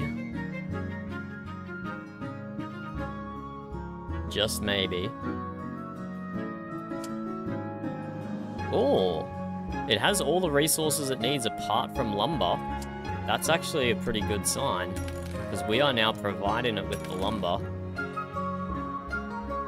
Because it didn't have lumber though, and a brewery requires lumber and masonry to maintain itself, it would not have been producing the high tier drinks. So my only hope is that it only just lost its upkeep cost, and there's still a bunch of high tier drinks to buy, but there is not. There's only low tier drinks to buy, which is unfortunate. Oh, Ravenlord's here as well. Welcome to For Grape's Sakes, Ravenlord.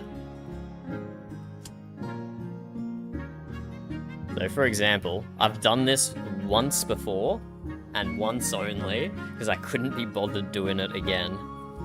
But to make mead, which is the masterwork tier beverage, you need hops, corn, spices, fruits, grapes, and sugar. So especially with us being limited to the schooner, we don't even have much inventory space to play with. It does make it kind of difficult to pull off. But as with always, these things will be easier when we're not playing the demo, and we don't have quite so many restrictions. So For Grape's Sakes is doing pretty good here, and now that we've provided it with the lumber it needs, it's producing the masonry itself. There will start to appear some more high-tiered drinks here, provided it has the resources for it. But it might not. It might not have the resources available. Let's have a look at, like, what's a artisan tier? Rum. So it has hops, it has sugar, but it doesn't have any eggs, so it can't make, what's this? Can't make rum, unfortunately. Now we could buy sugar and hops and then go find eggs and make it ourselves. That is an option. But, you know, you don't necessarily want to do everything manually yourself. You do kind of want the provinces to be able to do it for you. Lager for hops, corn, and spices. So we don't have any corn. Oh, sorry, not corn, it's wheat. My bad. I've been calling it corn this whole time, but it's actually wheat, which makes a lot more sense. So we don't have wheat. We don't have... Oh, we do have some spices. We got 10 spices. And hops, but yeah, don't have wheat. What else can we make? grog. We don't have any fruits, I already know that. This recipe might not actually be that difficult, because we've got fruits in the town directly next to us, back up at Forlorn Hope. We do have fruits up there, and that's generally the limited ingredient from what I've seen. And then mead is just extra complicated. Grapes, fruit, hops, wheat, spices, sugar. Okay, we're not going to buy anything here quite yet, because there's a few other brewery towns I want to check out. Sometimes I've been able to get some good stuff from them. But yeah, honestly, trading is more fun in this map here, where the economy is completely fecked up, than it is in the backer version of the game, where we've all got our little optimized towns that are basically self-sustaining. Trading is actually a lot more fun in this version, because there's just so many opportunities. It's like there's so many restrictions, and within those restrictions there's so many opportunities. Because like there's probably only like 5 towns on the entire map that is actually producing fruits, and one of them is Berry Valley, right next to Forlorn Hope. It's also got wheat, so that's 2 good ingredients for mead right there. That's 2 good ingredients for mead right there. Spices down here. Same with grapes as well. I've noticed grapes are very, very uncommon.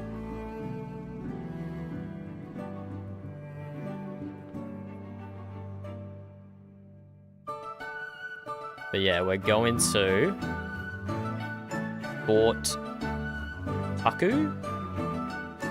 Tuku? Because occasionally I have seen this place selling mead, and whenever I do, I buy up their entire stock and ferry it up to Forlorn Hope. But we need to hope that its workshops are being properly maintained with masonry and with wood. So let's have a look. Let's go into town, fingers crossed. It is maintained. They don't have much of a reserve, basically no reserve of lumber and masonry, but they do have it. The brewery, see, it has the exclamation mark on it that says, without adequate materials to keep the brewery fully functioning, its production output and ability to grow has been greatly effective. It's currently operating at a reduced artisan tier output. Okay, so it's not gone all the way down to novice, but it's not at masterwork, which is where it should be. I guess it starts nerfing production. Oh, never mind. It updated. Maybe it has been producing some good stuff. So we have ale. We have lager. We have 67 lager, but it's not selling it. It hasn't reached the appropriate stockpile yet that it would sell us lager. So it's just water and wine. That's so sad. That's so sad. We can only buy water or wine to take back to Forlorn Hope. There is another option over here that has occasionally produced good stuff, and that's Murph. Because it also has a farm with hops, and it has a brewery. So we will try...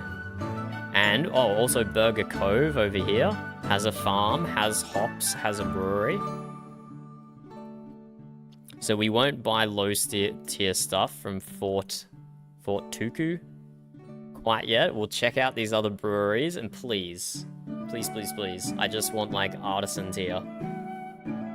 I'm not even asking for masterwork. I'm not even asking for masterwork level mead. I would take artisan tier. So let's check it out. But yeah, as you can see, I don't even have the full map revealed on the demo here. I have most of it revealed. But like, this map is huge, and it's only medium-sized.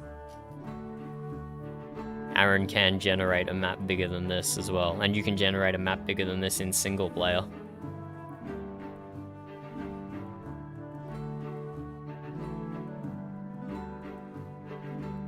So this is our second last stop. We will check out Burger Cove next, if this place doesn't have any of the good stuff.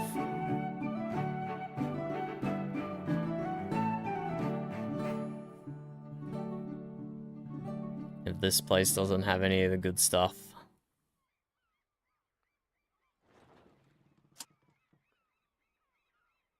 Yeah, see, it's not being maintained. It's got no lumber. It has a single piece of masonry.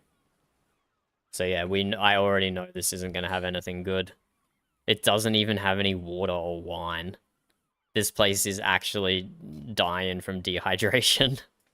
Okay, we can't buy anything from Burger Cove. It is it is another fecked up province, unfortunately. So we'll go back to Fort Tuku, and we'll buy some wine, and we'll ferry 24 units of wine up to Forlorn Hope, and that will sustain the province for like 2 days, and 2 days only. The saddest trade trip I've ever made.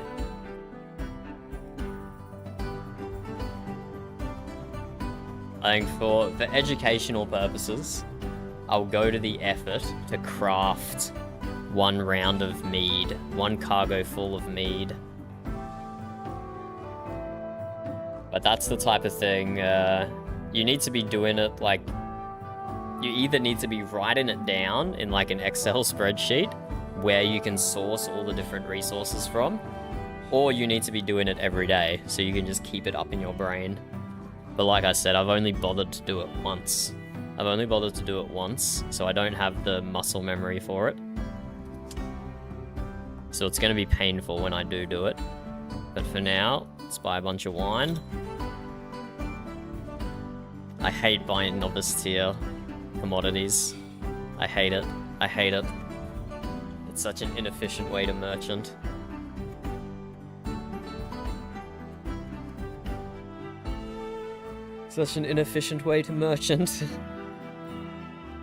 I would be so sad if after all of that, Forlorn Hope was trade embargoed, like this town here is. That would have been a disaster.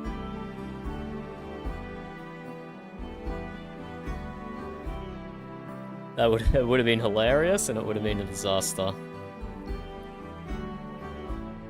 But yeah, I made Forlorn Hope quite a bit after I made For Grape's Sakes, which is part of the reason why it's a lower level. But also For Grape's Sake has been pretty well maintained just by the NPC traders in the regions around it. It just lacks wood. So every time I can go from Forlorn Hope down to For Grape's Sakes, we just take a load of wood with us. See, look at this place. This place, it has hops, but it doesn't have a farm, but it also has a brewery. So it's brewing stuff with hops, just not the hops that could be produced in its own province, because it doesn't have a farm to farm the hops. It's absolutely insane. It's absolutely insane how messed up some of these provinces are. And by some of them, I mean most of them. Most of them are incredibly messed up.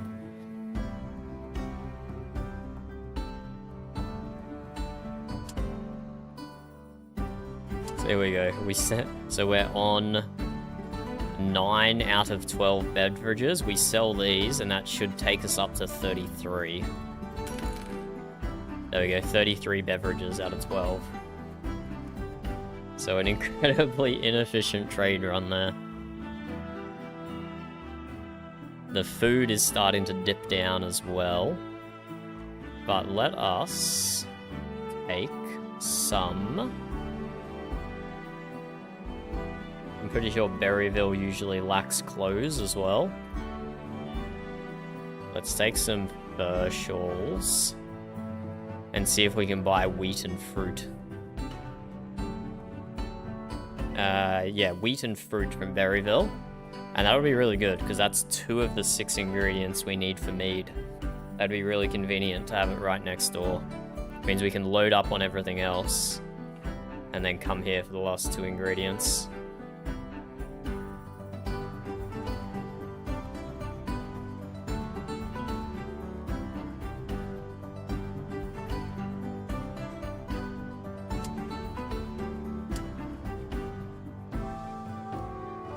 full load of shawls. Artisan tier clothing, this one. Artisan tier.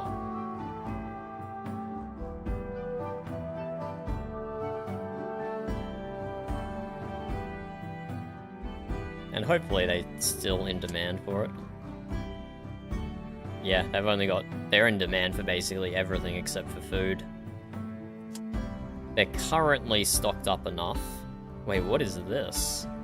Why does it have 3 proposed buildings? That's weird.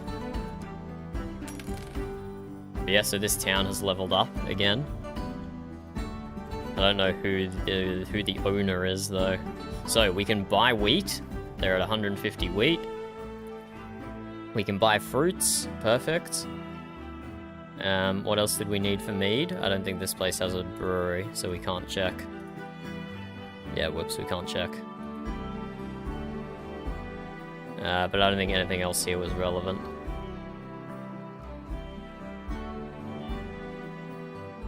Okay, so we'll come up to Berryville last to purchase wheat and fruits.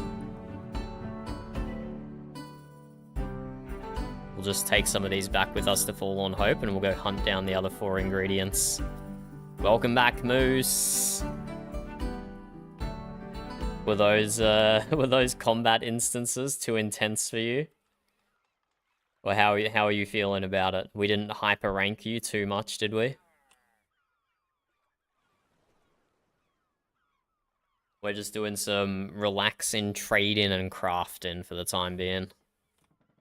We're making some mead. We're making some mead. There's not a single good brewery in the entire world, so we just got to make our own stuff.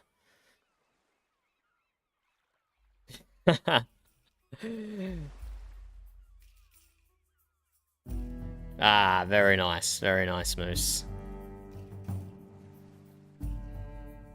Well, if you will log in back in, Gasoline is doing a combat instance over here, but I'm also running through how to do some trade-in stuff. So if you have any questions about trade-in, now is definitely the time to ask them.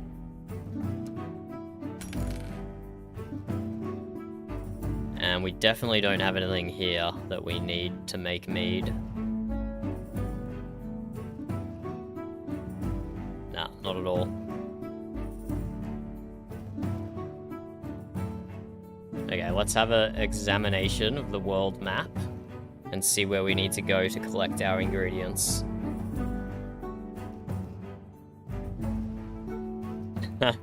Okay.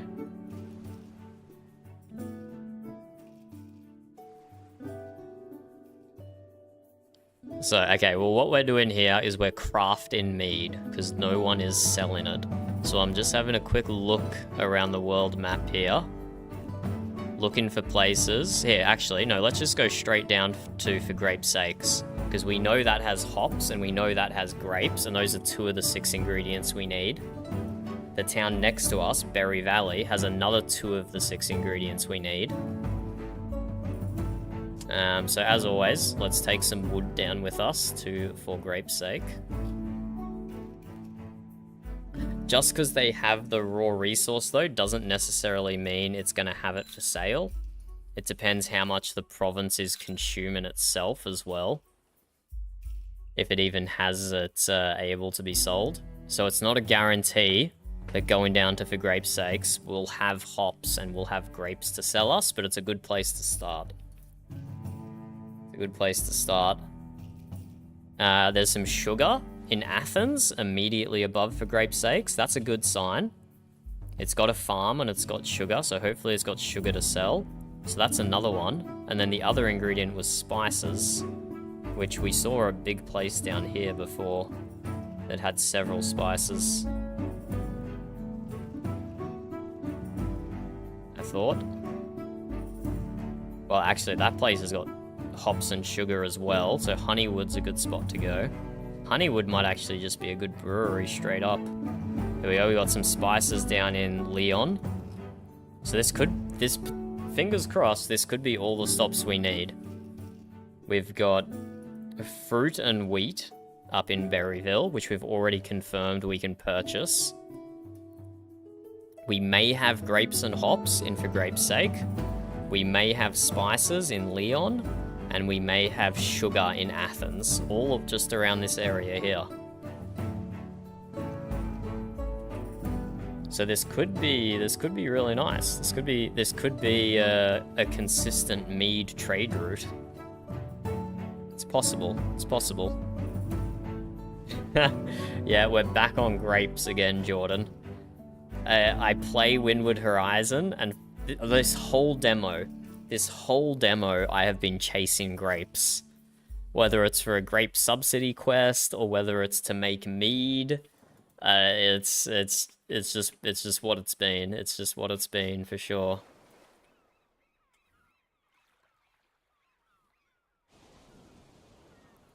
We're just chasing grapes. We're just chasing grapes.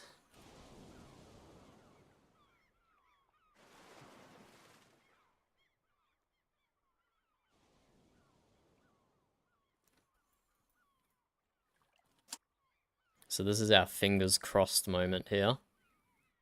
This is our fingers crossed moment for grapes and hops. It'd be super convenient. Sell the wood. Ooh, only 45 hops. It actually has sugar to sell as well. It does not have grapes. We do not have there's only 9 grapes in reserve. So For Grape's Sakes is living up to its name, and it's not selling grapes. And I legitimately don't know if we'll be able to buy grapes anywhere else. Actually, I do know of one place that we might be able to buy grapes. It is Silent Lamb's town over here. Not this one. Not this one. This one. Ceres? The planet? The planet? I don't know how you pronounce it. I've never needed to say it out loud. I've only ever read it. But that has a farm with grapes. So that could be an option. But seriously, like, for example, if we go into town, into the rumors tab, and we search grapes. Oh, wait. Wait, this never happens. This never happens. Usually, it's just this bottom section where its grapes can be sold in, and then it lists 100 different towns. But for once, grapes are most abundant in Lee Lagoon Blue. That's right, I actually forgot this town existed. I knew that there was a grape farm there. Okay, hold up, let's go to the grape farm. Oh, welcome back, Raven. You've been buying the grapes here, haven't you, Raven? You heard me talking about wanting to make mead, and you've been buying the grapes For Grape's Sakes, just so I wouldn't be able to make my mead and get drunk. I bet that's what's been going on here. It's been a conspiracy theory. No one wants me to have my mead. But hopefully, La Lagoon Blue. Well, actually, it did say it had a lot of grapes, didn't it? So not even a question.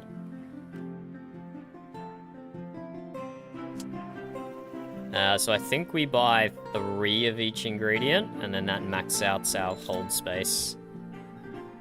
1, 2, 3, 4, 5. That's 6 ingredients.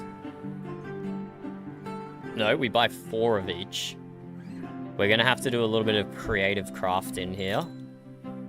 I'll show you guys what I mean when it's time for it. But unfortunately, you need space in your inventory.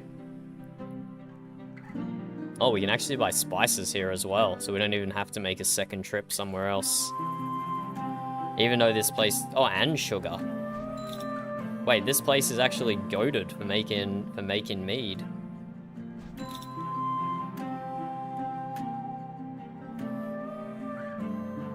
We just bought 3 of the 6 ingredients we needed. That's crazy. So now we just need hops, and then we go back up to Berryville.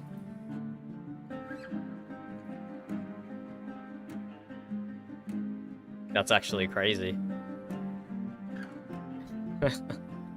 Welcome back again, Moose. Welcome back again. We found the diamond in the rough in the Lagoon Blue. It had 3 of the 6 ingredients we needed to make mead.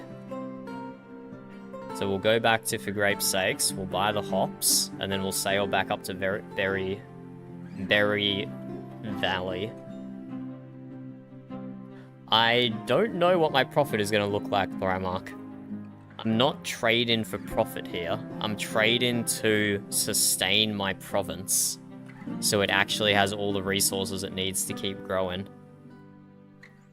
But if anyone paid attention to how much I just paid for those resources, the profit's going to be pretty damn good, though. Did I press the right one?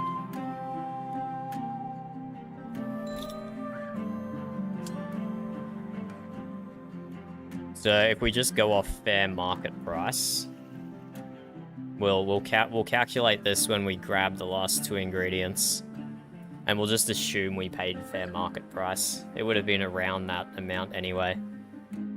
The amount of profit we're gonna make is it's not gonna be, even if the fair market price is like 50% off, it's not even gonna make a difference. So like the percentage profit we're making, it's going to be huge. Selling a full load of masterwork mead is, yeah, it's going to be great.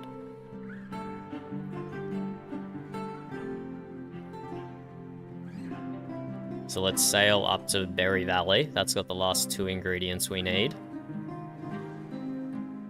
And so when you're crafting, this is how it works at the moment.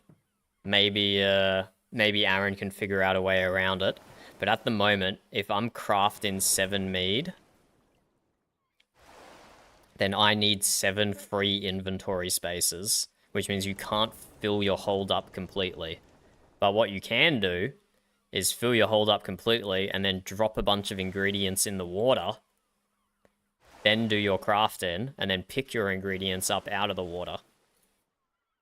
I'm not sure if those are client side though, or if other people can see those ingredients in the water.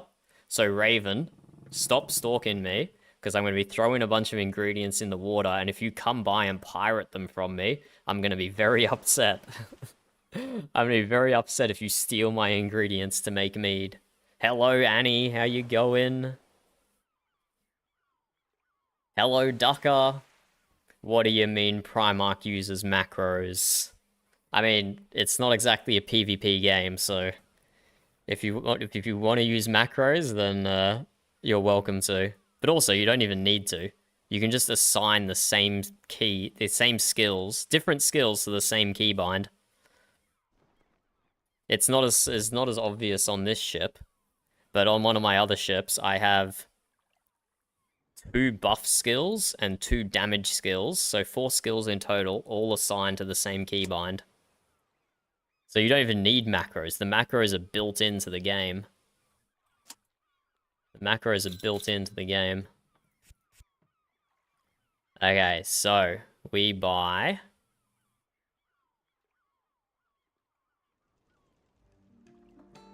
4 fruits. And we buy 4 wheat.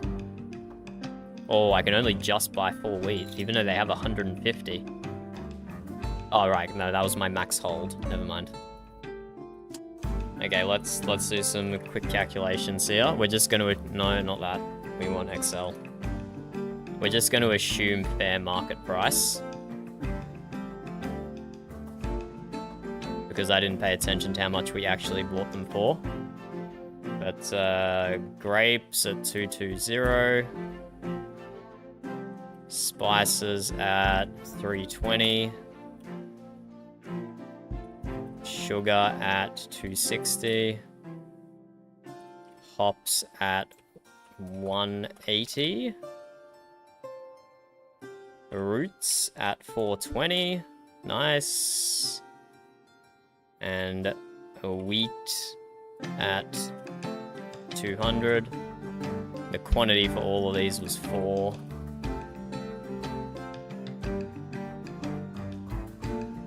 And whatever, we'll make a unit, we'll make a price per commodity column.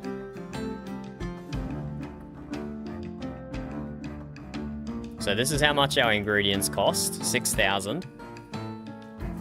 Actually a little higher than I thought. Corbin, stay away from my free mead, Corbin. You don't know where I am. I need to be like in incognito mode in the game or something, so no one can find me and take my free mead from me. So now, if we try and... Okay, we can't craft this. We need to go to a province with a brewery first. We're not quite ready yet. One more step. 2 more steps. The first step is go into a province with a brewery to make this stuff ourselves. And the second step is go into Forlorn Hope. Second step's going to Forlorn Hope to sell it. So the nearest... Oh, wait, there's a brewery right here. That's probably the closest. It's literally the next province over. Convenient. Republica Genovis. Republic Genovis has a brewery. But of course you guys don't know where I am, so please don't come steal my mead from me.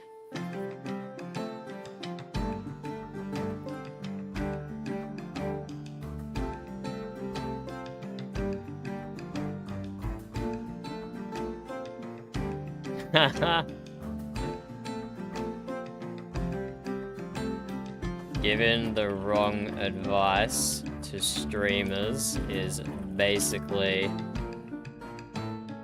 a whatever. Occupational hazard. Occupational hazard.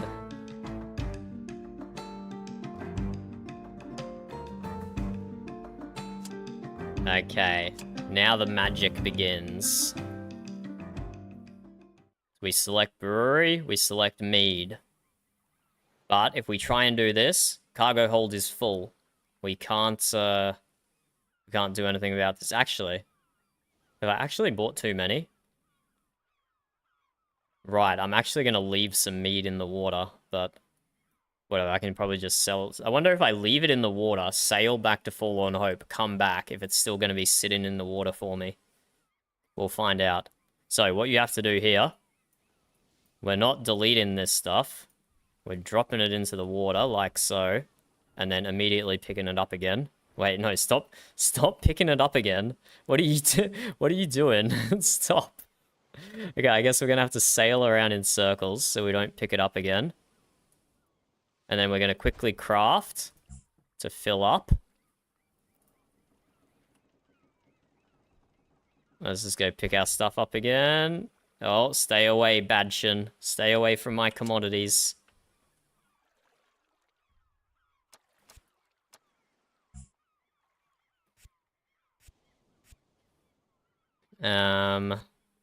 Okay, this is messy. This is messy. I've not done it with this many ingredients before.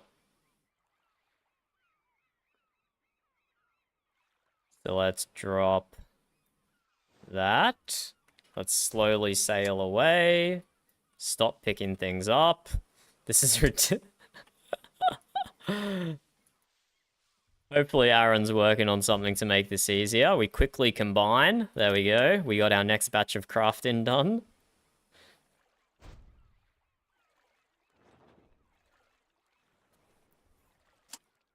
Maybe you can run a macro to do this for me, Primarch. And then send me the macro as well. Okay, so now we have a problem. Because we can't hold 6 ingredients and then have slots to put down 7. So what we could do is sell some mead here and then take a full load to Forlorn Hope. But what we're going to try and do instead, we know we can buy more fruit and wheat here, so we're going to get rid of our fruit and wheat, just in case they despawn.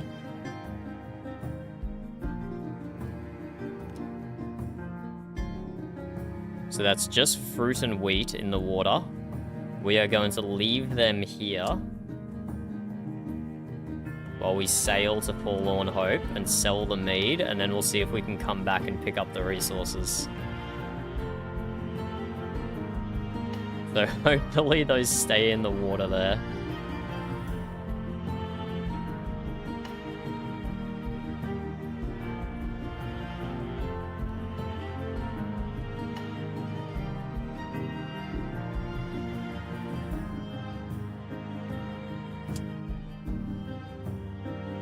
Ooh, who made the town name Catalyst?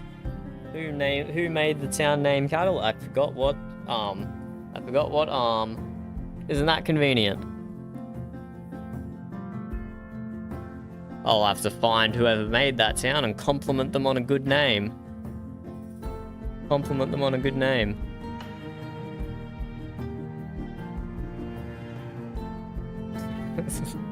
Annie, are you trying to get people to study? I have 3, Annie. I have 3. Because fortunately for me, I'm not 16, so I'm allowed to do that sort of thing. Okay, so first stage of profit assessment. 14,700. So first sale, 14,700. First sale. So even with all those ingredients that we've left in the ocean, that's still 8.3k profit. Now let's go see if we can pick those up. They might have despawned. I'm not exactly sure how the mechanics for that work.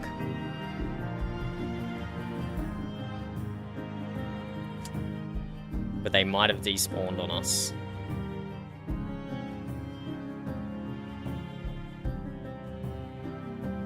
We were in Republica Genusa. And even if they have despawned, we can buy some more ingredients and we can buy some more wheat and fruit and still do another 14.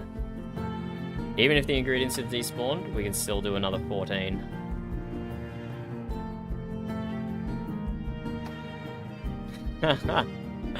I just reread your message, Docker, about Raven Mage being an annoying exploiter. I want to see your ways. I want to see your ways because there's so many ways you can break this game by playing it without exploiting. Just like making a good build can exploit the game. Okay, so unfortunately, those ingredients have despawned. See, we're learning as we go here. I've only done this once before, and I didn't try and do so many at once. So the strategy is buy 4 of every ingredient, except the ones that are in the last town you'll go into. No, ideally what we need is a brewery in the town that we buy our last ingredients. That way we can just sit there, craft, throw things out, pick them up, buy more ingredients, etc., etc. But all of this is probably unnecessary. I imagine Aaron's going to make a way for it to detect your available hull space after the ingredients are used. So hopefully a lot of this messing around we're doing here isn't going to be relevant for too much longer. But for now, this is how we can maximize our profits.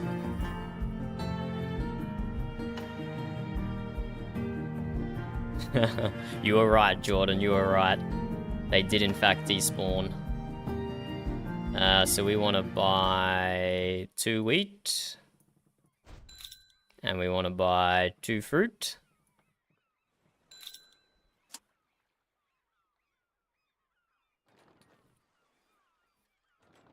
This place is actually called Wheat Bay. This town is called Wheat Bay. I didn't even realize that until right then.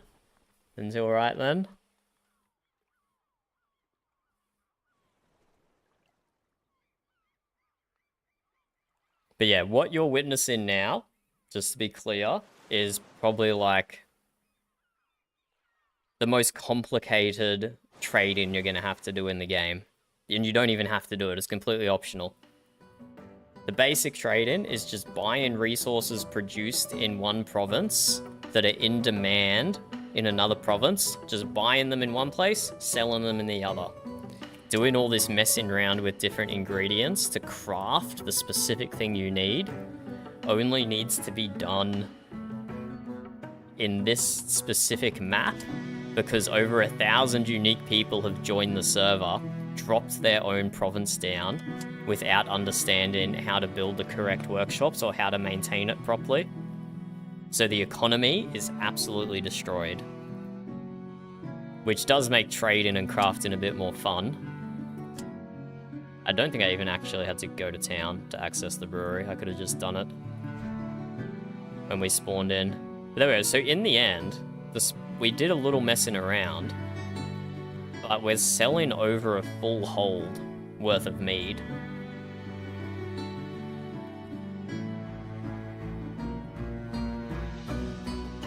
So we could definitely improve that process, do it a bit more efficiently, and we're actually selling over a full hold of mead, which is pretty cool.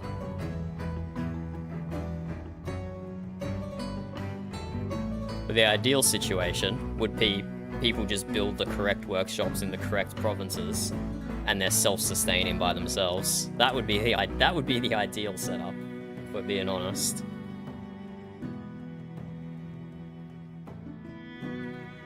But let's sail back to Forlorn Hope and see what our profit here is going to be like. It's probably just going to be the second sale is probably just going to be that same amount. Maybe slightly less because Forlorn Hope has drinks now. So they're like, why am I save? I don't need to save this.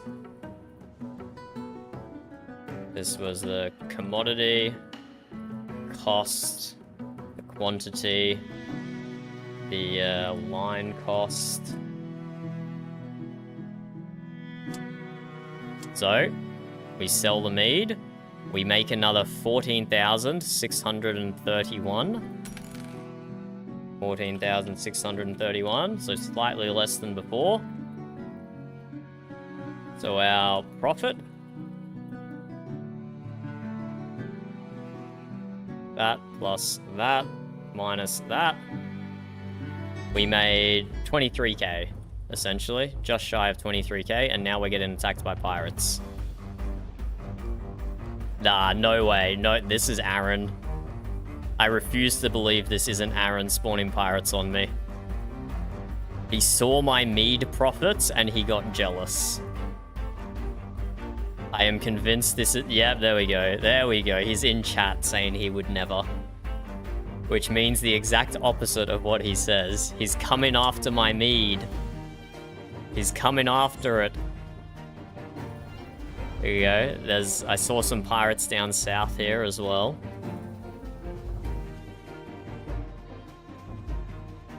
There we go. There we go. More guys spawning in. I've only built lighthouses in this province because I didn't want to take up any room for houses with big siege towers. So I don't have the best visibility. Well, the lighthouses give good visibility, but they're not doing anything to help defend.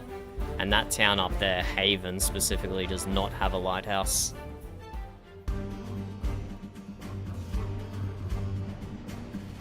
Oh my god, look at them all. It's just like the pirate incursions from Windward 1. That guy got Death Ward procced, but he was still on fire, so he's dead.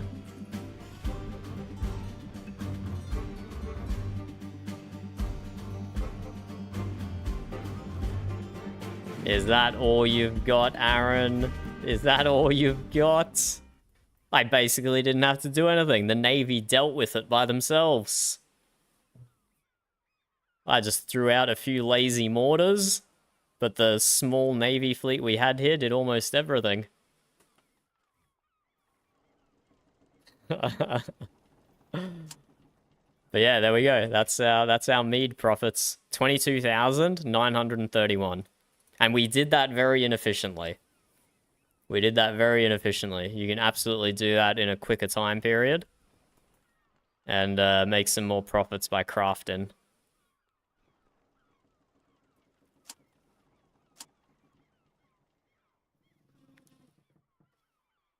And after all of that, we now see that there's... Of course, we still need food again. Of course, we still need food. So let's take another load of fur shawls to Berry Valley, right next to us. And bring some more food back. Here's a question you might be able to answer, Aaron. When we get onto the world map. Forlorn Hope here always needs food. It's always short on food.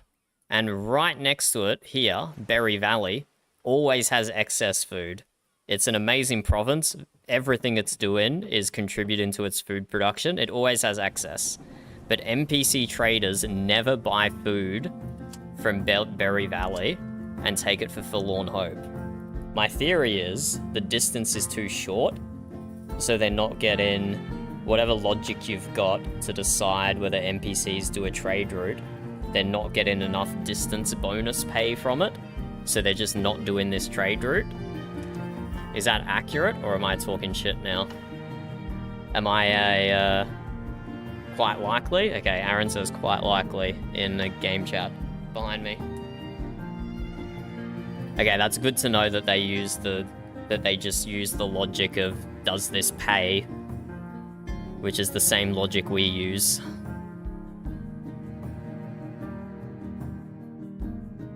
So yeah, Berry Valley. Berry Valley, look how much food these guys have. They have 1,584 units of food. So despite Berry Valley having so much food it's probably spoiling, my guys over in Forlorn Hope are starving to death.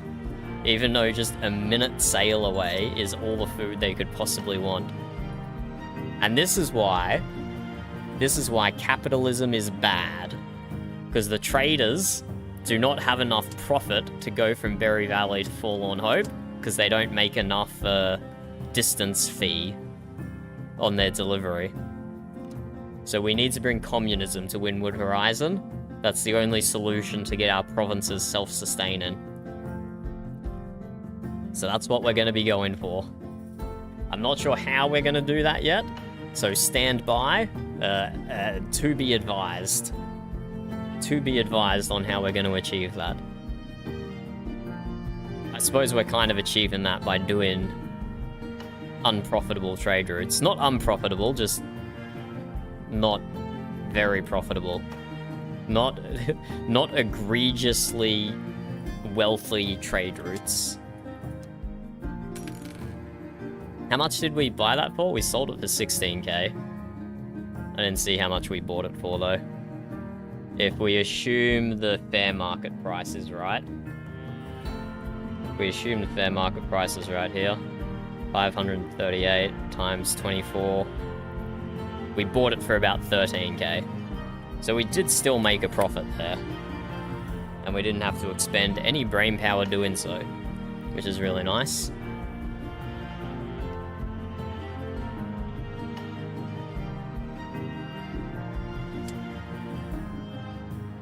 Okay, well, with that stream, we did a huge mead trade for 23k profit. We did a whole bunch of combat instances, which each had like 5 or 6 pirate kings. I think that's a good place to end up for today. There's someone else streaming Windward Horizons right now. Let's see if I can find them. Angelicu, I don't know how to pronounce that. Okay, let's just go to Twitch, I guess.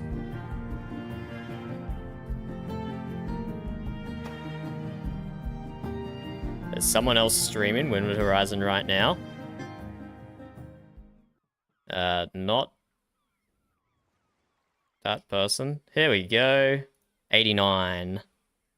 Thank you, Primark. Thank you. I'll drop it in YouTube chat as well.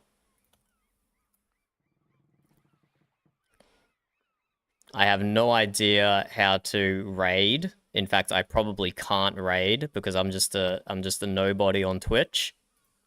So go check out Angelique's pronunciation penned in Windward stream, and pass on all the good advice I gave you. Dispel all the rumors and misinformation going on in the chat.